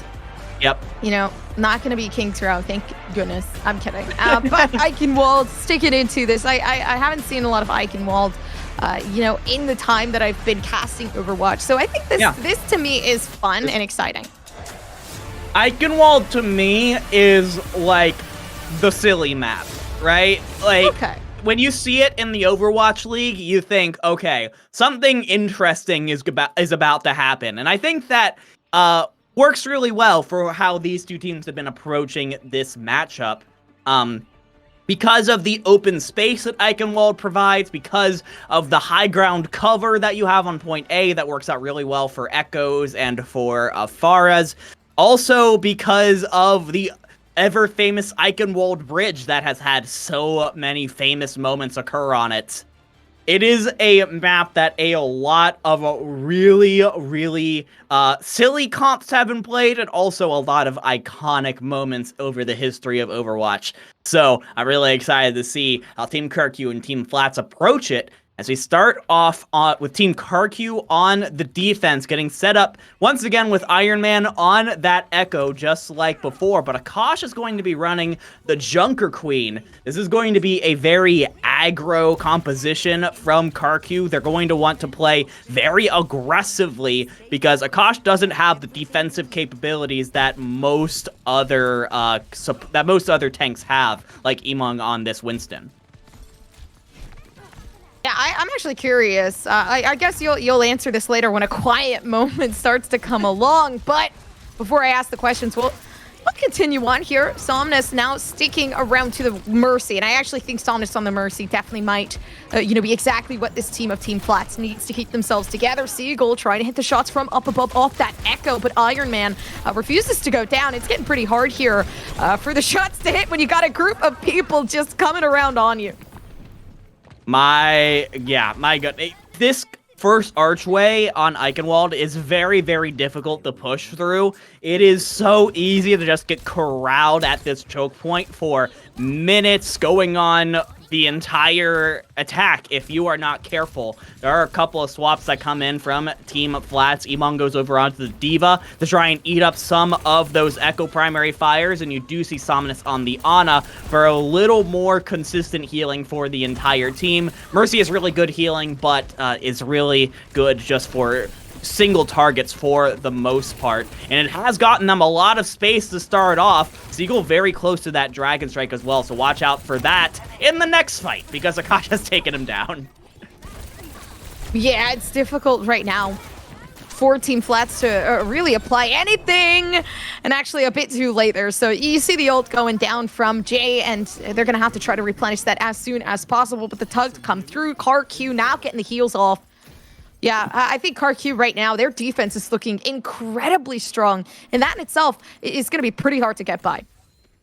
It's going to be very, very difficult, as now all of a sudden we are down to just 2 minutes on the clock, and Team Flats, they've continued to swap up their composition. Yimong has been playing mystery heroes, I have to say. Went from Winston to Diva to Zarya now, and J3 has not been much better. No. Every time that happens, that is a complete reset on the ult charge. Now with 2 minutes left on the clock, if you're to swap again, I don't think you're going to be able to consistently get yourself in a position where you'll have an ult.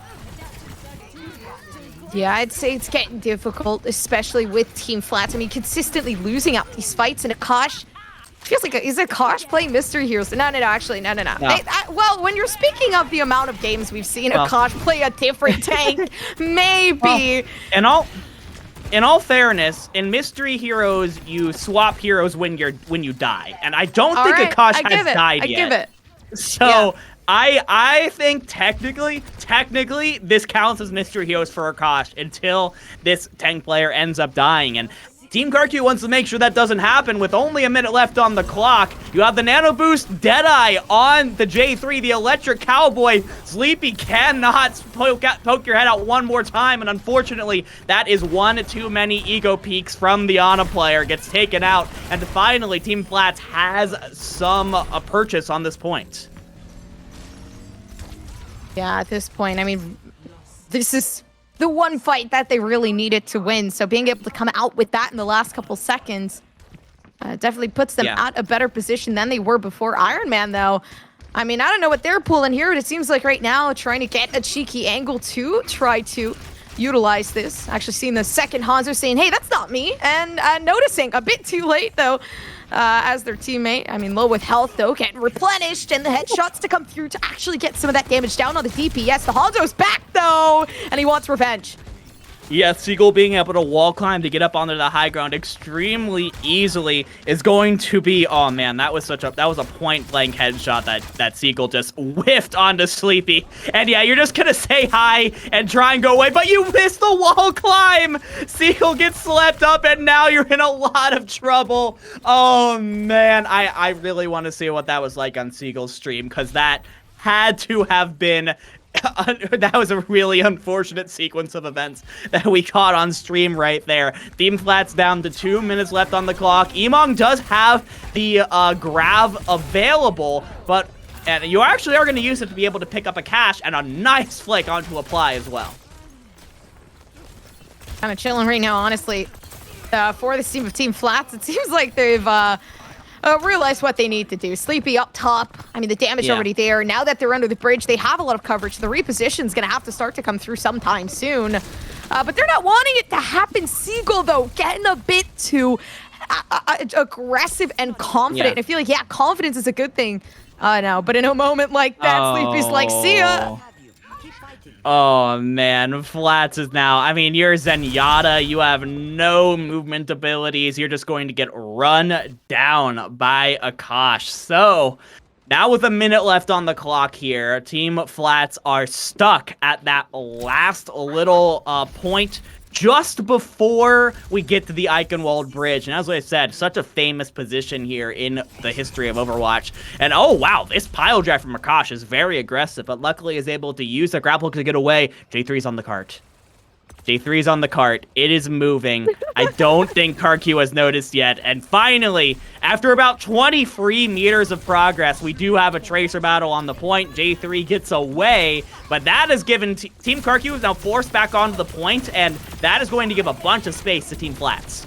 Yeah, that was actually nice too, because they got a couple meters off of that. So if you're looking at right now, especially with the payload starting to move again, listen, they're pretty sneaky. You're seeing a lot of backline action come into play over and over again, to the point where they've actually brought out the Hammond. They've had enough, and Akash is saying no.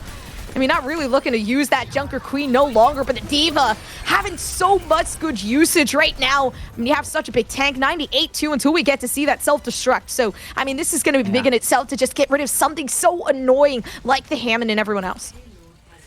KarQ is actually going to swap over onto the Kiriko now. So the first Kiriko we've seen from this player so far in this matchup, but a really solid support on both damage and support here. You're able to save yourself with that protective Suzu, but you're not able to save Apply from the D.Va Bomb, as now Team Flats have 1 more minute left on the clock to try and push this in towards the end of the map, and they are going very aggressive with it. Iron Man is under a lot of pressure. Emong's going to finish it off, and all of a sudden, you're crossing the final corner here. Akash back over onto the Doomfist, trying to do anything possible to disrupt this momentum from Team Flats. Like nothing's going to be able to stop this team as they push in towards the end of the map. Seagull with 2. Team Flats are absolutely crushing this point C attack as Team KarQ falls one after another, and my goodness.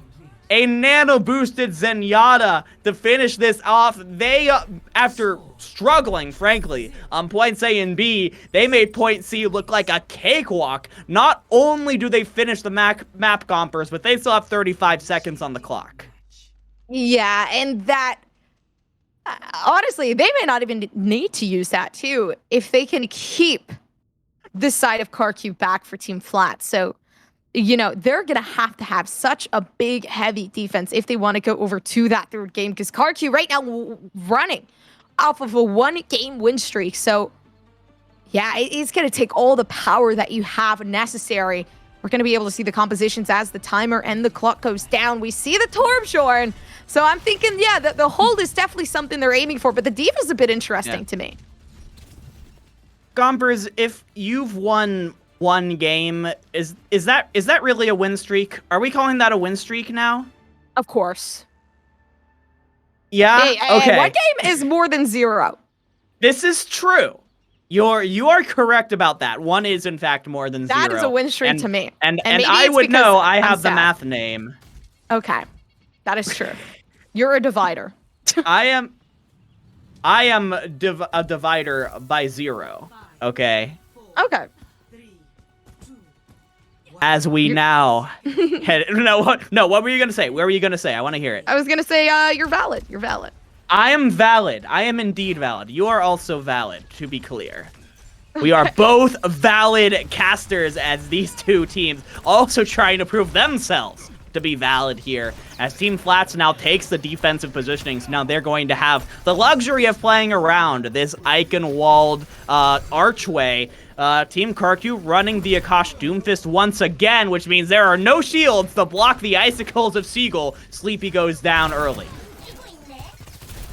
Yeah, Emong now, though, again, I talked about the D.Va. I said it was an interesting pick, and it feels like, you know, right now there's so much push, and they're trying to actually tag things back, maybe because the Brigitte is here, that Emong feels a bit more comfortable playing onto that D.Va, but the Doomfist now getting walled off, and this is big. They're playing the brawny roles here to actually take these fights head on. Yeah. Now Sleepy left alone to just try to suffice on their own, and the blockade to come through. I absolutely love that Maya wall from Seagull there to block the life grip from KarQ. There was no way for Akash to get out, but now J3 goes down by the hands of Apply. That Tracer went in a little bit too deep and got punished for it. So now a 4v5 in favor of Team KarQ, but Akash again goes in a little bit too deep. Apply is doing whatever he can, though, to keep this fight going. A 3k for the Tracer so far in this fight. Is it going to be enough, though, as Team Flats is finding just about everybody else, and Apply, despite an incredible effort, is unable to finish off the job, and Team KarQ are still stuck here on point A. Yeah, have the pulse bomb, though, so, you know, for Apply, they could actually use this very, very intelligently. Actually, Seagull comes up from right behind and takes one out. Seems like they're actually repositioning themselves as well. The heals to come through, coming from the Ana. And yeah, I mean, there's a lot of pushback from Team Flats. The biggest thing right now, again, you see the transition coming over the Doomfist, back at it again here from Akash, and they're really applying that heavy pressure, but who's there to heal? Feels like they're left alone again. The DPS coming in a bit too late, so they're fighting for themselves. Flats goes down early, which means it all up to Somnus to keep everyone healed up, and Iron Man is able to find the Ana as well. So Team KarQ is now going to just be able to walk onto the point as Sleepy is just daring daring Seagull to hit an icicle, but the challenge proves to be impossible. As indeed, the insane movement coming through here, simply impossible to hit. Yeah, you gotta be. Honestly, fast reaction time, big gamer. In order to even hit that one. Yeah, big gamer, but had just tons of insane amounts of G fuel before the game. Insane amounts of G fuel in gaming. Yes, that's perfect, honestly. And it feels like that's pretty much what they've been doing all day today, right? Just gaming, gaming on gaming. So they're not warmed. I wouldn't say they're warmed up. They're literally fire right now. Like their hands have been playing for hours. And they're feeling good. Of course, Overwatch, definitely the performance looking good as well. As you can see, KarQ relying on Sleepy to actually get some of those Discord orbs down. Seagull, though, getting straight out of their own territory, now having to push back. Oh, Somnus goes down by the hands of Sleepy, but a 2K from Emong, as that was actually really awesome from Seagull. Just slits the Blizzard underneath the defense matrix of, the defense matrix of... Oh, wait, no. I just saw Emong's defense matrix and thought it was an opposing diva, but it wasn't.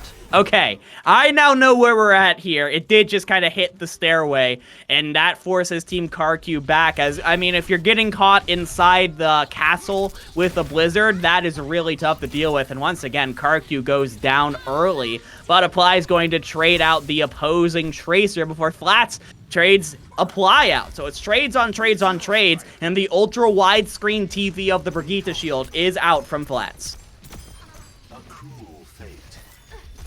At this point, though, we talked about the fact that Team Flats, they have those 35 seconds to use, but there's been such a discourse coming through from Team KarQ to even get onto the payload. So right now, you're going to be able to see the Zen actually not have a lot of, I would say, impact with the ult. So using that, now it's gone.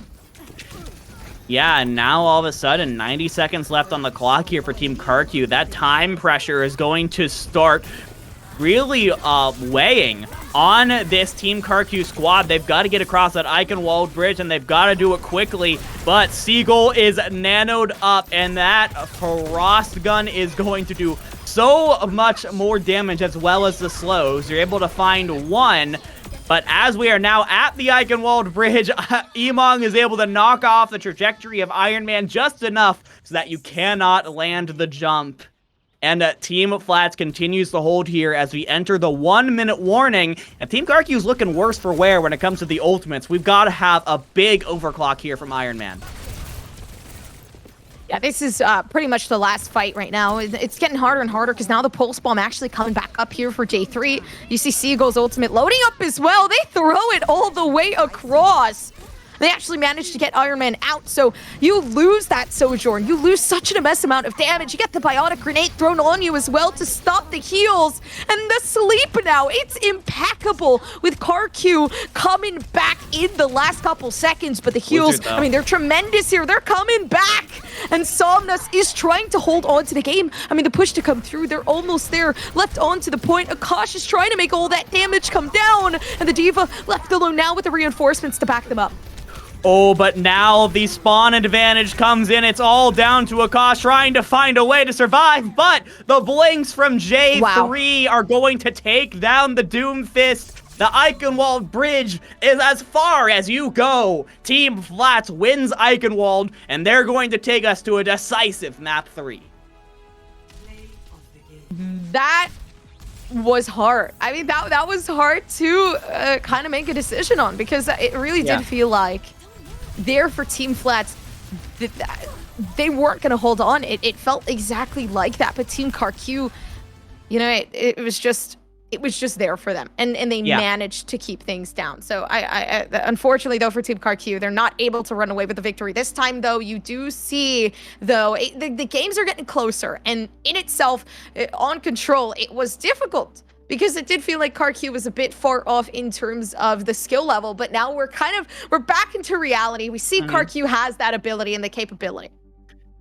Yeah, it just feels like, it felt like there was a switch that was turned in Team Flats as they entered the castle on their attack, where They went, okay, you know what? That's fine. We will go from 5% to 10% of our overall power.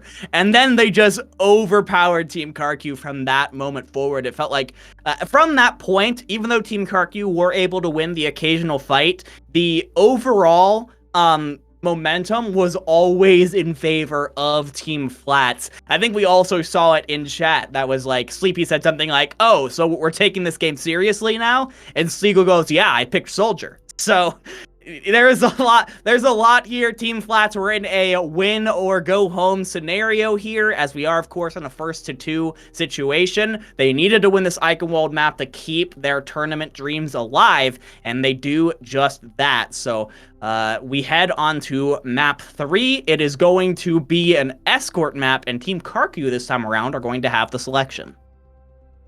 Yes. Okay. So map 3, actually, this just in. We're heading down to Junker Town. Ooh. And this one's nice because I feel like we're going to be able to see a little bit of that Widowmaker to come through, especially on a map like Junker Town, which I'm not going to lie to you, Dividing. I'm a Widowmaker lover. I love my Bay Widowmaker. So if Widow can come out, if you're listening, you know, this is what I want. Hey, listen.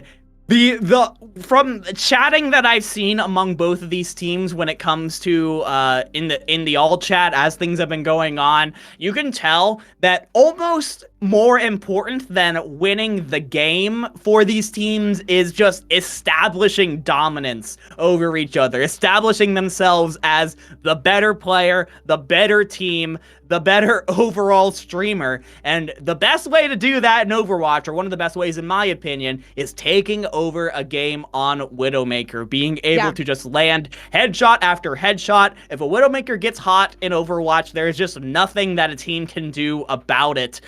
Whenever they poke their heads out, they immediately get taken off. So a really great opportunity for dominance to be asserted by either team here. Also, there's just a different energy when you make somebody a DPS switch to a Widow, and then you're in a Widow 1v1 now. Like, come on. That in itself, that's my motivation to live every single day. Like, the Widow 1v1s, those hit different. Okay, so, you know, if we get to see those, I think I'll definitely, you know, the energy will be all the way up here. But, you know, more so excited to see what exactly we're going to be running on Junkertown. I'm also really excited to see a potential, like, Hanzo duel happening here. The Widowmaker Hanzo is traditionally what we see on Junkertown with the double snipers. Now, these days, you're opened up to maybe play the Ashe or potentially even the Sojourn if you want. You feel like you can get value out of those railgun shots, but the Hanzo, we saw it a little bit in map 1 from Apply, was able to pop off with it a lot, has that one-shot potential that can really turn a match on its head. And I think that's possibly why Team KarQ picked this one off of the Hanzo of Apply, trying to just ride that into the sunset, or rather ride that into the grand finals. It's all to panic because in the third game, it's a 50-50 split, so anybody could win this one out, especially, again, with the performance that we've seen out of both of these teams. You know, it's not really up to us to say who's going to win, because it feels like it's going to be just as difficult. But 3 seconds until we get to see what exactly we're running here. And I'm waiting on Iron Man because Iron Man played the Widow before. Yep, I knew it. Iron Man was going to come through for me. Let's go. The Widowmaker is out from Team KarQ on the defense. But on the offense, we have 30 seconds to change. I don't want to get baited into it. It is really difficult to run a traditional pirate ship composition. Bastion is no longer stationary in turret form, and you don't have all of the shields to be able to use. So yeah, J3, I think they were talking about it, but you are going to swap back off to the Ashe. But notably, the fact that neither Siegel nor J3 are going Widowmaker means theoretically from long range, Iron Man should have the advantage with the hit scan. That's exactly what happens right out of the gate. J3 is looking at a respawn timer. especially off of Jay. Like, that's such a good pick. Now the Mercy down as well. You've taken out the DPS and the healer. And look what I talked about. Dividing, it's happened. You see the Widowmaker come through from Jay. They want the competition. They want the smoke. So J3 versus Iron Man is going to be one to watch, or maybe Apply versus J3 as the headshot on to the Widowmaker is going to get taken out, but don't count out the Hanzo on the other side. Seagull's going to get a quick 2K, and just like that, you have a little bit of point progress already achieved for Team KarQ. Unfortunately, though, for them, Team Flats are getting the picks necessary to continue holding on for a little bit here. Even as the spawn camp comes through, Seagull's going to keep Iron Man out. When it comes to the main fight, Team Flats is struggling here. KarQ are holding up front really well with the Ramatra. Akash is already basically all the way up to the Annihilation. In fact, just 1% away. Now the checkmark is available. So if things get a little bit spicy, you can let that go and do a bunch of guaranteed damage to the Team Flats roster. Yeah, 100% accurate there. Oh, actually. Okay, Iron Man taking out Jay in the last couple seconds. So you leave at least Sleepy going down. That's fine. You know, take out the Ana, do whatever you must, but the Ramatra coming out and actually trying to use their own abilities for this pushback, trying to hit that backline just a bit. But Sleepy, I mean, standing still right now, the defense starting to grow even more. And as they start to reposition, as they start to push themselves back up, Akash taking the 1v1 with the tank and keeping the payload theirs. And once again, we're in a situation where all of a sudden we are down to 2 minutes for Team Flats to be able to get up to that first checkpoint. And Team KarQ are looking incredibly strong on this attack. I just don't love the Sigma matchup into the Ramatra, because if you're not able to put your DPS into positions to pop off, the Ramatra can just walk through your shield or even pummel through it in the Nemesis form if you want to and just run over your front line. It is very difficult for the Sigma composition to work here unless your DPS are popping off, and unfortunately for Emong, Team Flats are really struggling in the DPS matchups. Oh, yeah, but Iron Man, I don't think Iron Man is struggling right now, to be honest with you. Yeah, Iron Man is in their just overall energy. They've found that Widowmaker, and they're gonna continue to frat. It feels like that's gonna be the most difficult thing to really get by is Akash, Iron Man. Like, there's a lot of damage coming through from both of these sides, especially as the Life Weaver, you know, coming into play here, being able to get immense amount of heal-offs. So as we head into what could be the final fight here with 50 seconds left to go, J3 is going to pop that infra site. Walls now available for Team Flats. You know where everyone is, which means Seagull is going to have no trouble getting into the back here on this Sombra. Both Sleepy and KarQ could be very juicy targets here without much peel, but oh, Sleepy, that's the dominance established there, taking down the Sombra as the Ana. You'd really expect for the Sombra to win that 1v1 there, but luckily Sleepy had a little bit of help from the teammates, and it's looking like with only 14 seconds left on the clock, it's going to take an insane performance here. Someone from Team Flats has to step up, or else you're going to be stopped on point A. Yeah, but they're not stepping up right now, switching off to the Hammond, but is that actually a pick that we should be looking at? Especially since we do have an Ana. So, you know, at that point, the Biotic Grenade comes down. You're pretty much denied any sort of push and heals as well. Apply pulling out the Dragon Strike in the last seconds, but I'm not going to lie to you. I feel like right here for Team KarQ, it's a lot easier to play on the attack now, just based off the fact that Team Flats have barely moved an inch. Yeah, you have so much time, just 4 minutes, in fact, to be able to push it just 71 meters. Team KarQ is in a fantastic position, and based off of what happened on the attack, it just feels like Team Flats, unfortunately, doesn't have the long-range DPS expertise from Seagull and J3 to be able to compete with Iron Man on the Widowmaker, and honestly Apply as well. The Seagull Hanzo was quite productive, but sometimes you get into a situation where it is just a Widowmaker diff. And that's kind of what we saw there from Team KarQ, as Iron Man was able to click head after head and put this team in a fantastic position to make the grand finals here. Team KarQ just 71 meters separating them from a shot at glory. What are Team Flats going to do in response? It looks like when you have only 70 meters to work with, you have to make every one of them count. So I wouldn't be shocked to see them try and go for a spawn hold. Yeah, I mean, I have to agree with you as well. The spawn hold right here for Team Flats, they need something incredibly strong because as we talked about before, right, 71 meters, definitely not a big distance to kind of preoccupy, especially with the Sigma coming out. I feel like that accretion alone is going to prove to be such a big issue, as well as Iron Man. Jay catching on a bit too late, but it seems like Iron Man having the positioning right now, and they're doing it good. They're doing them dirty. Flats, luckily enough, played on that Moira, so, you know, you get a bit of diversity here. Absolutely, and the spawn hold is working out pretty well for Team Flats so far. You have lost one member, so it feels like with the perpetual 5v4 that Team KarQ has, they should be able to get through eventually. Now, especially with J3 going down, it's just the supports and the tank here. Yimong just has to try and hold it down on the front lines for as long as humanly possible, but without the KarQ healing, it's going to be incredibly difficult to do so. So while you do manage to get about a minute off the clock with the spawn camp, you are now in a situation where the cart is moving. You have to rush back. You have to get set up. You have Emong very close to the Diva Bomb, but that's really all you're working with right now for the ultimates. Meanwhile, Akash is very, very close to the Annihilation. KarQ and Sleepy also have huge heads up on Flats and Somnus on the support ults. Yeah, actually with the Diva now too, they're getting very, very close. You see the self-destruct coming around the back, but actually get nothing here.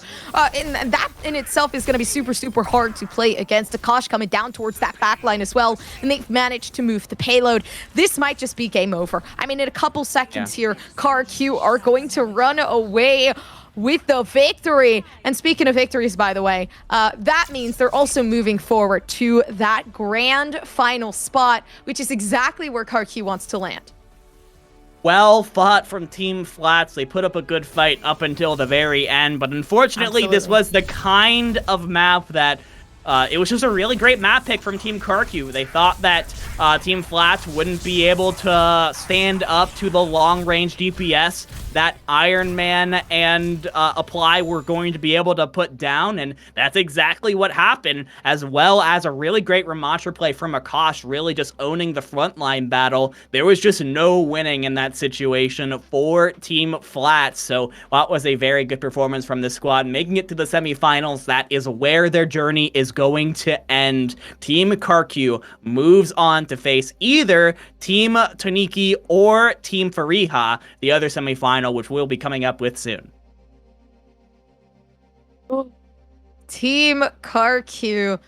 And I'm not going to lie to you, Team Toniki versus Team Fareeha has got me a bit worried because, again, we talk about Toniki, we talk about the gameplay we saw. Of course, I don't think Fareeha and Toniki were in the same groups as before, but I mean, listen, Toniki's got some good gameplay going on. You don't just go 4-0 willingly, right? Like, you got to be good for something like that.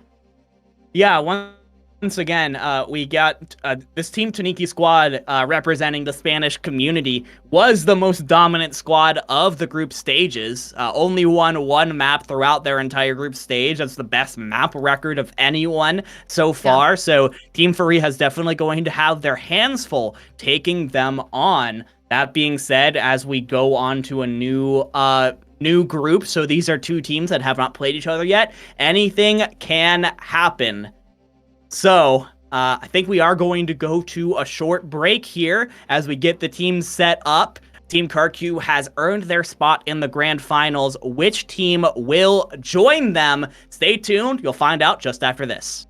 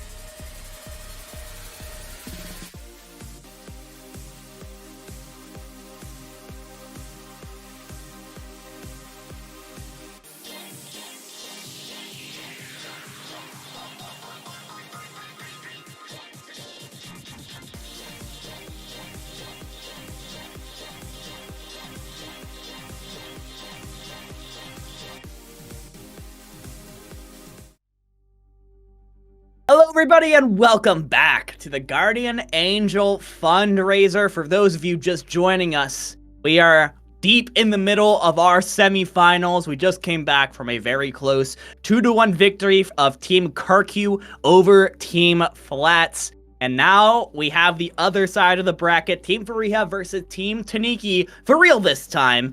As we are, of course, here for a fantastic cause. Thank you for everyone who has helped us break the $2,100 mark. $21,000 mark, actually. There's an extra digit there, actually.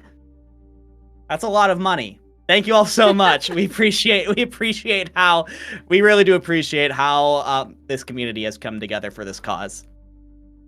Yeah, no, it honestly is awesome because, for everybody to just come in here and enjoy some Overwatch, and not to mention the players, obviously, putting in the time to come through. But honestly, they're playing Overwatch, so I feel like it's at the end of the day, it's also very fun for them as well. But yeah, I mean, again, keep donating. New goal of 22,500. For some reason, I was going to say 2,000 because I'm illiterate and I can't read. Or maybe you were just following my lead because I did the exact same thing on stream and I didn't catch myself in time. So honestly, good on you. Okay. So yeah, please, no matter how little it is, it goes towards a great cause, so be sure to donate. But as we head into our second semifinal matchup, Team Toniki, we've said it a couple of times, but this Spanish squad has been taking names so far in this tournament. 3-0 in the group stages, 6-1 in maps. Comparing that to 2-1 in the group stages, 5-3 in maps for Team Fareeha, like there's a clear difference in how these teams have performed. Fareeha really had to fight to get to these semifinals, and Team Toniki, it just seemed like there was absolutely no doubt. Now that we are going cross groups, though, will that remain true? Maybe it will. Maybe it won't. I'm not so sure. I'm excited to see Toniki, though, against Fareeha, because I don't think I've seen, both of these teams yet. So to be able to see this live in action, to be able to see the strengths and the weaknesses that each of these teams have, I feel like in itself is going to be very exciting. And again, me and the homies going to watch some Overwatch. So yes. Yeah, Let's exciting. Go. Me and the homies on Oasis City Center.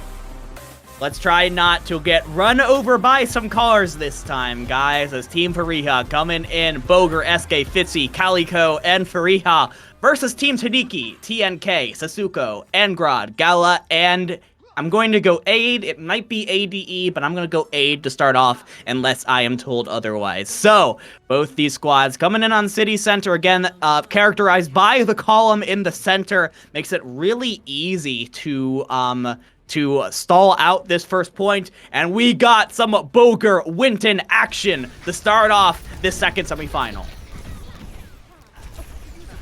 And itself, although, okay, we pausing it back. Oh, we don't listen. It's okay though, because we will be back with more Overwatch gameplay. But obviously some problems do tend to happen. It is a server. It is online, and as we know, Elon Musk. No, I'm kidding. Sorry. I made a joke. Yes, it's whenever technical problems happen, it is always Elon Musk's fault. Remember that, chat. No matter what platform it's on. It is fair to note that this is like an English-speaking team versus a Spanish-speaking team, so I don't know exactly where Team Toniki is located, but that might be some cause for some ping spikes, depending on, of course, what server the team is playing on. So that might be why we saw some ping issues coming in from one of these teams. Unsure. That is just my theory on the matter. Maybe the lobby ended up being put on a European server, and they're trying to find a situation where we can find kind of a happy medium for both teams. Yeah, and a happy medium is all you really need, to try to give yourself some of that time. But overall, I mean, in terms of what you're looking at, we get to see a bit of, SK, we get to see a bit of all of these people, players Yeah. that we've seen before, whether they played competitively or whether they played on their stream. I'd say compare and contrast the two. I love asking this question because I love making people nervous. Who do you think is going to win? You know what? I'm gonna go with the Spanish community here. Team Toniki has been doing work throughout these group stages, and I would love to see this community be represented in the grand finals. This is such a vibrant community. They're so passionate about this game. I love to see them hype up Ataraxia whenever they play in contenders and they're on stream there. It's always super fun to see that chant going on in chat. So that's where I'm going to go with here. I'd love to see Toniki go all the way. That being said, Team Fareeha, I mean, I love just about every player on this team. So I'm really excited to see them clash. I'm excited to see them clash too. And again, we got to see, the first map being Oasis, and that first game, we got to see a little bit of the composition as well. We're taking out the KarQ, right? We're taking out all these agents that, or heroes that we are very, very much well accustomed to. So, yeah, I mean, it really is just the combination of that and how these players are going to actually use that. So. Yeah, and I think we do have a lobby reset, so we might not be starting off on City Center again. It just comes down to the luck of the draw. We might end up seeing the same things. I did notice that both teams were running the Sombra. Sombra is a very, very good pick right now. We've been seeing it run a lot in pro play, especially when you have Winston on the other side. The Winston goes in, jumps in, gets hacked up, doesn't have any escape options, and just gets melted down. That is kind of the ideal scenario when you're playing Sombra into a Winston-based composition. But now, looks like we are just about ready to head back into this one. This time, though, we're going to be starting off on University. So completely different situation here, Gompers. We are a lot more closed in. Like I've mentioned before in the other semifinal, we are much more... the way the map geometry works, it really tends itself a lot better towards the close range compositions, and that is why we see Team Toniki immediately lock in Ramantra, Mei, Reaper. They are going to be extremely close range, in your face all the time, and Team Fareeha seems to not be scared at all to do the exact same. Yeah, not having that fear, like you had said originally, is pretty much what we're looking to do. So, again, able to see Team Toniki versus Team Fareeha. Oh, interesting. And it's already commencing, right? You got so many players already getting themselves down on the point, and the Mei wall. We're going to have a big favorite battle with this one. Continuously, as it seems like it's already proven to be a very, very, very big essence of the game right now. Oh yeah, that was a big Mei wall from TNK, but now we get a little bit of Fortnite building. Mei walls on top of Mei walls here from Fitzy and the TNK, as KarQ staying onto the Symmetra, notably, because KarQ stayed onto the Symmetra, where Seseko was on the Hanzo. The Hanzo doesn't have any amazing movement abilities to catch up to the rest of the team, so Team Fareeha, for the moment, had a 5v4 advantage, and they take advantage of that very well. Fareeha already 90% of the way to the amplification matrix, more than doubling where Angrod's at. Yeah, not trying to make anyone too angry, because then that's where people don't start to play around. Seems like Seseko still sitting up above, actually getting a lot of damage through right there and then. Actually trying to shoot out. SK's like playing some sort of different game right now. It feels like the game of Pac-Man. Where SK's just sitting around the top, running around, trying to boot everybody down. Listen, I said SK on the Lucio was insane, and I feel like we're getting a hint of that right now. I absolutely love the energy that SK is bringing into the lobby right now. Team Fareeha holding down this university point so far, and this is where you start to see the snowball here, Gompers, because Fareeha have won 2 fights in a row. They are coming up on their ultimates a little bit faster. You see Fareeha use the amplification matrix in the last fight, but now both squads have Annihilation available. Both squads coming up on the Blizzard. KarQ has the Photon Barrier ready to bisect the point whenever Team Fareeha seems fit. This is going to be a flashy fight.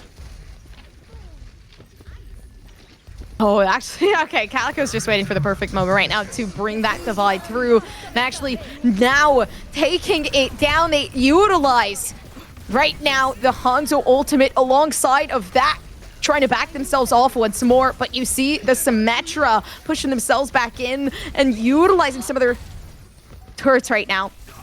But it's super unfortunate because you see that 91% come out from Fareeha. Team Toniki, I mean, this is a performance that I was not expecting from them, but you're going against a team with SK on it. So, I mean, it's almost impossible to come along with that. And KarQ in those last seconds really just clutched up the game. 100-0 for Team Fareeha to start this off. And I gotta say, I mean, SK absolutely had the highlight moments with the Lucio, but KarQ on that Symmetra was really, really good for Team Fareeha there. You were able to set up those Symmetra turrets to do moderate, like not insignificant damage and slow so Team Toniki as they tried to walk into point. And you're able to use the shield of ADE on the Ramantra to power up your Symmetra beam, and then you get powered up. Symmetra can do massive damage as long as you are well protected, and Team Fareeha did a great job of doing just that. So now as we head over onto Gardens, a lot more long range, which is why Team Toniki is making a complete switch up for Mercy based composition here. TNK is going to have basically free reign over the skies. Over the Bay 2 here with Fitzy bringing that out. I think especially on this particular map, there's going to be a lot more that we can actually use with this May as well. Actually closing off some of the entries, closing off the angles here. And really just trying to push for some of that damage up above. We see a Pharaoh. And the only person here that could actually, you know, try to contest that and take the Pharaoh down would be Fareeha and Fitzy. So they're going to have to work together. Yeah, it's going to be really tough now that Team Toniki have the point to be able to push in with the For Mercy just raining rockets down upon them as Fitzy goes down immediately. Boger's able to find the Nemesis kill onto Setsuko though, so you're not feeling too bad here. If you are Team Fareeha. In fact, as you get onto the point, you are getting pick after pick. You choke away the space from Team Toniki thanks to the Nemesis form from Boger. And without room to work, Team Toniki's comp is really going to struggle. So it looks like they're going to be able to hit about 40%, but as soon as they deal with this pesky Tracer and a nice place right click from KarQ will do just that, Team Fareeha take point control. Yeah, trying to diminish any sense of possibility that Team Toniki can take things here. Because Team Fareeha run away with this control, right? They take that 1-0 lead in stride, and they get that confidence back. But we're already seeing the D.Va positioning here come through from Aid. And switching over to that. D.Va might be good, but the pulse bomb there with the 2K. They take out SK and Fareeha, the two players that have been the biggest issue so far.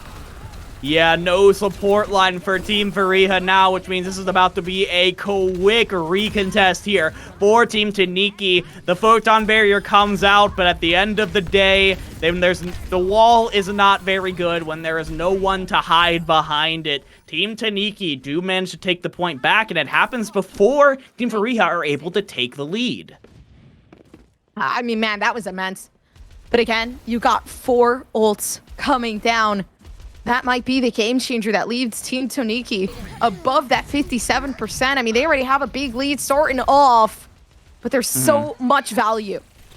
Yeah, Gallo goes down, which is massive, so you don't have the ability to use anything when it comes to the Kitsune Rush, and the barrage is immediately nullified by the annihilation from Boger. That is a 2K from the front line of Team Fareeha, and Team Toniki are sent back to spawn. SK is literally 1v2ing the For Mercy. That is absolute, I mean, the absolute cojones on this Lucio player is, I mean, you expect it from SK, but my goodness, you're trying to deal with SK, but she's just too slippery.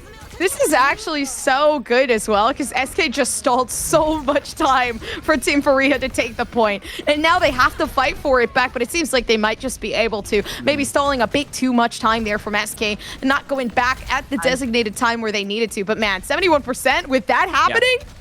Yeah. If I'm SK, I have absolutely zero regrets. That was beautiful. I don't care. I don't care. I don't care that you eventually lost the fight. It was amazing. But now, Team Toniki at 85% and counting, and basically trying to force 50 back in spawn. And yes, the stagger onto the Sombra puts Fareeha in a very tough situation. They have just 5 seconds to get a recontest going. They get on there, but they are down players. They are down on time as well. The Photon Barrier is going to do a good job to give them a safe point of entry. But how many players can they get on here? DNK very low, 10% of the way to a barrage. Could be the fight winner if you're able to stay alive. 99% now for Team Toniki. 0.3 on the board here if you're able to win right here, but Angrod going down means DNK is vulnerable, and SK is going to find the finishing blow, and why not another final blow on the Gala there. Team Fareeha stay alive and are now one fight away themselves from just taking this 2-0.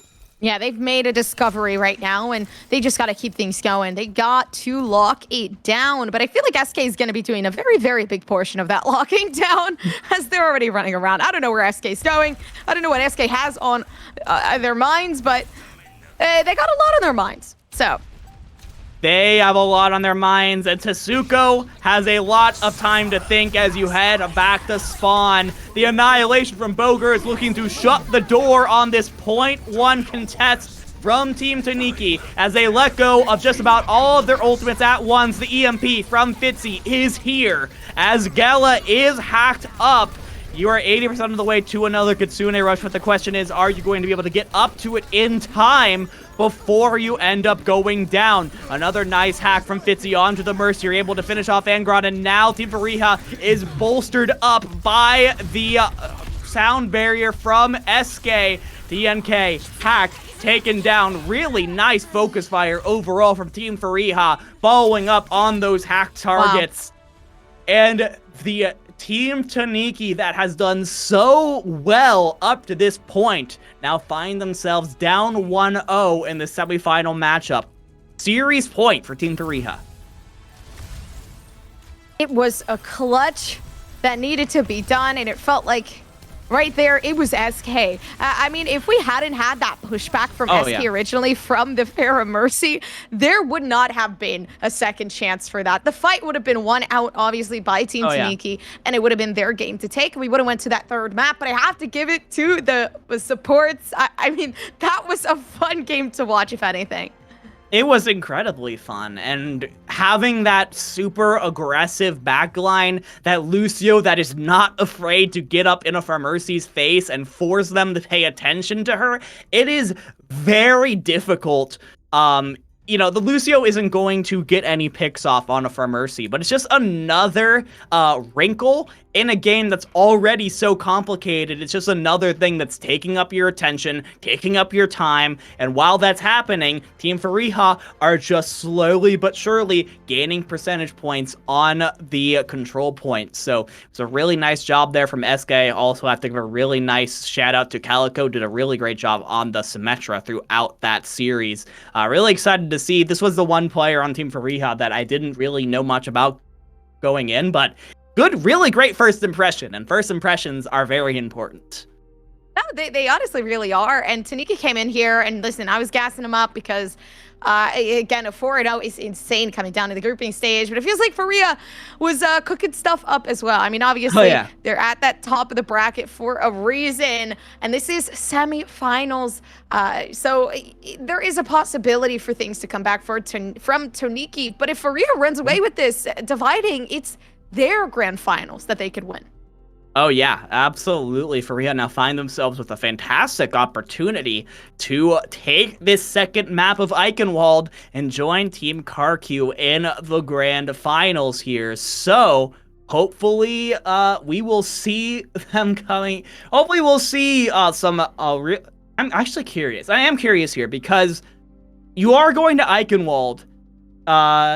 Yeah, this was Team Toniki's play, and I think that does play really well into what they want to do. The Pharah is very, very good on Eichenwald, especially on points A and B. It's very open. You have open skies. You can just kind of fly around and do almost whatever you want.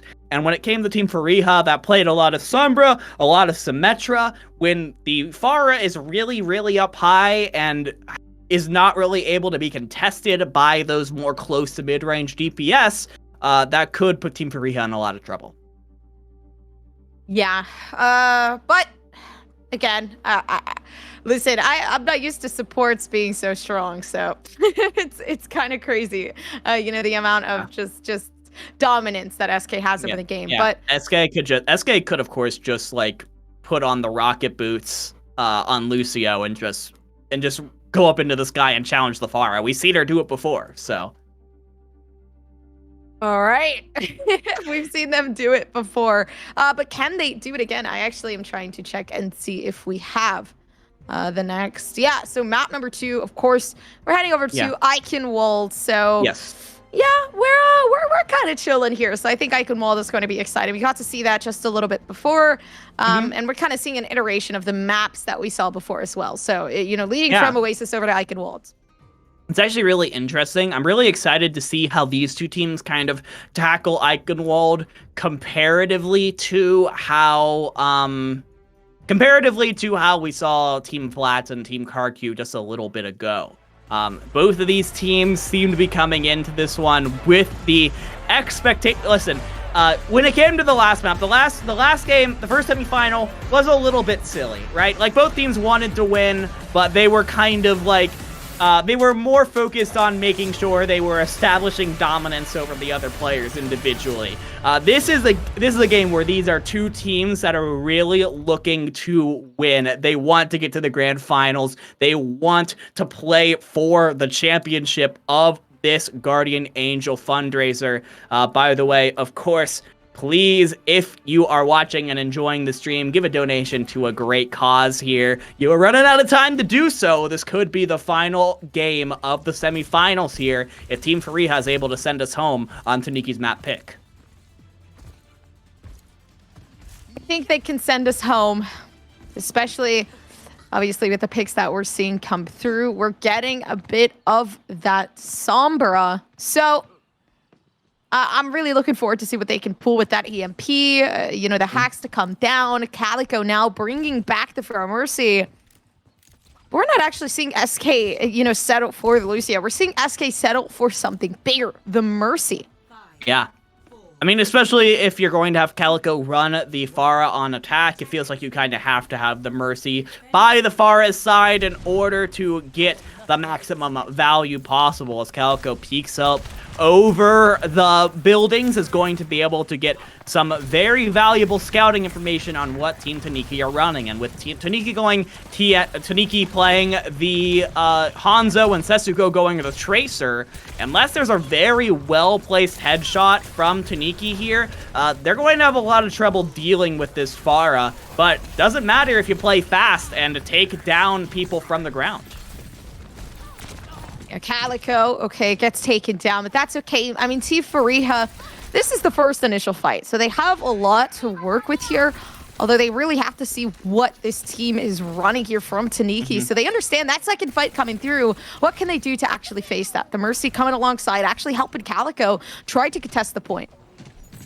Trying to contest the point indeed, but Fitzy in the backline is giving ADE a little bit of trouble here. But TNK taking down Fareeha is actually massive, and SK is able to get the res off, but at the cost of her own life. So, really nice job from Team Toniki to be able to continue to just put wrench after wrench into the plan of Team Fareeha. ADE seems to be mad after getting hacked up, but Bitsy in the back still being a nuisance. Taking down Toniki when you were 15% away from being able to have the Dragon Strike up is huge. And now there's an opportunity here for Team Fareeha to come in 5v4.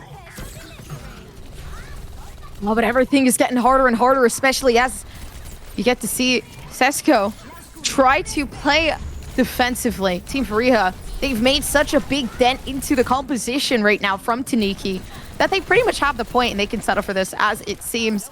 But of course, I mean, that's good enough. They get the point, they get the payload. They're able to now move things along, and Team Fareeha is just eliminating everybody one by one.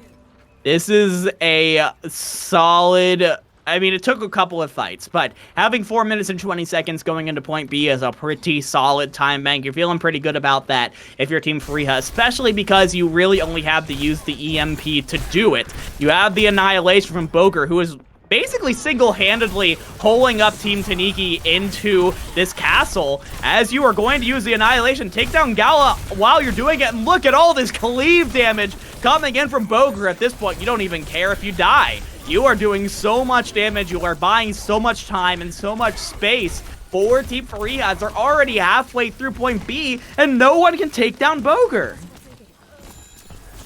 It's impossible. Aid pulling out the Winston here in these last couple seconds until they manage to reach that second point is exactly what they needed. It's applying so much pressure here. You see Boger having to back off now, trying to isolate the fights with the, at least, ADCs. So now actually waiting for the reconnect, waiting for the players to actually come back for that assistance, but spotted out as well. Yeah, smart play from Team Toniki saying, okay, we can't take down Boger. Let's just try and get onto the supports and try and take him down that way. And even though Boger still hasn't died, SK has, Fareeha has, Fitzy has, so it is really difficult for Boger, even with that infinite health pool, it feels like, to be able to win fights 1v5. You have to be able to win these fights in the backline that these flankers are taking and these shots that Toniki is currently landing. Team Fareeha might be able to do that this time around, though, with both support ultimates and the Photon Barrier available. And now the duo's coming along. Everybody's sticking together. There's a partner system. They're all holding hands, but Aid is left alone. Really utilizing the Primal Rage to rip through every single person possible. And they're hacked as well, so they can't actually get any heal-offs. They're in a really bad position. They have to back off all the way towards the back to get any sorts of heals, and they cannot continue to utilize that Primal Rage as well. Yeah, there is, however, an opportunity. Okay, well, SK taking out Gala is going to make it a lot more difficult. But yes, they are going to use this opportunity to try and contest at the end of point B, but it is not working at all. It took Sesiko way too long to get into the back line. There's no way you're going to be able to 1v4 like that. And that is going to be Team Fareeha breaching the castle. And because Team Toniki tried to go for the recontest at the very end there, they are now on the back foot. They're not able to set up here on point C, and that's going to allow Team Fareeha to take a bunch of space for free.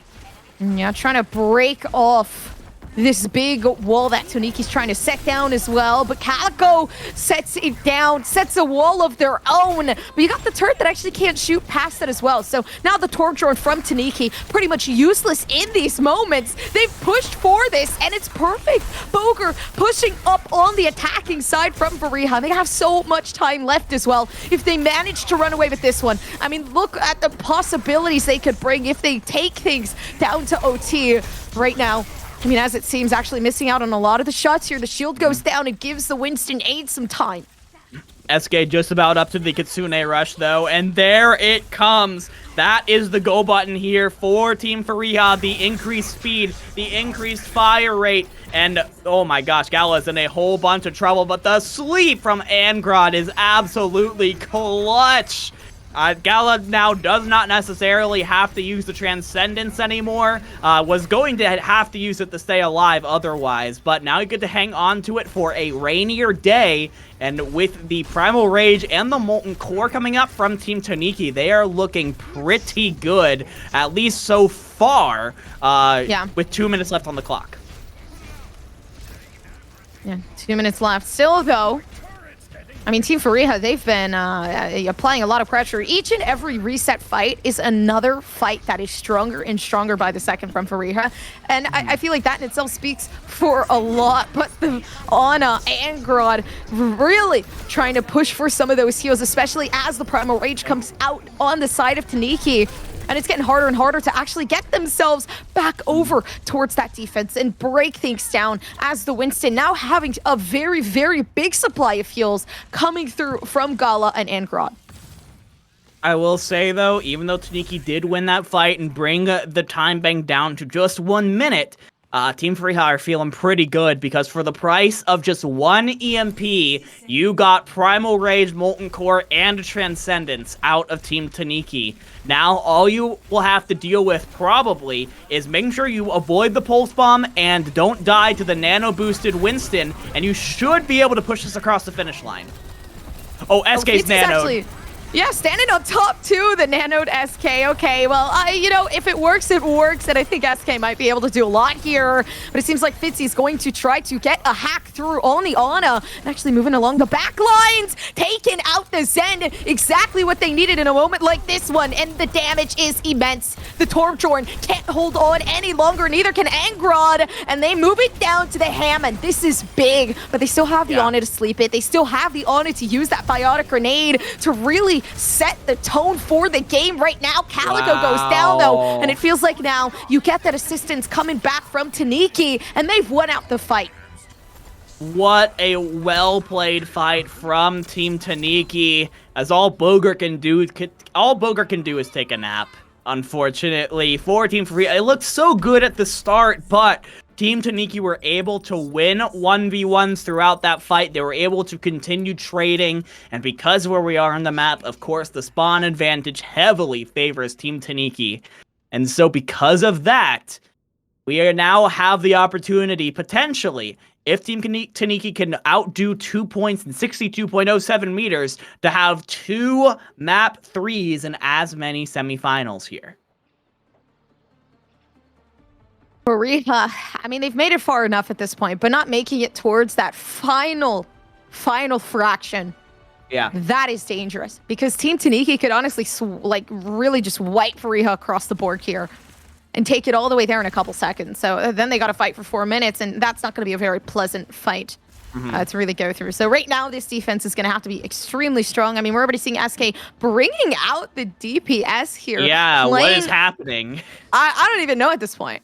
The SK, I have heard tales of the SK Junkrat, okay? I've heard legends of this just doing damage on the ranked ladder. Will it work just as well in a team environment?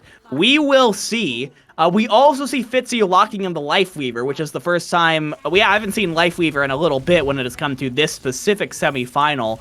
Even so, you have the For Mercy on the other side, and it's just, you're running Junkrat Sombra. They're both so close range, but close range might be all SK needs as she sneaks into the backline. Be very quiet. I'm hunting Ana's and doesn't even need to, as KarQ's going to find the finisher onto Gala. But still, the damage has been done without the Ana. Team Toniki has no chance of holding on here. Yeah, the thing I really don't like is that Pharah is going to actually be such a big problem for SK there. Like, a lot of the time, SK is going to have to try to find a way to execute off this Junkrat and make things work. But I feel like we know SK. We know SK likes to move around, and SK's actually trying to fight the Pharah now. So somebody's got to give SK a reality check at some point. SK's just going wild. SK, no one gives SK a reality check except for SK, okay? Of course. To be clear, but yeah, Toniki is doing a lot of damage here on this far. Already 90% up to the barrage, has it available, but SK is able to find the Farah while she was stuck on the ground.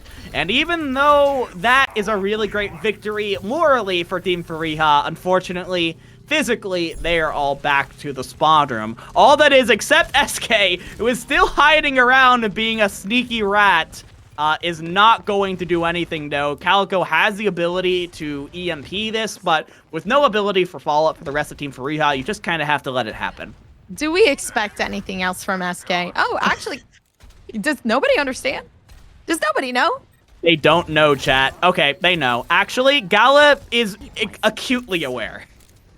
Yeah, Gala was like, what's the holdup? Like, this payload has been there for a little bit too long, but Aid, and now the tank actually almost getting down, so not having a lot of heals, not actually finishing it off, which might be a big detriment. I don't know if the Winston was a good pick. Yeah, they're moving back. They're like, no, you're not able to find the peanut butter today, but that's okay, because they're still on the grind right now. Being able to take out one of the DPS, that's going to be huge, because as it came out, Sesko making that switch to try to help, but no help there. But as this has happened, Team Toniki has been getting slow and steady point progress, just getting space little bit after little bit. Even though Team Fareeha continue to find picks, they're going to have to contest the point eventually, and Boger is going to do just that. But as soon as you do, you are immediately under a lot of pressure, and you know, Boger goes, hey, free Farah down here at less than 50 health. I'll go ahead and take that kill any day. So, Team Fareeha now are able to hold here. 3 minutes, 30 seconds left on the clock. They have Tree of Life, and they're almost up to Primal. Oh yeah, the Primal Rage actually loaded up. Boger is gonna pull it out in the last couple seconds. They're cornering everybody into this room alone. Team Fareeha, they've actually waited and pushed back the timing on this payload. It's getting a bit too fast though, because we have 3 minutes and the fights are being won out a lot by Toniki. So Team Fareeha, they need to pull something out of their back pockets, because it seems like they're struggling a lot, especially with Aid already coming around the back, pulling out. Actually, no, sticking the Ravenous Vortex down. At this point, they're gonna have to keep themselves put together, because we're actually gonna be seeing from the Ramatra in just a bit that Annihilation come through. Right here is where Team Fareeha have to hold. The cart is right underneath that icon-walled bridge, the icon-walled castle, that is. As once you get... Right now, they can do a really good job of taking advantage of the high ground that the castle gives them. As soon as you move past that point, though, you're in scramble mode on the icon-walled bridge, and that is going to just be another level of chaos in an already chaotic game. The pulse bomb from Sesiko goes wide, and with that, Team Toniki really have no ults to speak of. Tree of Life is out, EMP right after that. KarQ gets a nice hack onto several members and is able to finish off Angrod, but SK on the Cassidy is going to fall right afterwards. You're trying to do a little bit more from the long range here as you are trading back and forth. That is going to overall benefit Team Fareeha here, as it is just going to get more and more time off the clock. Even if Team Toniki wins this out, you're going to be very thin on players. The cart is moving, but very slowly, as Boger is still alive, still finding picks. You do not want to be in the same room as an angry monkey, and that is where Team Toniki finds themselves right now. They are still stuck halfway through point B. And this is good. They've actually slimmed down the time just a bit as well. Last time I remember we were at that 3-minute mark. Now we're at that 1-minute mark, and it's getting down right now. The pulse bomb ready for usage here. And as Boger starts to bring out the overall Primal Rage, I mean, it gets harder and harder for them to keep things down. Boger's just down in it. Like, nobody there to heal. Unfortunately, not even backing off. And I don't know if that was the best bet, but it seems like they've managed to stall out for time. Here, Team Fareeha, they have 56 seconds until they get a possible win to come out. KarQ pushing themselves backwards. Oh my goodness, KarQ just barely gets out, and that is key, because you do have the EMP available with only 40 seconds left on the clock. That could be the shutdown that Team Toniki needs. They have put both ultimates in the Gala. The raid boss Brig is here. There, even if you do damage, she just shrugs it off like it is absolutely nothing. But Team Fareeha have done a pretty good job of zoning themselves away from the close range here. But while that has happened, the cart has been moving. KarQ with an opportunity to EMP, but with no one else really there. No, never mind. Boger gets there in time. The EMP is out. Boger finds two before being taken down himself. And now, Team Toniki with 1:30 left on the clock to go to 62 meters. Gompers, these last 90 seconds will decide whether we go to a Game 3 or Team Fareeha joins Team KarQ in the Grand Finals. Oh man, listen, Fareeha, they've been looking a lot better progressing forward. So I think Fareeha, they have the chance, but the pulse bomb ready up and available. Sesko is going to have such a big fun time when it comes to utilizing this. They're already pushing back and they managed to push themselves back again. Fareeha down, and that's the main healer that's actually not going to be able to do much here. Now KarQ really trying to get a redemption, but it's hard when Aid is just killing it on the Diva. You get it back off from SK, but it's not enough with the Echo. Not quite, but SK is able to get enough with the duplicate to get an EMP off, so some really nice hacks going in on Team Toniki. It's going to slow them down for the moment, and that's all you need. You just need to buy time. You need to buy 40 seconds, in fact, as SK nanoed up, but unable to do anything with it, unfortunately. Boger is next to fall. Team Toniki are closing the distance meter after meter, look to be on their way to a map 3 here, as finally the last couple of meters are claimed by Team Toniki, as Gompers, both semifinals today, are going to a game 3. And that in itself just shows that everybody here knows what they're doing. I mean, listen, to be clear as well, all of these players are super high in rank. So you're looking at players who legitimately play this game and can honestly compete in it as well. So they're very skillful, very tactful as well. So I'm more so, intrigued. What map are we going to down in that third map? Because again, we see some of that gameplay. We get to see a little bit of, what they're capable of here from Fareeha and from Toniki. And now I'm finally able to see what Toniki has and what they've been playing at down in the grouping stages. Yeah, I mean, it is going to be Team Fareeha's map pick. I would think they would want to try and keep Team Toniki as far away from the Pharah as humanly possible on this map 3.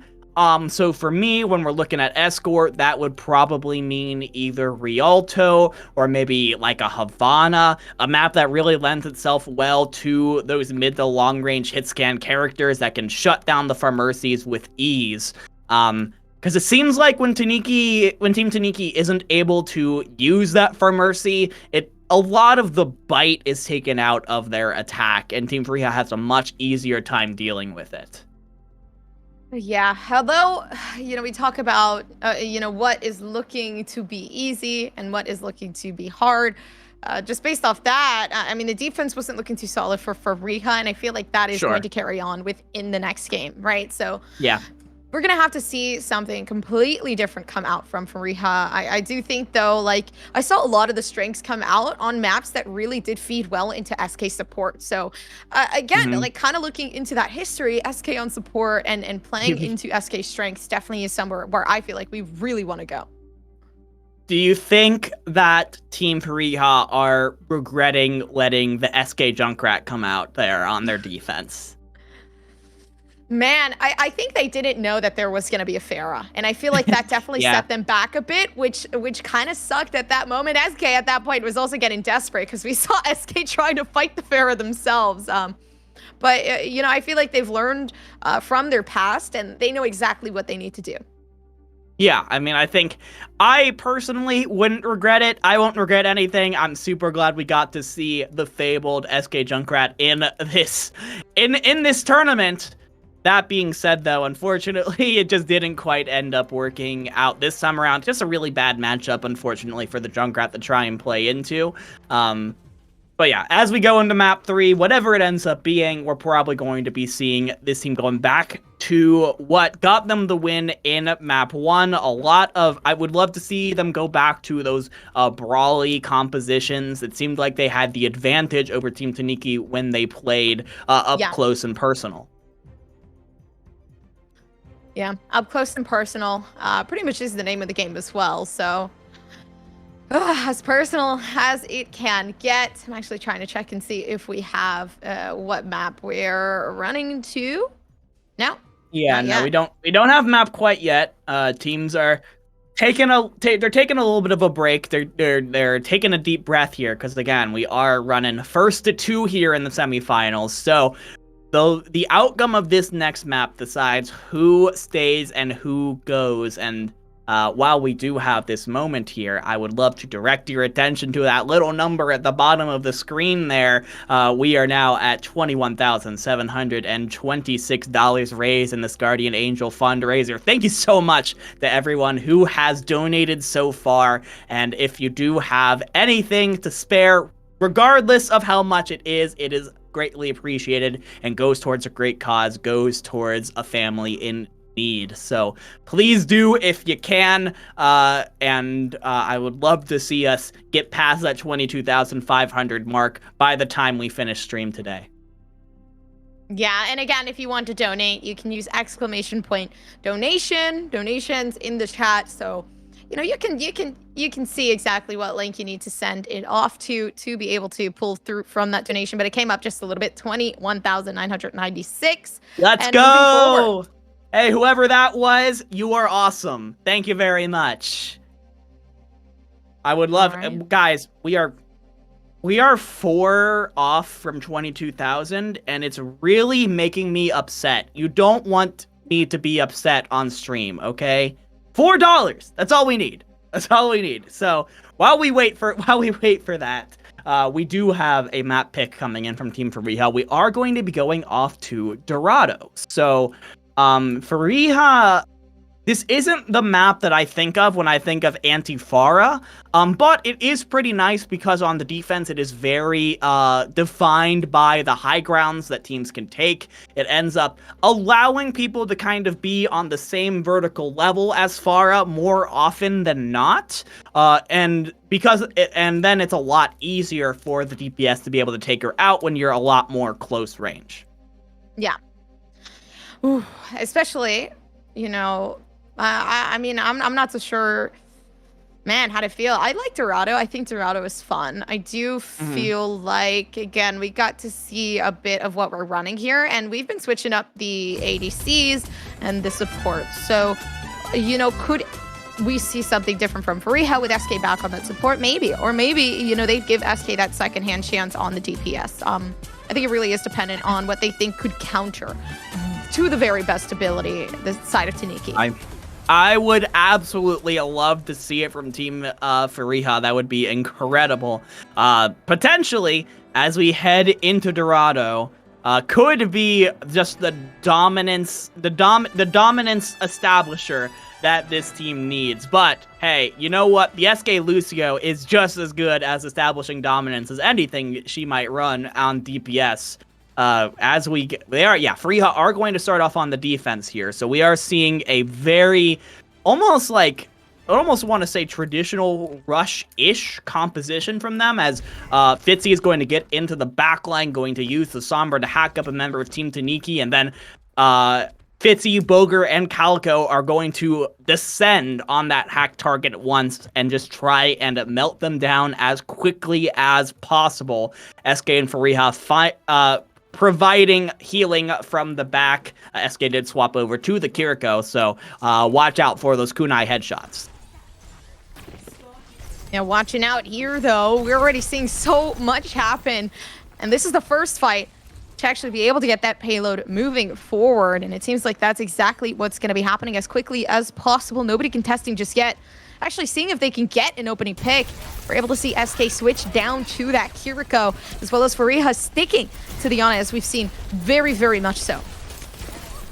Absolutely, as Team Toniki struggling a little bit to get past this first corner, but Gala finding the pick onto the Tracer is what Team Toniki needs to really open up this point. Now they don't have to worry about any mosquitoes in the back doing damage to your back line, and Team Toniki are now able to push forward. They're able to take a lot of space, and even though Aid is hacked up, you're not really going to be able to find any sort of follow-up onto it.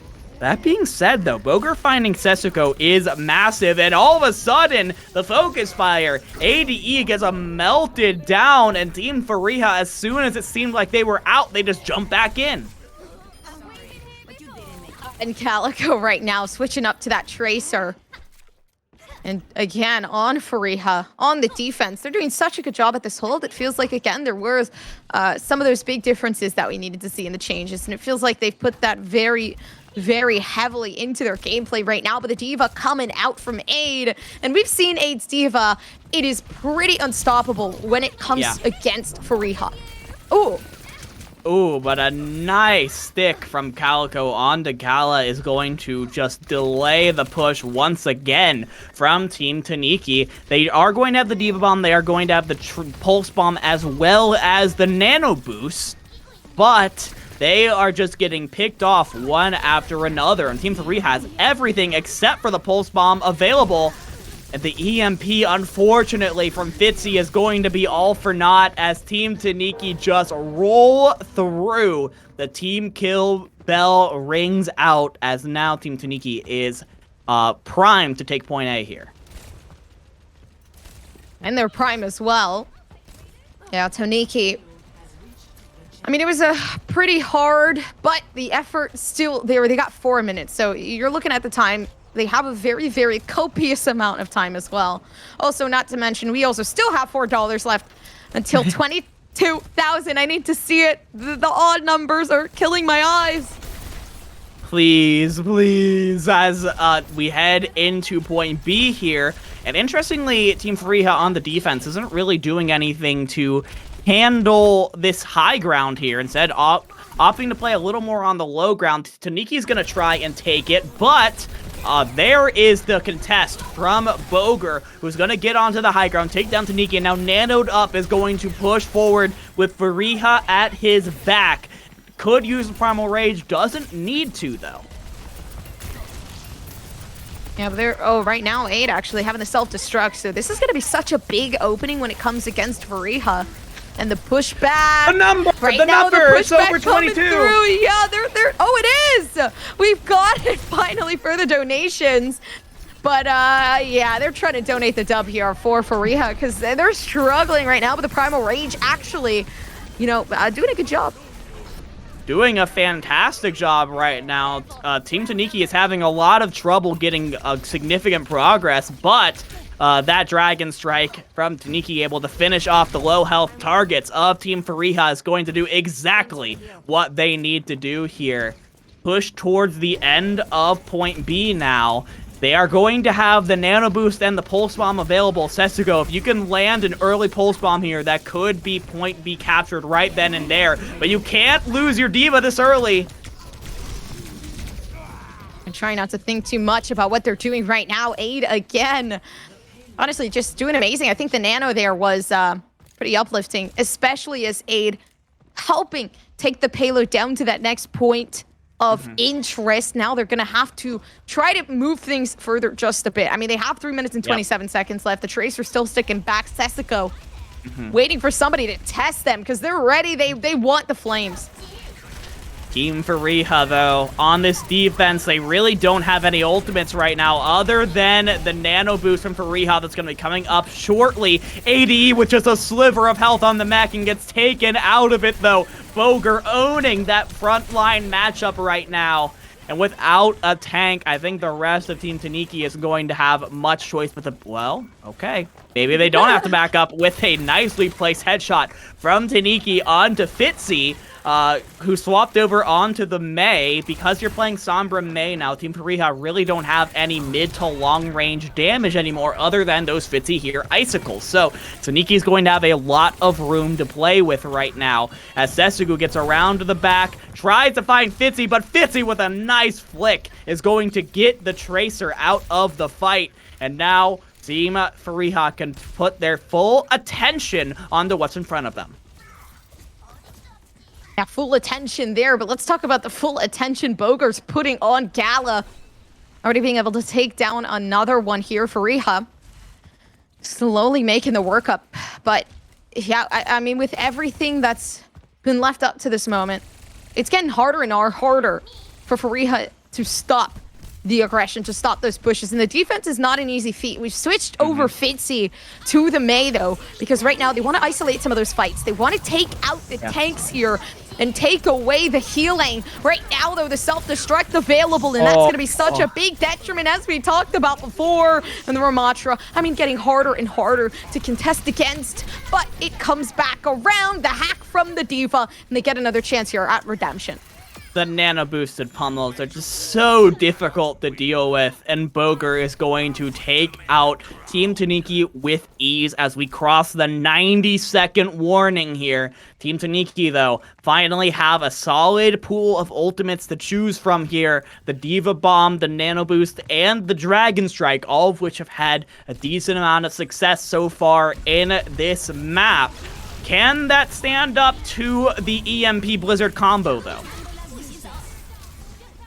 Will Gala was trying to Gala fight against this. It was like staying in the storm. Everybody's body's dropping. I love the third person view. It feels like I'm watching like an ant farm, but you know, as an ant farm, all lives may end. As sad as that sounds, and it seems like Boger's ending everybody's life right now. Fareeha again in the last couple seconds. They have 38 seconds left standing. Feels like Fareeha wants a little bit of what is that word? Revenge. Yeah, maybe a little bit of revenge for what Team Toniki did to them on Eichenwald. And the headshot from Fitzy onto Setsuko is absolutely massive. What a clutch stagger. I don't know if Team Toniki has enough time to regroup and get back onto the point. With 10 seconds left on the clock, Team Fareeha trying to step on the advantage here, trying to lock Team Toniki out from getting to the point at all. ADE has the Diva Bomb. We're probably going to have to use it just to make sure that you still have a mech available to you, as overtime has been procced. But Boger in the back going wild, takes down the main healer of Angrod, while there has been a little bit of point movement from Setsuko. Team Fareeha is now finally going to go back here and is going to try and deal with it. EMP from Calypso going to get 4, and a nice purple on top of that. Setsuko not going to let pass that. Gala so close to the rally, but can't get it in time. Angrod trying to do anything that he can on this Lucio with a nice 2 final blows. This is still very doable for Team Toniki until Boger comes in with the cleanup. The spawn advantage for Team Fareeha is simply too strong. The Blizzard is not going to be enough, and Team Fareeha stops Team Toniki before they finish the map. And this was pretty much what Team Fareeha needed, but again, I mean, there's something even bigger than that we need to accomplish. Team Fareeha, they need to play now, starting off. I believe they're on the defense, as it says, so. They're going to be on the attack now. Yeah. My brain just jumbled. Yes. You know, brains do brain things occasionally, Brains and that's okay. do brain things. Does your brain do brain things? My brain is constantly doing brain things, actually. That is very good. I would You have say a very not. healthy brain. I would say occasionally good, mostly bad. But back to the game at hand here. This attack will determine who between Team Fareeha and Team Toniki moves on to the grand finals to face Team KarQ. Fareeha on the attack. They have some time to swap around their comp, but Team Toniki, I think, is expecting a Sombra, is expecting a Tracer, at least one of those two, because Toniki is on the Torbjorn. I love Torb as like a Tracer deterrent, or in this case, a Sombra deterrent, because as soon as Calico gets into the back and uncloaks, if you're in range of that turret, it is going to melt down your health pool incredibly quick. Oh, hey, Right we hit the 22,500 goal. Thank you so much to everyone who has donated over the course of this map. Not only do we hit 22,000, but we hit the goal. We're going to have to raise it yet again. Your generosity is so appreciated. Yeah, seriously. I mean, thank you so much. Oh my gosh, that's actually crazy. That is a very big number, but of course it's going to a very, very good cause. And honestly, making my day, making everybody's day, Team Fareeha and Team Toniki's day. But honestly, I feel like the loser is not going to be quite happy here starting off, especially with right now the way things are going. Fareeha having a bit of trouble to actually move this payload. Actually, no, the wall comes up. Nobody can drop down, a bit too afraid to take these 1v1s. Yeah, it's going to be really tough here because when you try and get up onto the high ground, you're immediately met by a Torb turret. Gala is constantly firing up those secondary shots and is going to be doing tons of damage. You really need to close the distance on this Team Toniki squad, but doing so puts you in a crazy line of fire. And KarQ is actually going to swap off onto the Widowmaker to try and challenge Setsuko at high range. And that was a fantastic sleep to try and waste some of the nano from Fareeha, and unfortunately you're not going to be able to get much out of it except the dead turret, and that's going to be back in just a moment from Toniki. Oh, Poker backing off. Okay, the self-destruct there, but it's a D.Va P.D.Va knockdown here next to the payload. At this point, you see KarQ moving into the Widowmaker, which is such an interesting pick from the attacking side. I feel like you're really going to have to try to, push for this. They see no shields here. They see the D.Va as the only person that could actually be such a big problem against the Widow, and they're using that to their advantage. Already out of the mech here and getting a shot down on it. It seems like, at this point, the Widowmaker seems like the best pick as it sees, but they have to take out Sesko. Yeah. And SK moving down to the Lucio. Can't seem to do much. Yeah, it's going to be tough, but finally the dive onto Setsuko is simply too much, and Fitzy with the Frost Gun is going to do work, slowing down and taking out the members of Team Toniki, as it took a little longer than I think Fareeha wanted it to be, but they will take point A and have a 4-minute time bank to keep moving forward. And the move right now, Boger is honestly just trying to stall and hold these players back here before they move up, giving some time for the payload to actually move forward instead. And right now is the time. We get to see, though, a bit of that Zenyatta, which I feel like it's going to be a big issue here with the Widowmaker, with everybody, with standing, and with, of course, the D.Va, which is one of the scariest things here. Yeah, it's absolutely scary. That D.Va Bomb could be the fight turner here for Team Fareeha if it catches Team Toniki unawares. Team Toniki really doesn't have much to work with as well in this next fight, but you do have the Viper from Setsuko, and that is going to put a lot of pressure onto Fareeha early. A sliver of health for the Ana, and Setsuko is going to finish it off. Gala is going to out-snipe the sniper as well, and Team Toniki get to hold. They're going to get this set up securely on this high ground. The fact that they were able to do that just in neutral without using any ultimates, incredibly impressive from the Spanish squad. Oh, even more impressive right now with Aid having the self-destruct, but they're hacked. They can't use anything right now, so they're gonna have to sit just up above, but not a lot of damage coming through from down below. And again, you see the self-destruct to come through, not doing a lot of damage. Actually, it did. I thought everybody had moved away, but Team Toniki, they've been set back a ton here, especially as the D.Va goes down as well. You lose your tank, you lose your heals, you lose your DPS. What else are you gonna survive for? That is so perfectly placed from Boger, and it could not be better timed, because now Team Fareeha, they're going to come in towards the end of point B. I think there's an opportunity for recontest for Team Toniki. SK in a lot of trouble, though. Slept, antied, able to just barely get out. The beat is available as well as the nano. I think both are going to be committed to make sure that Boger stays alive here, as Fitzy is also going to commit the Blizzard. Team Fareeha putting everything into this fight, trying to make sure that point B is taken right here and now. They have to get it, or I'm not sure if they're going to get it at all. Bob being a problem, delaying the inevitable, though. Team Fareeha take point B, 3 minutes on the clock for them to get the last 78 meters. Already the entry in and 78 meters, eh? I mean, listen, that's a long way to go, but it's not that big. We got a lot to push forward from. And I think right here, right, with the dedication that this team has been bringing about, Boger actually trying to load up their own mech here so they can bring it back is going to be big in itself. Already the backlines, though, they're contested. You can get a hack through, an EMP to throw. They're not going to throw it just yet, actually trying to take down some of these players before they do so. Luckily enough, bringing themselves back to reality. Huge stuff from KarQ to take down Angrad. It's now just up to Gala to try and keep Team Toniki alive.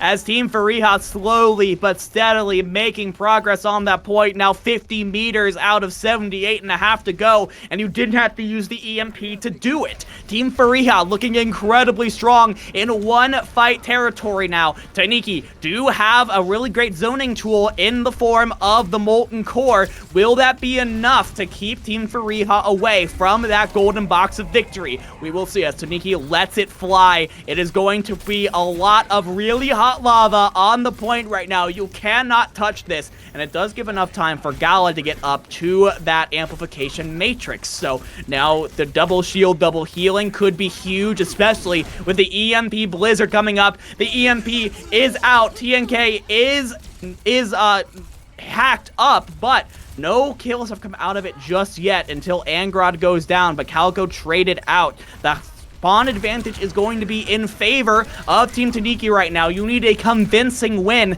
and the convincing win this is not. Team Fareeha are stopped with 70 seconds left on the clock and two of their most impactful ultimates used. Again, it's not the easiest thing right now, but they're meters away. And you have 1 minute and 3 seconds still here for Fareeha to take it. They're now preoccupying that space, actually, with the Torbjorn.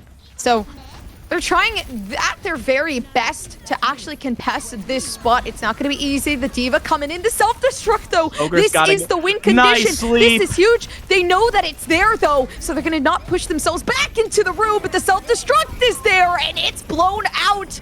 Not out of proportion, though. TNK, although not getting down, the turret is no longer there to hold things back. So you got to move things around. You got to try to push these players back as far as you can. And it's getting harder and harder. The pulse bomb there from Sesko to take out SK. And this may very well be Team Toniki's game to win, because we got 16 seconds left. Now you got Poker out of their mech. I mean, this is pretty much the hardest game that you could win, but it seems like they did just that here. A couple seconds left to use. Everybody's running to the payload, but if they don't contest now, it's over. Brutal stagger on the Boger means there is absolutely no chance for Team Fareeha to contest this overtime as a full 5. Ditzy is going to use the Blizzard mostly as a zoning tool to try and give Fareeha a chance. SK buying time with the beat. An unfortunate reload, though, means she takes a lot of damage from that Torb turret. But Gala going down is absolutely massive for Team Fareeha. That is one fantastic source of healing, and a very well-timed EMP from KarQ might be what Team Fareeha needed. Toniki is falling one after another. The Spanish squad put up a fantastic fight, but in the last possible moment, Team Fareeha find the picks they need. They find the ultimates. They find themselves in the grand finals. And this in itself shows Team Fareeha is capable, and they did just that. I mean, I'm super happy with the way things went. Fareeha clutching things up within the last couple of seconds. And, I mean, that in itself shows you who's going to be able to move forward to that grand final spot. You want to know something kind of interesting? With Team Fareeha and Team KarQ winning their semifinal matches, both teams that came in second place in their groups ended up beating the first place team from the opposite group. I don't know if I've ever actually seen that happen. And I think the fact that it happened here at the Guardian Angel Fundraiser is incredible. That level of chaos comes up to a fantastic tournament where you really don't know who's going to come out on top at the end of the day. Both Team Fareeha and Team KarQ have earned their spots, though, in the ultimate grand final. A spot earned means another spot that can be taken. The grand finals. Team Fareeha versus Team KarQ. And listen, I thought Toniki was going to run away with it, but Team Fareeha have been on a win streak so far, even clutching up the game within the last couple of seconds. So you got to keep this team in your radar. Oh, absolutely. They were incredibly good. I do, once again, have to give a shout out to Team Toniki and the entire Spanish community for really showing up for this event. Thank you guys so much for showing your support to your streamers and for everything that you donated over the course of the day. You definitely have a great community and a really great team to be proud of here. If just like the smallest thing had gone differently, we could have so easily been seeing this team playing in the grand final. So, Gompers, as we get ready to transition here, not only to the grand finals, but to a new set of casters, do you have any last thoughts here before I sign us off?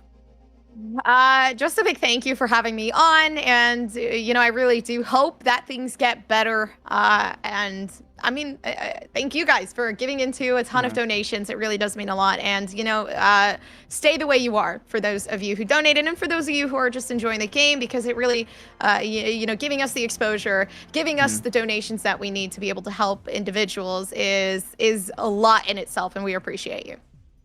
Chat, I'm giving you a challenge. As you can see, the goal has been raised once again. We are now up to 25,000. I want us to hit that goal by the end of the finals. I want you all to show your support for Team Fareeha and Team KarQ. I've been playing all day for a great cause and now have an opportunity to take home the Guardian Angel Fundraiser. Unfortunately, that is going to be it for myself and Gompers, but with Geo and Crumble taking you through the grand finals, you are in great hands. For everyone in front of and behind the camera, I've been joined by Gompers. Don't go anywhere, though, because after this break is the grand final of the Guardian Angel Fundraiser.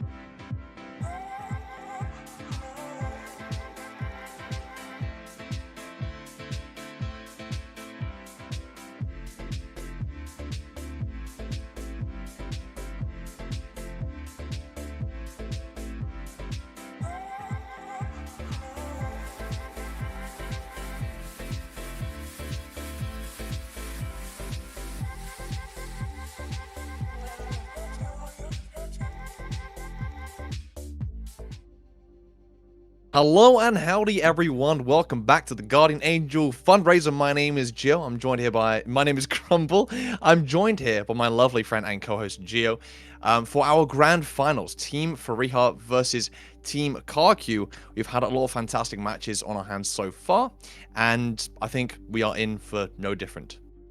Yeah, and it's been a wonderfully wholesome day as well. Of course, we're all here to raise money for the medical costs, the treatment, the travel of for Skiesti and her family. Of course, her father was injured. If you've been out here all day, you will know the story. But if you haven't been, here's a little video to update you on what the situation is. Hey everyone, it's Skiesti. First of all, I wanted to thank you for coming out to the Guardian Angel Fundraiser tournament. I seriously appreciate your support. It means the world to me. If you don't know who I am, I've been in the Overwatch community since 2016, and I started streaming in 2018, and I've been here ever since. My family really needs your help. In addition to his day job, my dad, Rich, also works at the local pizza place, delivering pizzas, one, because he likes to, and two, because my family has never really been well off, and it helps make ends meet. Mid-March, a teenage kid armed with a rifle came into the pizza place at around 12:30, right before my dad's shift was supposed to end. In a random act of violence, shot my dad in the head, right around here. He was then rushed to the hospital in critical but stable condition, where he was in the ICU for about 2 weeks, and then he was taken over to a rehab center, and we were given April 21st. That's when he was supposed to come home, but when he was in the rehab center, he had a myoclonic seizure and had to go back to the hospital. Ever since then, he's been in the hospital fighting a brain infection from the shrapnel of the bullet that broke apart in his brain when he was shot. With my dad unable to work and my mom needing to be by his side pretty much every hour of every day since the accident happened, it's been harder and harder for my family to make ends meet, and my family is going to need help with the medical costs that come with all of this, the rehabilitation, the medication, the equipment, the hospital trips, and whatever else. I can't even begin to wrap my mind around that. I want to give a big thank you to BadPachimari for making any of this possible. If he hadn't offered his production service, this might not have happened. And also thank you to all the creators that are taking part in this, and thank all of you who are watching. And my mom says thank you and asks that you keep praying for him and praying for our family, and if you're not religious, at least keep him in your thoughts. My dad is full of life. He would do absolutely anything to help anyone, and it's been very hard to see all of that taken away from him. It's also hard to feel like there's nothing that you can really do to help. You're just supposed to wait, and it's uncertain, and every day you're just hoping that you don't get the worst kind of news. I know that I might not be able to do much, but this is at least something that I can do, is to get a bunch of great people together for a very hopeful cause and make something good out of something so bad. And that's why we are all here today, to raise the medical costs, to raise funds for everything surrounding this incident that has happened to Skiesti's family. And the community has been amazing so far, $22,000 plus now. But of course, every dollar still matters. Everything will help alleviate this family's stress in this very tough moment. And of course, all we can do is have hope and have thoughts and prayers for Skiesti's dad and the better recovery. And I mean, we've seen all sorts of amazing content creators as well, Crumble, come together in these amazing teams. Yeah, let's take a look at these two teams. We have obviously Team Fareeha versus Team KarQ, and I mean, me and you were talking before we went live. These are people who have been absolute role models and huge parts of shaping the Overwatch community since 2016, since coming this May, I believe 7 years since Overwatch 1 released. We have on the side of Team KarQ, Apply, who obviously played in the Overwatch League, Sleepy, who is, I don't believe, playing at the moment, but we have KarQ and Skiesti on that support lineup. Oh yeah, Skiesti coming in. Absolutely. I think that's quite fitting, honestly. So thank you, Sleepy, I guess. On the side of Team Fareeha, we have someone who I've actually had a run-in before with Gio, as you know, which is Boga, who actually did some live coaching on me, tore me to shreds.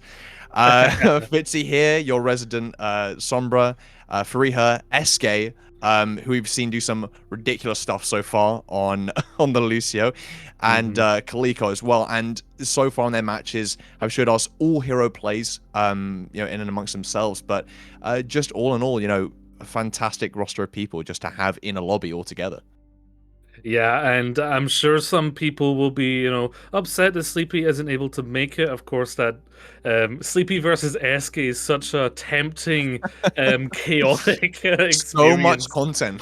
Yeah, like talking about content creators, yeah, absolutely. We'll be heading to the Antarctic Peninsula for the first map here in this grand final series. Every match until now has been first to 2. This one will be first to 3, so we might see a little bit more distance here. I mean, those semi-finals went 2-1 each way, so there has been no teams being rolled as of late, which is always great to see. I mean, there's just so much flexibility on Team 3 as well. I mean, we saw SK bring out the Junkrat, the Chad Rat SK, which you love to see. We'll very soon find out exactly what positions Team 3 are going to have their a little assortment of players in. A little assortment penguins here chilling on the rock. Hell yeah. Love them waddling around. I love me a penguin. A little bit. Oh yeah, penguin. Yeah, that's funny. But I mean, going off what you said about these matches being so close, I mean, just in the semifinals we just saw, I mean, it looked like it was all lost for Team Fareeha, and they managed to pull back with some hero plays from SK and Fitzy, who are now on these same picks they were on the previous map. So we'll see how they do their diligence here on Antarctic Peninsula. Yeah, I mean, you mentioned Fitzy being the resident Sombra, but Kaliko has been getting the playtime in it and doing incredibly well. How they'll face up against Iron Man, and this will be a little duel to keep an eye out for as you see them yin and yanging and around this point. 2 very brawly compositions here. However, Team KarQ, they got to watch out for that cheeky May. Fitzy can get a nice wall there and just completely split that team up as they enter. Yeah, and SK having that speed as well, like you say, Team 3 are very brawly. You have to try and get through that poke stage with Team KarQ, but I say that Boga falling very low already. Catching out Fitzy is here in a bad position. Your May is down. All the utility that comes with that has been nullified. And it looks like picks coming through, and the point cap going on the side of Team KarQ. Yeah, Apply shouted pull, and then the clay pigeons came. Incredible stuff from, expect that level of gameplay from Apply. You don't expect nothing less from that. Boger, Winton Overwatch, it's the Winton man himself. Bringing it out. Apply, let them play the game. Let them play the game is absolutely right. Already 91% to that high noon. Likely maybe seeing that used in an aggressive way here, Gio. Yeah, and the aggressive positioning from Iron Man as well, and the backline just absolutely distracting them. They can't get to the point right now. Yeah, they're down the lamp early, so that brawling nature is going to have to be put on hold for just a second. Fareeha approaching the window, but it's all just kind of waiting around until we see this engage come out from Boga. Dives onto point, hacked already by Iron Man, who does fall out in that Sombra duel. Apply has that space, has the damage shoot as well, being pretty much double pocketed by his supports to have those sightlines to be able to disable the brawl. I mean, and here comes the Rampage coming out, finds SK and Fareeha, the backline disabilitated. We see, though, the picks coming through on the other side, so now you're down your front line. Yeah, discombobulated as well. Oh, the res got cancelled? Yeah, the res got cancelled there, although the Valkyrie's still up. The mode doesn't get cancelled itself. SK has the beat if they want to keep their team in it, and they're going to do that, Crumble. Yeah, well, Iron Man popped the trigger on that EMP is the real question. Point control isn't to the side of Team Fareeha. They got that flip, so it looks like a reset for KarQ. Yeah, Fareeha earning the captain's badge there at the end with those picks. You love to see it.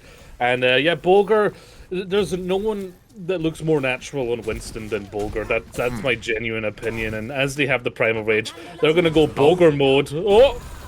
Yeah, but Boga mode got hacked up before you can even say 1-2 buckle my shoe, and the follow-up doesn't seem to be there from Team KarQ. Is maybe a bit of an early EMP. I mean, yeah, follow-up just wasn't there really. Kaliko's the one really popping up on the Sombra. Holy smokes. Yeah, like we said, Calico's been doing absolute wonders on the hero. Team Fareeha really holding it together. This Winston's switch is just giving them so much synergies. You see SK just making a playground out of the map. A Cash forced to go into the DV here to try and withstand the attack of Bulgur, but of course still got that Primal Rage. Wants to go in nice and deep very shortly here in this next match. Of course, the Tree of Life coming up from KarQ very shortly, going to be able to sustain Team KarQ in this next fight. Yeah, already Iron Man forced out, blocked by the wall. He looks to be caught low there, but that Tree of Life definitely is keeping them up. EMP comes through, finds two, apply, trying to make some remnants of the fight with the High Noon, 13 health and a dream, but Boga will catch you out.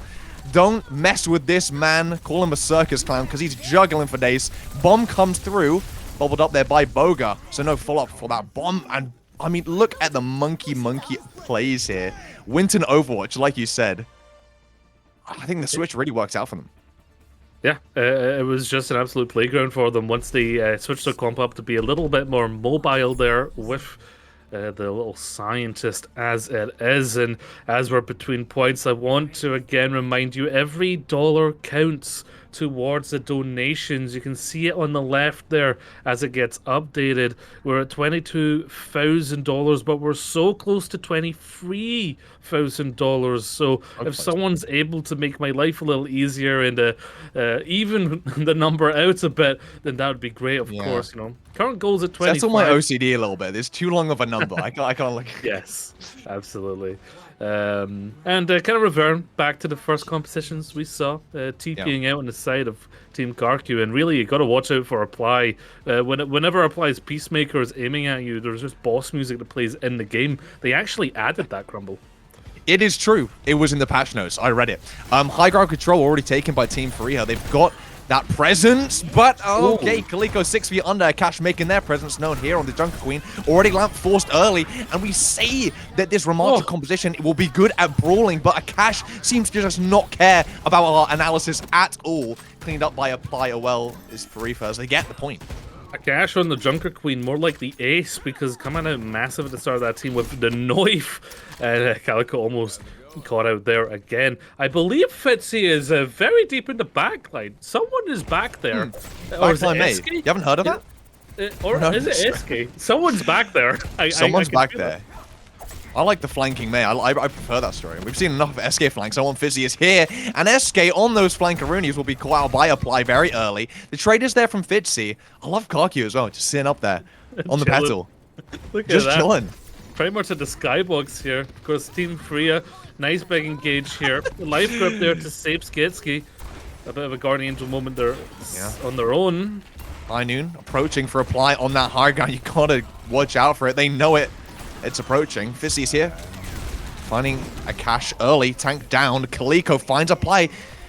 Cancelling out that High Noon. So now we're just seeing the snowball effect that this composition has. That monkey and this brawly backline just has really good sustainability.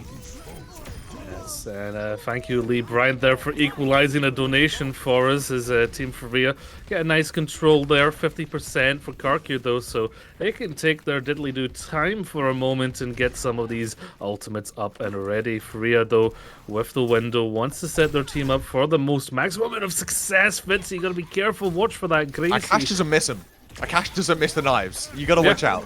Seriously, yeah, already cooldowns used to try and get away. Pulse Bomb doesn't find anything, but does find the Immortality Field. But with that window placed down, the follow can't really be found. A great MP as well by Kaliko. Boga and the Sombra, the Monkey and the Sombra on the side of Team Fareeha are just doing such a good job at following up on each other's engages and just not even allowing Team KarQ to walk in. Yeah, I mean, there ain't too many Tesla-wielding monkeys or gorillas in Junker Town. You know, the Junker Queen doesn't really have the kit or the knowledge to really face them. I mean, there is of course Hammond, but not quite the size of Winston there. Fitzy going to be looking to get things even colder here on Antarctic Peninsula with this blizzard if they even need it. Oh my god, it's just finding the opening picks on that Sombra every single time. They're being so damn aggressive with this Blizzard and the beat as well when we're approaching our last fight territory here. A little bit of a backup though from Iron is going to be thwarted by KarQ, or not really. You have to force the final primal from Boga. Yeah, I guess Life Gear back, so it's going to have to be tried to have a rushed reset here from Team KarQ. Yeah, Iron Man got the Hulkbuster there to almost solo cap the point, but didn't quite get it in the end. Massive res in the middle of there. Headshots with the icicles is a day, just another day at work for Fitzy on the Mei. I mean, we talk about the Sombra, but that Mei definitely is another comfortable pick and is going to be definitely utilized to help Team Fareeha to victory here on our first map in Antarctic Peninsula. I mean, when we're talking about icicles on this map, you have to look up for them, and of course have Fitzy. We talked about Boger a lot, and there's a reason for it. Look at this juggle, being able to, not even, barely looking at apply. It's a shoulder barge on apply. Didn't even overthink it. It's an afterthought. It's an afterthought, Gio. It's in the back, it's subconscious. Yeah, the bubble and the bomb as well. Just hero plays. Yeah, the Boger bubble, of course, at the end, they're just protecting the team from the rest. And so far, Team KarQ having some trouble when Boger gets on the Winton Gaming. So maybe they want to try and force Boger away from that and put them in an awkward position, try and get them on the Ramatra. Of course, that Junker Queen's been coming out massively. And yeah, as you can see, we have now reached 2,300 in the donations in this Guardian Angel fundraiser. I mean, it's been a wholesome, amazing day with all these content creators coming together, thousands of Overwatch fans watching this instead of Overwatch League. You upset them, don't. Oh, sorry, I should say that. Yeah, it's 2,300 in the bank, but of course, every extra dollar helps. We're not done yet. It is not over yet.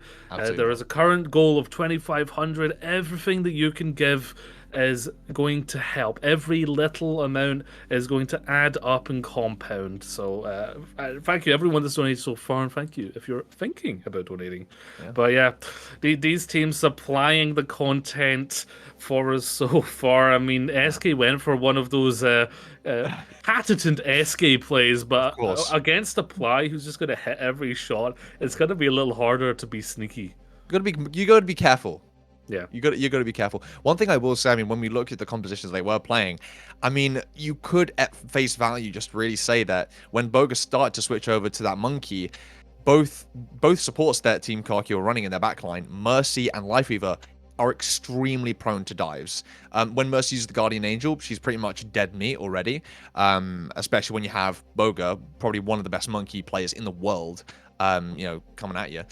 And then there's been a lot of talk about Lifeweaver. He's great at aiding his teammates, but himself, there's not. I mean, other than his little dash, there's not really much that he has to help keep himself up. I don't think they're going to add him life gripping himself anytime soon.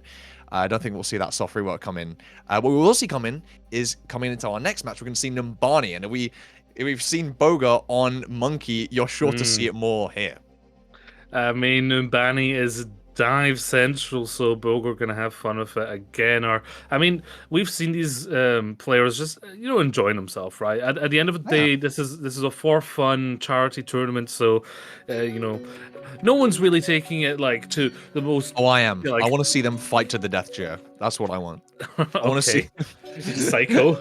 I'm a psycho. Numbani, we can see all sorts of special stuff coming out. Like we said, like we've seen the players on Team Fareeha just go back and forth. I'm not against the idea of the SK Junkrat coming out for Numbani. No, that would be a wild hit. That would be wild at the wall to see if it would stick. Oh no, we're gonna see the SK Torbjorn Geo. Oh, even better. Not too far off. I love it. Yeah. Yeah, this is great. I mean, Torbjorn is a classic. Obviously, Eske is going to be going for those hammer kills, right? So there's two types of winning here. It's winning the map for Team Fareeha, and is Or winning the if clips. Eske can actually get one of those hammer kills, especially if it's on apply. If Eske gets apply with a hammer kill, I think Overwatch has peaked. Overwatch has peaked. Yeah. I mean, if Sleepy was in here and we didn't have to get in Skiesti, I would say that it would have been like a hammer kill into Sleepy. Would have been absolutely perfect. That's what I want. I mean, they're up a map, right? So, SK DPS, why not? Yeah. I mean, you say it like it's a risk, but ultimately the way that they've been playing, doing quite well. Iron Man here on the Echo, going to have that pocket from Skiesti herself. Looking to take to the skies, and KarQ is just dealing with Galco, who's in the back, just trying to get MP, but apply ruins their dreams. Oh, yeah. You think you're safe when you translocate back up, but apply is staring at that. That was very odd looking. Yeah, I was. I was taking a sip. I was taking a sip of juice there. I was like, what happened? Numbani just breaks the game, Gio. We can't have Numbani. Blizzard, give us Numbani. Of course, there's such a classic Blizzard moment as that in our grand finals. Yeah, the one map that they company. were trying to fix for months on end isn't working. So yeah, sorry about that, Numbani wasn't available to scrim for the first 3 seasons, like two free 6 seasons, months, and still, it's still not working. It says there's a technical pause at the moment. Yeah, that's not half the case. It's a Numbani pause. It's a Numbani pause. Let's be honest. Yeah, it's just the fear of seeing the void approaching from under Numbani. That was terrifying.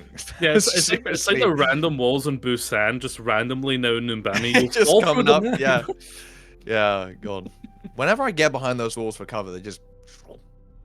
And then if you have applied that, I mean, it's gonna take you in the head. So, bit of an L. Yeah, I mean, I think that was applied that we watched just go mole mode and go digging under the map, burrowing down there. What do you think of a mole character that like digs under the ground and like the one from The Incredibles? Yes. Yeah. Yes. Exactly actually. like yes. That. Exactly. Or there's like it's similar to the mole guy from the Atlantis movie as well. Like a mix between those two. Very similar character designs. Oh no, that is a tough choice. I'm triggering all your neurons. I think Atlantis. Literally two of my favorite animated movies. Atlantis mole wins for me personally. He's in the movie more. That is a classic mole character for sure. Classic mole. Classic mole character. Anyway, I think I hear Numbani possibly starting up again, so we might be getting back to it very shortly as we try and fix this game, so we can play it again. Thank you, Blizzard. I guess that's Blizzard's way of showing up and be like, oh yeah, we're here too. We're here to fix this issue that's been in the game for 6 months. Don't worry about it. Yeah, can we get the where's best? Where's that Roadhog rework? Chin scratch. I don't. Well, they did say they delay it. Anyway, let's not just out. We love Overwatch. We all love Overwatch. Otherwise, we wouldn't be here. Otherwise, we wouldn't have our backgrounds being Overwatch right now. Yeah, we're quite the difference. You know, we're kind of yin and yang. You're very cold right now with Antarctic. You know, I am. You should probably put a jacket on. I'm wearing a t-shirt. I know we're both wearing animal-themed t-shirts. I'm in the canal. I've been booped in here by Eske. I'm having fun. I mean, I predicted our first map completely by accident. Yeah. And I can confirm you made that a while ago. I made that a very long time ago. I mean, so far I think we've been the only EU casters on the mainstream here. So yeah, you've had some amazing casters today, but now you're stuck with these sorry swords. A couple lads from the UK. A couple Get lads. Used to it. Yes. Get used to it. Yes. But you know, as we wait for Numbani again, I just want to bump the fact how important it has been for the community itself. Even it just goes to show how caring we all are. In the way that we give with the donations and the way that this a tournament has been signal boosted everywhere. So yeah, it's worth noting that like if you still have a friend who hasn't heard about the tournament or something, please link them and if they can donate. Everything helps. Tweeting about it helps. Telling your friends about it, telling your family about it. Everything everything helps here. But yes, Numbani Take 2. Yes, Numbani Take the 2. Let's take remake. it. Numbani, Yep, the yep, yep, remake. yep, yep. Yeah, so something that we're gonna see if we see Boga is his monkey on Numbani. We're just gonna backtrack all the way. All the way. Yes, and I wouldn't hate to see Eski on Junkrat. Oh, I wonder what she's gonna play. If we see Torb again, that's real confidence, I think. I think that's real confidence. I love this. I love this map. The music, the little marimbas. I love the map when it works. Yes, me too. I mean, That I is love any terrible. map when it works, unless it's 2CP. That's such a cinematic shot. The slow zoom out. Yeah, shout out to our observers, Mark, Absolutely. Missy, who did I say? Mark, Missy, Knock, and Sister. I forgot the names I saw. And of course, well, I'm saying Big man Solomon Solomon as well. Big Yeah. man Solomon. Oh yeah, just Solomon, you know. Just how it Solomon is. guy. That's Solomon guy. But yeah, Eski's back on the Torbjorn. Love to see it. With a nice little turret placement. It's going to annoy Apply. Not as annoying if like there was a Sombra, but I mean everything you can do to try and put Apply off their game is going to really help because Apply on the Tracer we saw already that KarQ. I mean they got eliminated very quickly. Maybe KarQ hacked the map itself. So that Maybe. That might have been that's a really good point. Yeah. Yeah, they lost KarQ early and they're like, nope, we're DDoSing the entire map. Yeah, already seeing Iron. Yeah, taking out turret immediately. I was going to say, but that Echo is so good at just deleting the turret as quickly as possible. KarQ nearly getting caught out. Trying to charge out that EMP as best as possible. Just trying to get in the back line. SK deterring Apply on that Tracer. Nice and aggressively. But there's the high ground push. That's awesome. What a nice use of life group to put Hog on this high ground. KarQ gets caught out. And a very creative rollout there with the Hog allows Team KarQ to take that first tick here. A regroup is possible from Fareeha, but we'll have to see if they can kite this aggression from a cache. Yeah, but you know, you may have nerfed Roadhog, but still does a lot of damage up in your face like that. And oh, love that. actually escaping there, Fitzy, with some creative uses of the Lotus. But I think Team KarQ have this one in the bag. SK now, as you see on Tracer, that very rare SK Apply duo on the Tracer going to be coming up. It's not going to be an easy one for. Yeah, not going to be easy. No, when you're facing down the barrel, that man, it's a bit intimidating to say the least. And the life grip as well, used very well there by KarQ getting a cash out. That cooldown is now gone. We talk about the Tracer duel. Well, KarQ is there as well. I mean, that Tracer Sombra is a combo. It's not just one, one geezer all by them loans himself. Mm-hmm. Yeah, absolutely. Here comes the EMP coming through. Didn't work. No, didn't work. And there's the just with the sustain, just to rub salt into the wound. KarQ putting that tree down. They want to get this point push, and I mean, yeah, it's just snowball after snowball, pick after pick. They're, prodding at the armor of Team Fareeha bit by bit, slowly. Yeah, that's gonna be rezzed up. Oh, the payload almost ruined the res. But yeah, that EMP did not go the way that KarQ wanted. Maybe a bit of a miscalculation. But yeah, Team KarQ, I mean, they got the bone meal on the sapling there. That tree really served them wonders. Boger, however, with this Primal Rage, is going to look to just, like you said, juggle everyone about, turn Numbani into a circus, or even more of a circus, I think you could say. Even more so. KarQ going to be caught out there. Yeah, again, I mean, it feels like there's a bit of miscoordination coming in here from Team Fareeha. They're just not able to escape the snowball that Team KarQ have provided. See, we can both do puns. See that? We can both do puns. Yes! Yeah, we're having fun here. It's a fun day. It's a wholesome fun day in the Overwatch community. But yeah, this Hog is really working for a cash. That was a cinematic shot on the health pack for no reason. A random zoom in. You got to give med packs their due, right? Yeah. Primal forced by that beam there. Nice sleep placed onto Iman on the high ground. The Skiesti falling as well. It seems like the aerial damage from Team KarQ have been stopped, and finally we're seeing a bit of a shovel to that snow, to that avalanche that Team KarQ have created. A bit of stabilization from Fareeha. So 2 donations there, one of them being 200 Canadian dollars. Thank you so much.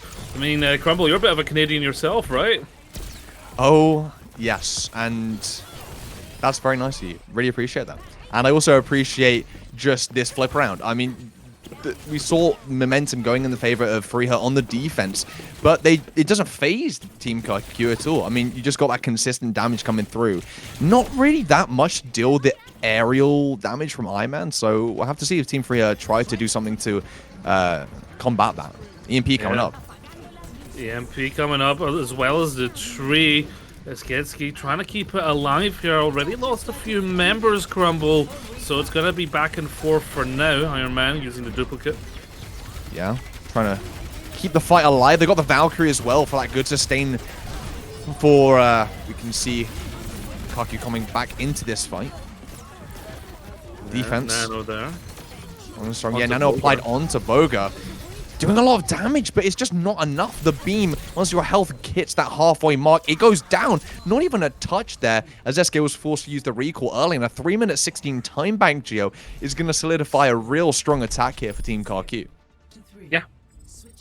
And, yeah, you're right. You're so right, Crumble. You really are. Thank you. Yeah, 3 minutes on Numbani. That's a solid time bank. I mean, point 2. It's always attackers heavy, right? But point 3, you can really bring it back. I think Boger tried to go for the switch up on the tank line to try and bring it up, but hey, look at that! I know that name that popped I know up. that name as well. That's my dad. Yeah. Thanks, Dad. My dad's watching the stream, Crumble guys. Dad just donated. Let's go. Can we get Crumb Dad in the chat? I'd love that. I mean, yeah, every single bit does help, and it just goes to show, you know, your parents, your friends, your siblings. I mean, even if it's just a bit of pocket change, just to, you know, $5 or $10. I mean, it's going to. Yeah, if you've done your chores, then. If you've done your chores, then say, hey, Mom, hey, Dad, this week I don't want $10 for washing the dishes and taking out the bins. I want to donate to this amazing cause. I like how you pivoted towards dollars, but still said a bunch of very bins, yeah. Out of bins, yeah. What can I say? I'm a Brit through and through. Can't change me. Yeah, Freya's team gonna be on the attack now. Oh. Fitzy, look at that. A bit of applause being called for now, but Fitzy is on the classic Sombra. And we've seen in professional play a lot of Sombra players coming out, and in a lot of community tournaments as well. Just being able to hack someone and immediately dive them, it's so much damage. You usually see it paired with a Zenyatta in the Discord orb as well, and it's just a disgusting amount of damage. It's gross. It's gross. It's very potent. It's a very potent damage. It's pungent and potent. Pungent. That was what I was thinking of. And here comes the dive. Smelly as ever on the high ground. Boga stinking up the rest of the team. They're definitely going to be stinky because they're all dead bodies, Gio. All the dead bodies piling up. Boga getting all the elims. No, not Boga stinky. All his enemies, because there's so many of them. Catch my drift. So Team KarQ is stinky. They've been a bit stinky, yeah. I'm just trying to stick you in it. Trying that was an incredibly quick first point, by the way. Can we mention that? Yeah, they swarmed through there. They're definitely looking like they really want to get the same or equal amounts of points. Oh, God, going out. Apply. The man was trying to set up. He was just trying to set up. Why would you do that? Yeah, absolutely body slammed KarQ there. I'm not gonna lie. Lotus Orb, not Lotus Orb, Lotus Platform there, used by applying to get some high ground. Needs to back up now. Dueling with KarQ, Eski also back on Lucio is worth mentioning. They definitely want to equalize here in terms of time back. Still 5 minutes to do so. Indeed, and apply getting the Tracer diff again. Leave the man alone. We all know how good you are at that hit scan roll. Speaking of death, there goes escape. Nerf Roadhog again. He got killed. Nerf him again and nerf Genji just because why not? Definitely making good use of the hook. I mean, definitely a lot of people are saying, obviously, it's been a high topic of conversation that Roadhog just isn't really great tank right now. But I mean, Akash seems to be making it work absolutely fine. Yeah, I almost went into singing some Jack back there. Going for the sneak here with the pulse bomb. Sorry, my circuit's got a little fried there by how much money we've raised today. It's an incredible feat. High Noon coming out by solo Iron Man. beat. Love that. SK. Unfortunate. Oh, was that solo beat? That's rough. Yeah. EMP comes out, finds 2, but like we've seen from a lot of the EMPs so far in this series, the follow-up just isn't quite there. From the side of Fareeha. Hack going on to apply. They clearly want to burst him down as best as possible. They did find Iron Man with that primal. Skiesti getting hacked up during the Valkyrie. And it was fine now seeing apply. I mean, they're finally able to... I mean, once you kill apply, I feel like the rest of the fight becomes a lot less stressful. Yeah, and you know, that tree didn't last long either. It looks like Team Fareeha have officially 5 axes and just went down with no issue. They do have that Kitsune rush in this next fight with 5 minutes in the time bank, Rumble. We're going to be spending a lot of time in Numbani if they're keeping this up and they can cap with this time. They're looking at not only equalizing that 3-minute time bank of KarQ's team, but getting it better than KarQ's team, which is an incredible feat. And with the ults they have coming up with, like you said, the Casino Rush, they're able to keep that pace of play up. That's a very snowbally ultimate that they hopefully can utilize to get the momentum, but it's apply. He sets the pace. He gets the sticks from the high ground. He's creating so much pressure. Yeah, these applied mathematics equalizing to an amazing output. Fitzy's going to go down as well as Team KarQ holds in. We're at 420 and below. As this fight just continues to commence, SK now with the beat is going to allow them to sustain nice and forward. Yeah, there's a beat that lands more than one and helps keep the momentum going. Whole Hog has been responded with that Casino Rush, but the burst healing is really there onto a Cash who didn't really find too much value with their Whole Hog, but did manage to hook in and delete KarQ. Moncol comes out. Here's the EMP, Fitzy, but Boga is caught out really early by the Molten Core and isn't able to follow up on the dive. Iron Man with the hero plays here on the Torbjorn. Yeah, it looks like Torbjorn is the hero to pick for now. And of course, Bulgar is going to get a lot of damage done to it. Has swapped to the Ramatra, of course, the famous tempo tank of Overwatch is going to be coming out. And with Fitzy now on that Mei, you can split up a Cash from the team and kind of ruin their fun, kind of create a little zone of attack for yourself, but you won't be getting as much time bank as Team KarQ anymore as you're looking below 3 minutes. They're having less and less time to maneuver and breathe with this time bank dwindling down bit by bit. Suzu already forced by that hook. Boga in definitely an aggressive position, having to be forced to use that Nemesis form early. Pulse Swamp doesn't find anything. And you have to get rid of that turret. I mean, Iron Man just set up 4-3 there. A nice hook will actually try to space out Boga, but the hack is there. Fitzy is there. Or here, should I say. The follow-up is great onto a Cash, and they snowball from there.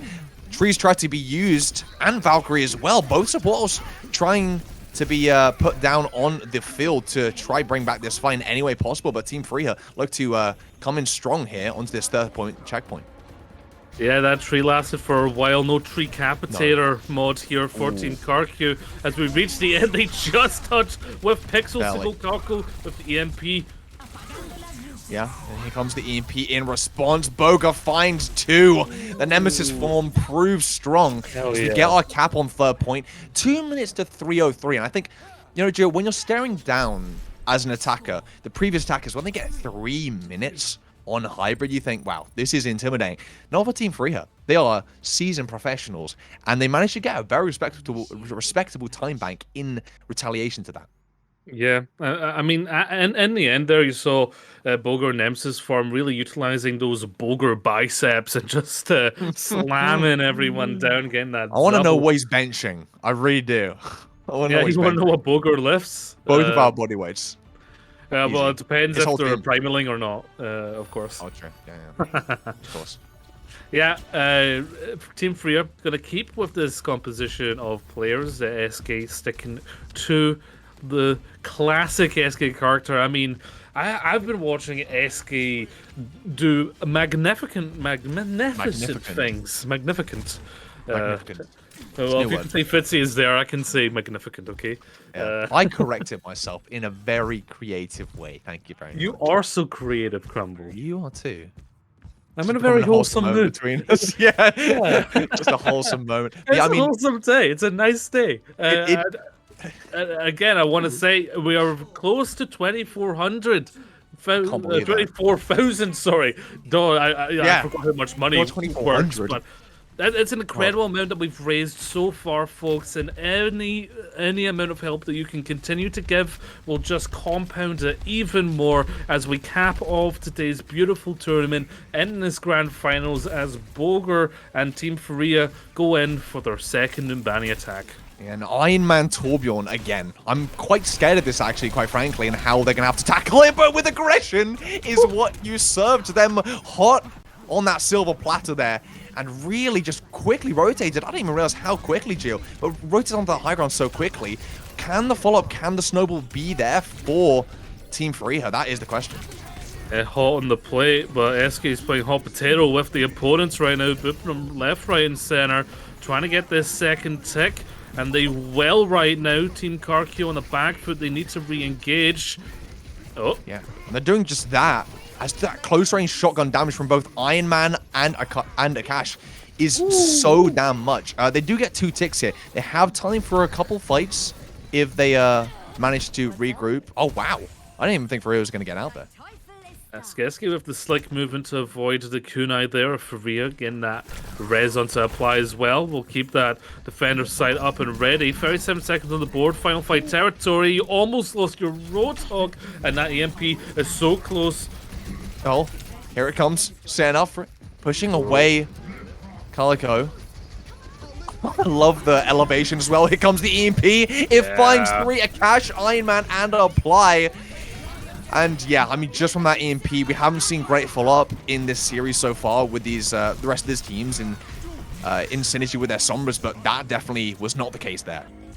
Yeah, bada bing, bada bush. That is that first point cap, but you're already in overtime, and don't make a meme of yourself. Stay on that payload. Fitzy is going to have this Blizzard, which is going to be able to control that fight once it gets to that brawly point-touching moment. Of course, though, KarQ with this Tree of Life will be able to sustain their team with a nice forest of fun. I was trying to find alliteration there. Yeah, Forest of Friendship. They've got both support ults online. So a lot of sustain, like you said, and Boger's going to try and get in their face with that primal, and they're going to be able to really well kite that. Oh my god! TP to the teammate, shotgun to the head. Didn't expect that. Probably jump scared Fareeha out of their seat. And we do see Boger having to use that primal rage to stay alive. They tried to use the Blizzard on point, but so far all that's done has split out the team as their focus has been in different directions. Iron Man leading Team KarQ almost pretty much like the Avengers of how awesome that was on the Torbjorn. And I yeah. wondered which one of us would say it first. Yeah, I wondered. I mean, you did the whole Hulkbuster thing. That was good. Hulkbuster. Yeah, that's true. Classic. You know, I was thinking more Black Sabbath. Oh, okay. But hey, yeah, Iron Man getting that elimination into Fareeha really opened things up there, and it meant that they could kite away from Fitzy's Blizzard, so they didn't get the value that they were really looking for there, and well, allowed them to have a decent setup here. Rhino. Yes, they'll be charging into their attack now, Horn first, as they only need to get it partway into second point. However, that does mean you do need to capture first point. And you have 3 minutes, plenty of time to do so, but if something... It looks like there's something up the sleeve of Team Fareeha as the SK Brigida is coming out to protect Fareeha on the Anna there. Also looking for that win condition of the Nano Monkey. KarQ Honor is something I've been waiting all day to be able to see firsthand, because you were talking about SK and how you watch so many Lucio guys for SK. For me, KarQ was that guy. I went and watched his videos, and to him, I used to be a bronze Bruce, and now I'm a Masters Mandy. So thank you, KarQ. I wonder where Oh god! Oh, you've been trolled. Life Leavers apparently too fun right now, too good right now. I mean, I wonder if KarQ already knows how to play against every hero as Lifeweaver yet. I wonder if they have a tip. But yes, pushing in with this Roadhog yet again, Boger's going to have to be careful. A massive anti-nade, and that's why you're playing the Ana for that anti-nade. And without the Kriko on Team KarQ, Akash really needs to be careful. Yeah, watch out for Kliko there, set up on that corner. Torbjorn shots flying, bodies fooling. Fitzy is right there, or here, shall I say. Yeah, cool back. Right with you. And yeah, once your tank is down, what else can you do? Yeah, I mean, you only got one of those. You know, you've got to be careful. Yeah, you know, put fragile on the side of your tank because you can't be losing it. Now, yes, 2 minutes on the board, 1 minute gone, and already Team KarQ swapping up their pieces here. Cash on the Junker Queen. We've seen incredible stuff from them, hitting every Gracie throw. So Boger's dive's going to be disrupted nicely from it. Yeah, absolutely. And I mean, there's not really much to deal with this Echo here, so I do like this switch onto that. And I mean, apply on that Tracer. Absolutely. Absolutely free. And yeah, Boga coming through as usual. Trade coming though, so both tank players on either teams just doing such a good job at opening up these fights, finding the space necessary. They have a res though, don't forget about that. You got Skiesti resting up apply. And there it goes. Accuracy like we love to see on this Junker Queen. Place onto that high ground. And yeah, picks coming through. Looks like we are going to see the point go in the favor of Team KarQ, and it's all or nothing here for Fareeha. I'm loving these Lifeweaver plays, just pulling their non-mobile tanks onto the high ground. It's what KarQ's been doing a lot, and it just gives Akash like the play of the field. Now, Team Fareeha, they're in a bit of a pickle at the moment. There's 1 minute remaining, and look at that. The checkpoint is right there at the green bus. Plenty of ults in the arsenal for Team KarQ, and for Team Fareeha. Going to be a very chaotic fight coming up. Skiesti, however, is going to have that Valkyrie, be able to keep their team up in that chaotic fight, and might be the difference maker in what could be the final fight of Numbani approaching the end here. Can Team KarQ equalize? We will see. I mean, it's a plethora of elements here, Joe. We're going to be seeing some Overwatch 1 moments, a lot of visual clutter, but I'm okay with that. Absolutely. KarQ close to that tree, like you say. Can they get up in time? Rally early from SK, who's going to be anti-nated up by that Rampage. We only find one, but Fareeha down. Nano boost barely able to be applied in time onto Boga. He's going for Akash. He's found them. Rez gets through from Skiesti. Great movement in that Valkyrie. We'll see if they can able to find the follow-up here, as the res did come through, and Iron Man now back has that copy. Has found the Torbjorn differential in the copy, Geo, and the Junker Queen close range. It's a deadly foe, and Boga is the only one left here with the Primal trying to keep things alive. Yeah, trying to boop them off the point, but unfortunately, not gonna happen. And there's Kriko TPing in, can't touch in time. And that is our grand finals equalized already, Crumble. 1-1 here between Team Fareeha, Team KarQ, and you love to see it.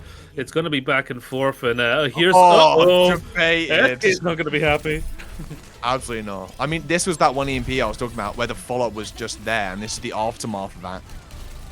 It's always good. I mean, so you know, Sombra may be annoying, but it is definitely a satisfying hero to see with some good team synergy surrounding her. Yeah, absolutely. I mean, word of the day, isn't it? And again, I want to shout out everyone who's donated so far. Everything we've been doing today is all in favor of helping the family of Skiesti out in this hard time with their medical bills, as Skiesti's father is, of course, in the hospital right now. And every dollar counts, every euro counts, every pound counts, every Canadian dollar counts. No matter where you are, you can help out. It's really important that you signal boost as well. I mean, it's been such an amazing day already with all the content creators just boosting this thing to the max. But of course, if you still have a friend who hasn't heard about it or a family member, message them, say, hey, come check this really cool thing out, because this is really cool. I mean, I think the Overwatch community gets a lot of flack for like toxicity, and like, yes, sure, in a competitive game there's always going to be a bit of that, but this is the wholesome side of the community, and it's so wholesome. It wholesomes the toxicity. The toxicity, yeah. Yeah, Exactly. so it's nice, Crumble. It's just nice. It's nice. It is nice. And we will continue this wonderful grand finals that has been laid out. Not yet. It seems like we're going to be sticking around for a bit longer. Yeah, I think there's a little bit of a change up coming in, but of course we're just waiting to hear. You know, we're on the fly here. You know, it's all about content. It's all about content. Yeah. So yes, we can confirm that it's instead of a best of 5, it's now best of 3. Because of course we've gone over time incredibly here. There's been so much content, so much stuff. We're incredibly over time, so I think everyone is starting to get to the point where like, oh, I don't know if I can continue. So yeah, we're gonna bring it down, which now means, Crumble, Match point. it's match point. The next match is going to decide it, which just turns it into such an exciting situation because, you know, yes, Team Fareeha are probably going to be choosing the map now, but, you know, of course, it's going to be a payload map, or, well, I guess they can pick whatever they want, right? But it's probably a payload map. I normally like seeing match points settled at control. I think it's like the most definitive way to settle it. But that said, you know, we already had control, so hopefully we get something a little bit different coming through soon. Well, we haven't had any confirmation. Oh, we do have a confirmation about our final map, our tiebreaker here, which will be settled on Dorado. Yeah, Dorado. I love Dorado. I mean, I love Dorado too. Yeah, lots of high grounds. I mean, Dorado isn't too dissimilar to Dumbani because of lots of high grounds, and it's very much going to be the same kind of stuff where you're going to see KarQ and a Life Weaver pulling up in a mobile tank to the high ground. Probably Roadhog. Cash has been loving it on the Roadhog. Or the Junker Queen. Of course, I have seen a Cash on the Doomfist as well, but that's not had too much play. You know, hard to get value with Doomfist. But yeah, I imagine same stuff from Team Fareeha. Of course, you could see the roles swap up a bit more SK Junkrat. There could be some setups, but yes, folks, this is it. On Dorado will be your final map of the final game, the grand finals here. Team Fareeha versus Team KarQ. Now is the time to get your final donations in during this stream. So, get donating if you haven't already, and if you can. And Crumble, this is going to be it. This is the final climatic battle between these sides, and SK is still on the support line there, teasing SK Mercy. So no swap ups there, and Team KarQ again, like we said, with the Junker Queen. Yeah, I mean, that's what we expected. That's what we're going to get. Obviously, KarQ on the Life Weaver, I think it's a great combo. You know, you have a Cash jump down there to the low ground, disrupt the core, and then you pull a Cash right back up and do the whole thing over again. Yes, and we've already raised plenty of cash. so I just had to force that one in there. That was just good. I mean, you have to, right? You have to force them. Bulgur coming out on Wednesday, of course, looking to jump the high ground. Fitzy on the May here, perhaps trying to predict a Cash on the Junker Queen.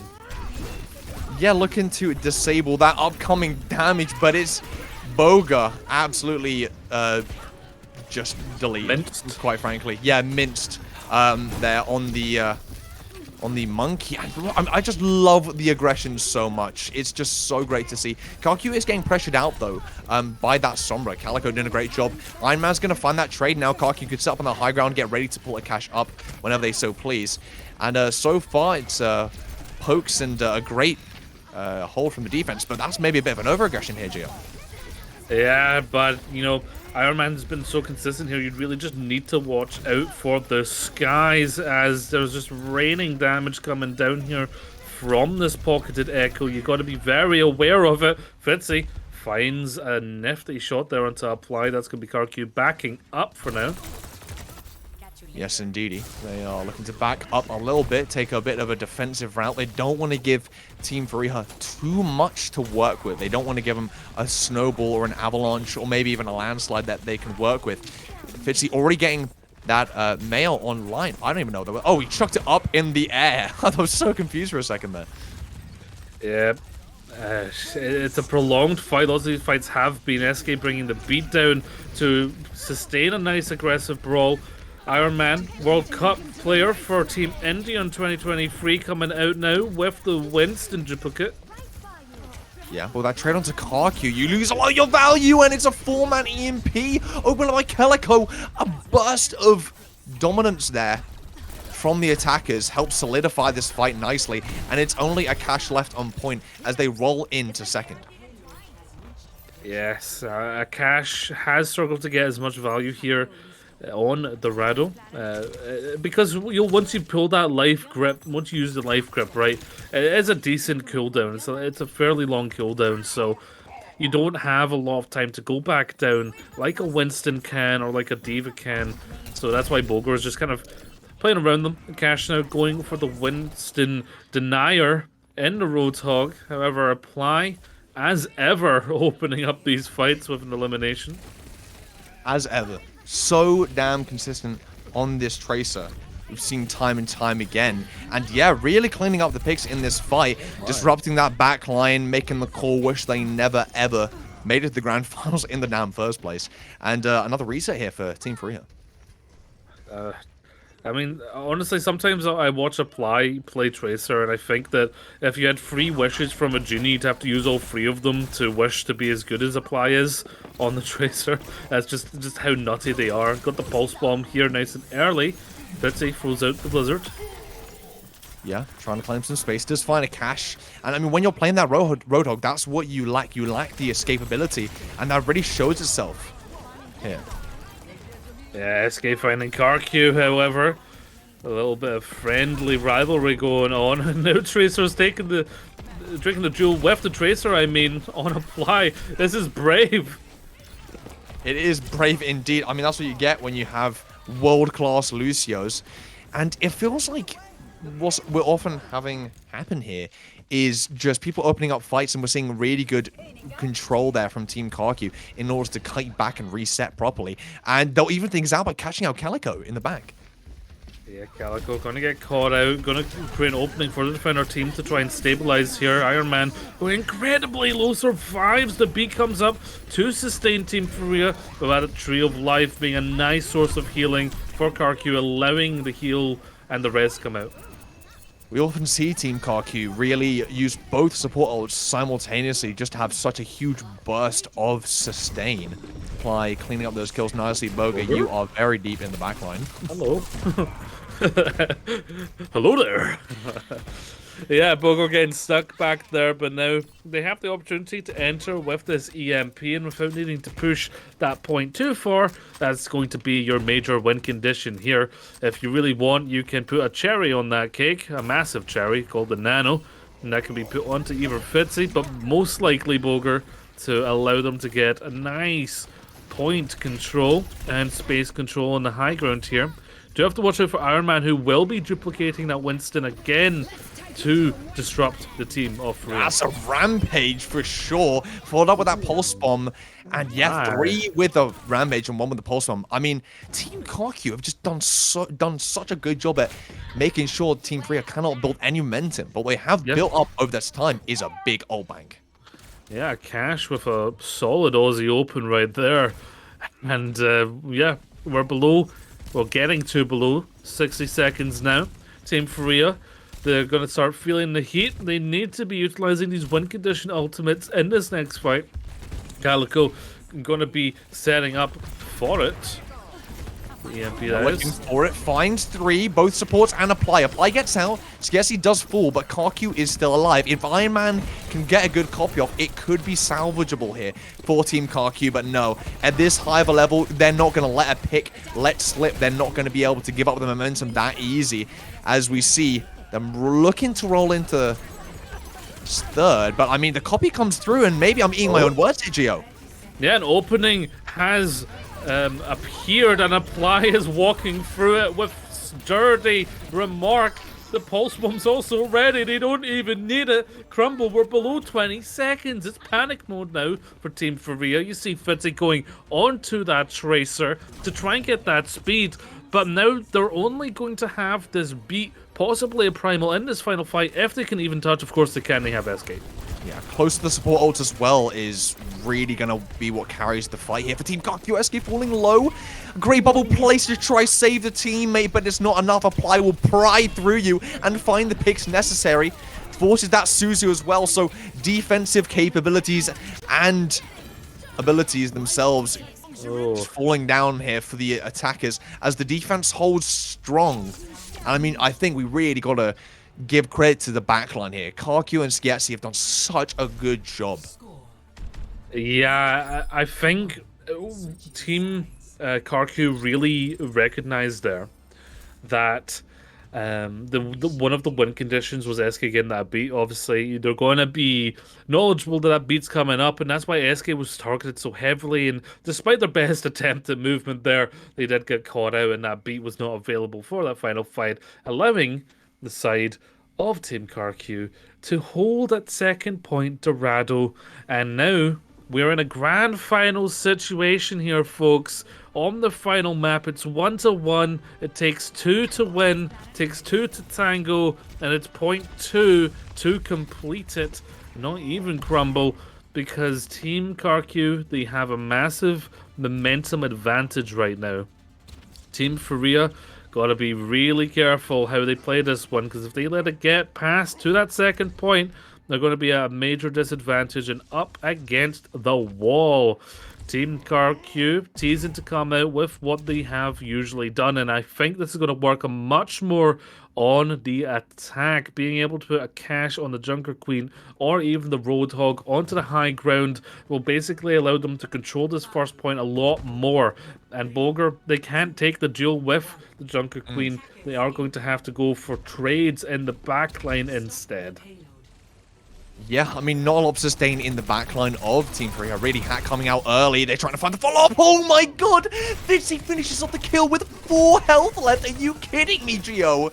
That's what you get from world-class Sombras. But it's Iron Man who shows us their world-class ability by taking out Kaliko. And although it looked like Team Fareeha were having a nice opening there, laid out there on a silver platter by Fitzy, it seems that it's the attackers that really build momentum so far. Yes, I mean, it helps when you have Fitzy just raining down damage. Hello. Iron Man is going to finish that one off, taking down Boger, with that being, of course, 50% on health. And then you are just a big old juicy, beefy target for Iron Man on this Echo. Again, I mentioned it. Iron Man on Team India for the 2023 World Cup, so not a player to snuff at all. I mean, they're with Apply, but they've certainly been holding up to that level. Boga, I'm so worried about you, my man. Oh, gets taken out. Yeah, I mean, the burst damage from Team KarQ, their Iron Man and Akash together are doing something so well, is just overwhelming Boga. I mean, once you dive in, you don't have a lot of resources to already get out properly. And Monkey is a big old hitbox, and not too difficult to really aim at. Calico is now on the Tracer looking to even things out, has the pulse bomb, lays it down, doesn't find anyone. But the real Tracer here, Joe, is Apply, the man, the myth, the legend. Not to downplay Calico, it's just the fact that they're up against Apply, who throughout this entire tournament has just not stopped being incredibly nuts at this character. And yeah, dueling against Apply ain't no easy task. I mean, trying to just get out and survive will not be able to. 4 minutes, 30 in the time bank. You don't need to complete point 2. As you can see in this lovely view, you need to get it pretty much all of the way for point 2, but you don't need to complete it. And here comes a Rampage. Finds only Boga, but they've been able to find the follow-up on him so well before. Don't manage to find it this time as Fitzy opens up another fight, has the EMP, is looking for it, searching for that backline, but is forced out early by Akash, leaving their team in disarray. But the picks are still there, and Team KarQ look to have to regroup as it's a nice aggressive push by Team Fareeha. Yeah, they need to be nice and proactive, but maybe perhaps a little too proactive there as Skiesti gets taken out, and there's some big win conditions here for Team KarQ. One of them is just apply existing, and the other is Iron Man getting a nice copy onto Boger to get that fake Winton into the backline and cause havoc. Apply. Can we Apply. stick to the script? It's meant to be a little bit more even. You're supposed Come to on. give kills to other people, Apply. You're not reading the script at all. I mean, we talk about Apply. Still, Iron Man opening up things nicely. And Fitzy has been disabled to not be able to use the EMP 2 fights in a row. And now we see both teams almost at a 5 ult bank fight coming up.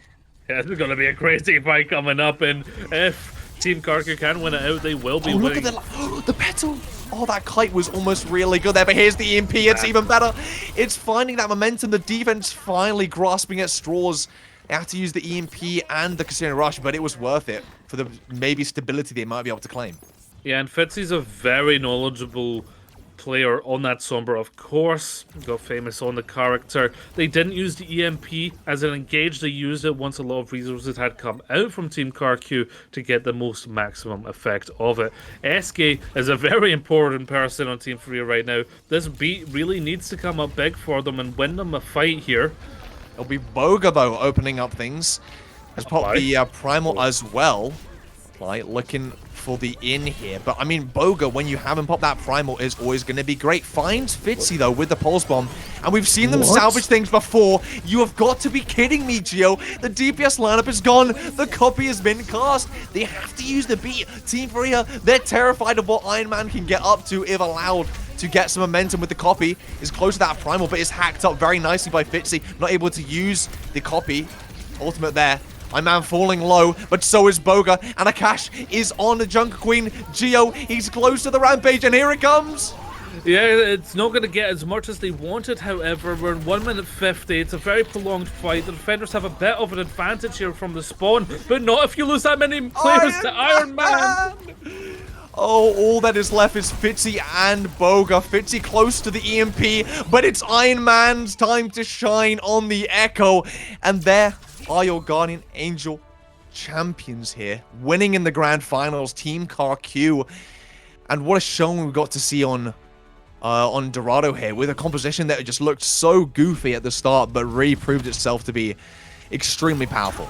I am Iron Man, shouted the Echo, and ended it there with a nice series of plays. And look at Akash, who has been an incredibly consistent and incredibly amazing tank, and just outputting so much damage and aggression against the likes of Boger here today. Incredible stuff, and of course, congratulations to KarQ. I now expect the one tip versus every Guardian Angel Fundraiser team video to be coming out shortly, as KarQ has absolutely shown why they are the GOATs. I mean, the team built around him as well was just so good. You have Overwatch World Cup players, ex-Overwatch League players in Apply and Sleepy, although we didn't get to see him play in the grand finals, which he did play throughout. You have in subbing in the person at the core of this fundraiser, which I think really is the best outcome we could have written. Thanks for the script, by the way.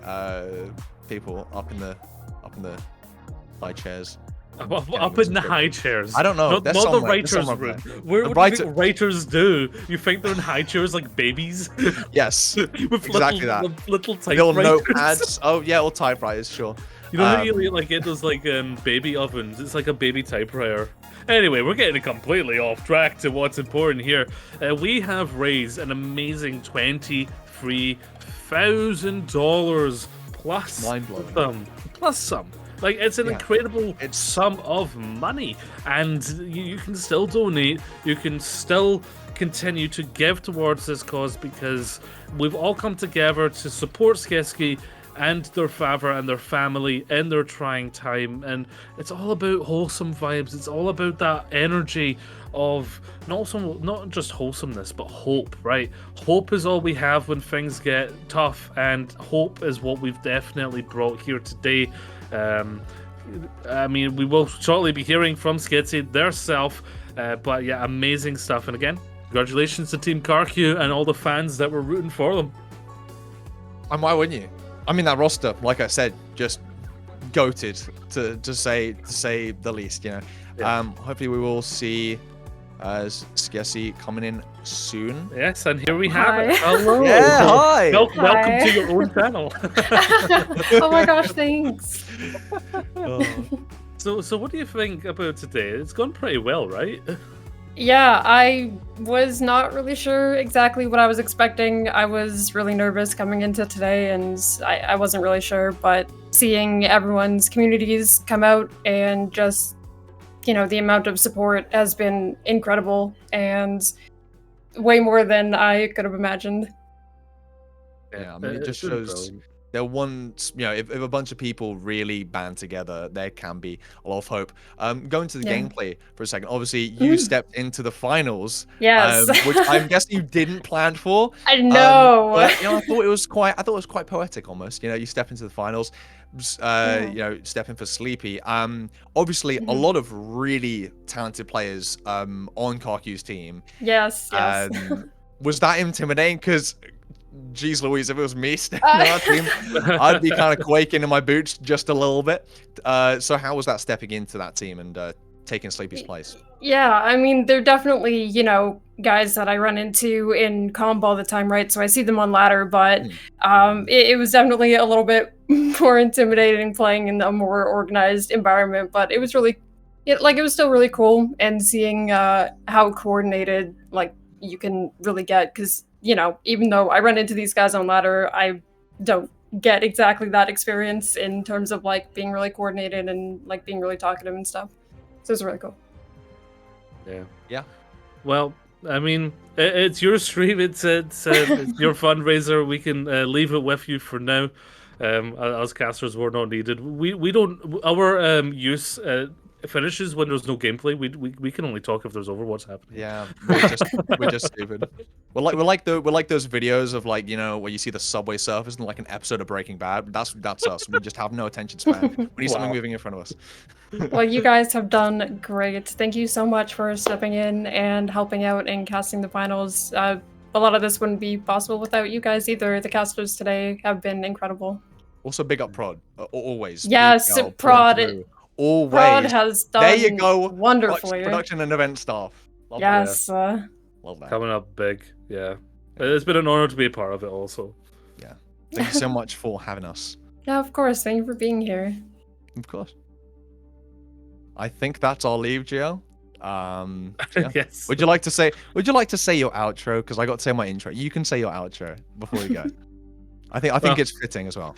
Well, it's not really my stream. I should outro them, but yes, don't Wasn't forget. it? Yeah. Well, my outro is quite fitting for a wholesome tournament, I guess. It So is. don't forget to laugh loud and love yourself, folks. And me and Crumble will be heading out. Bye.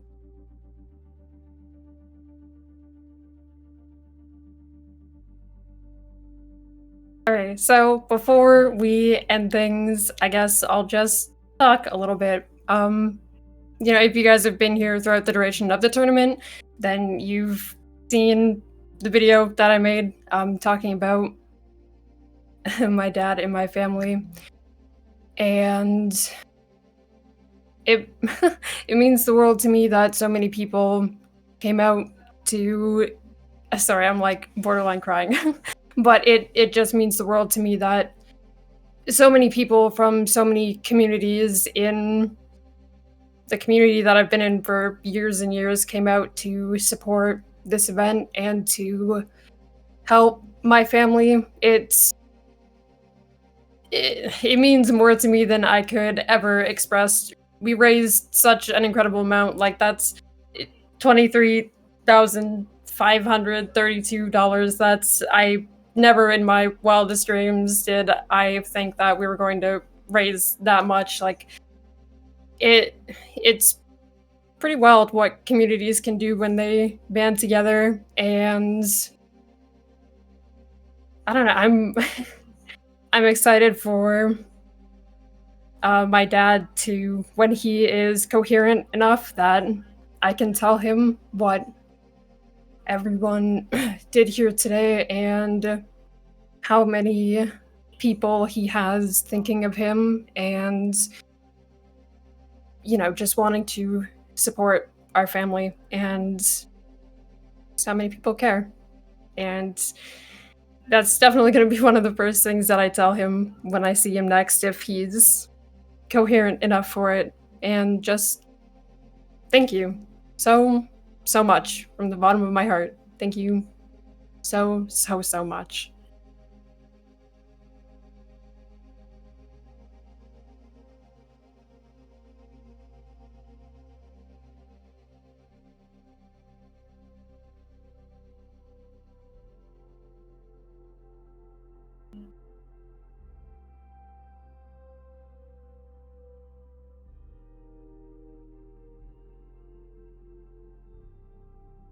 Yep, I'm good with that.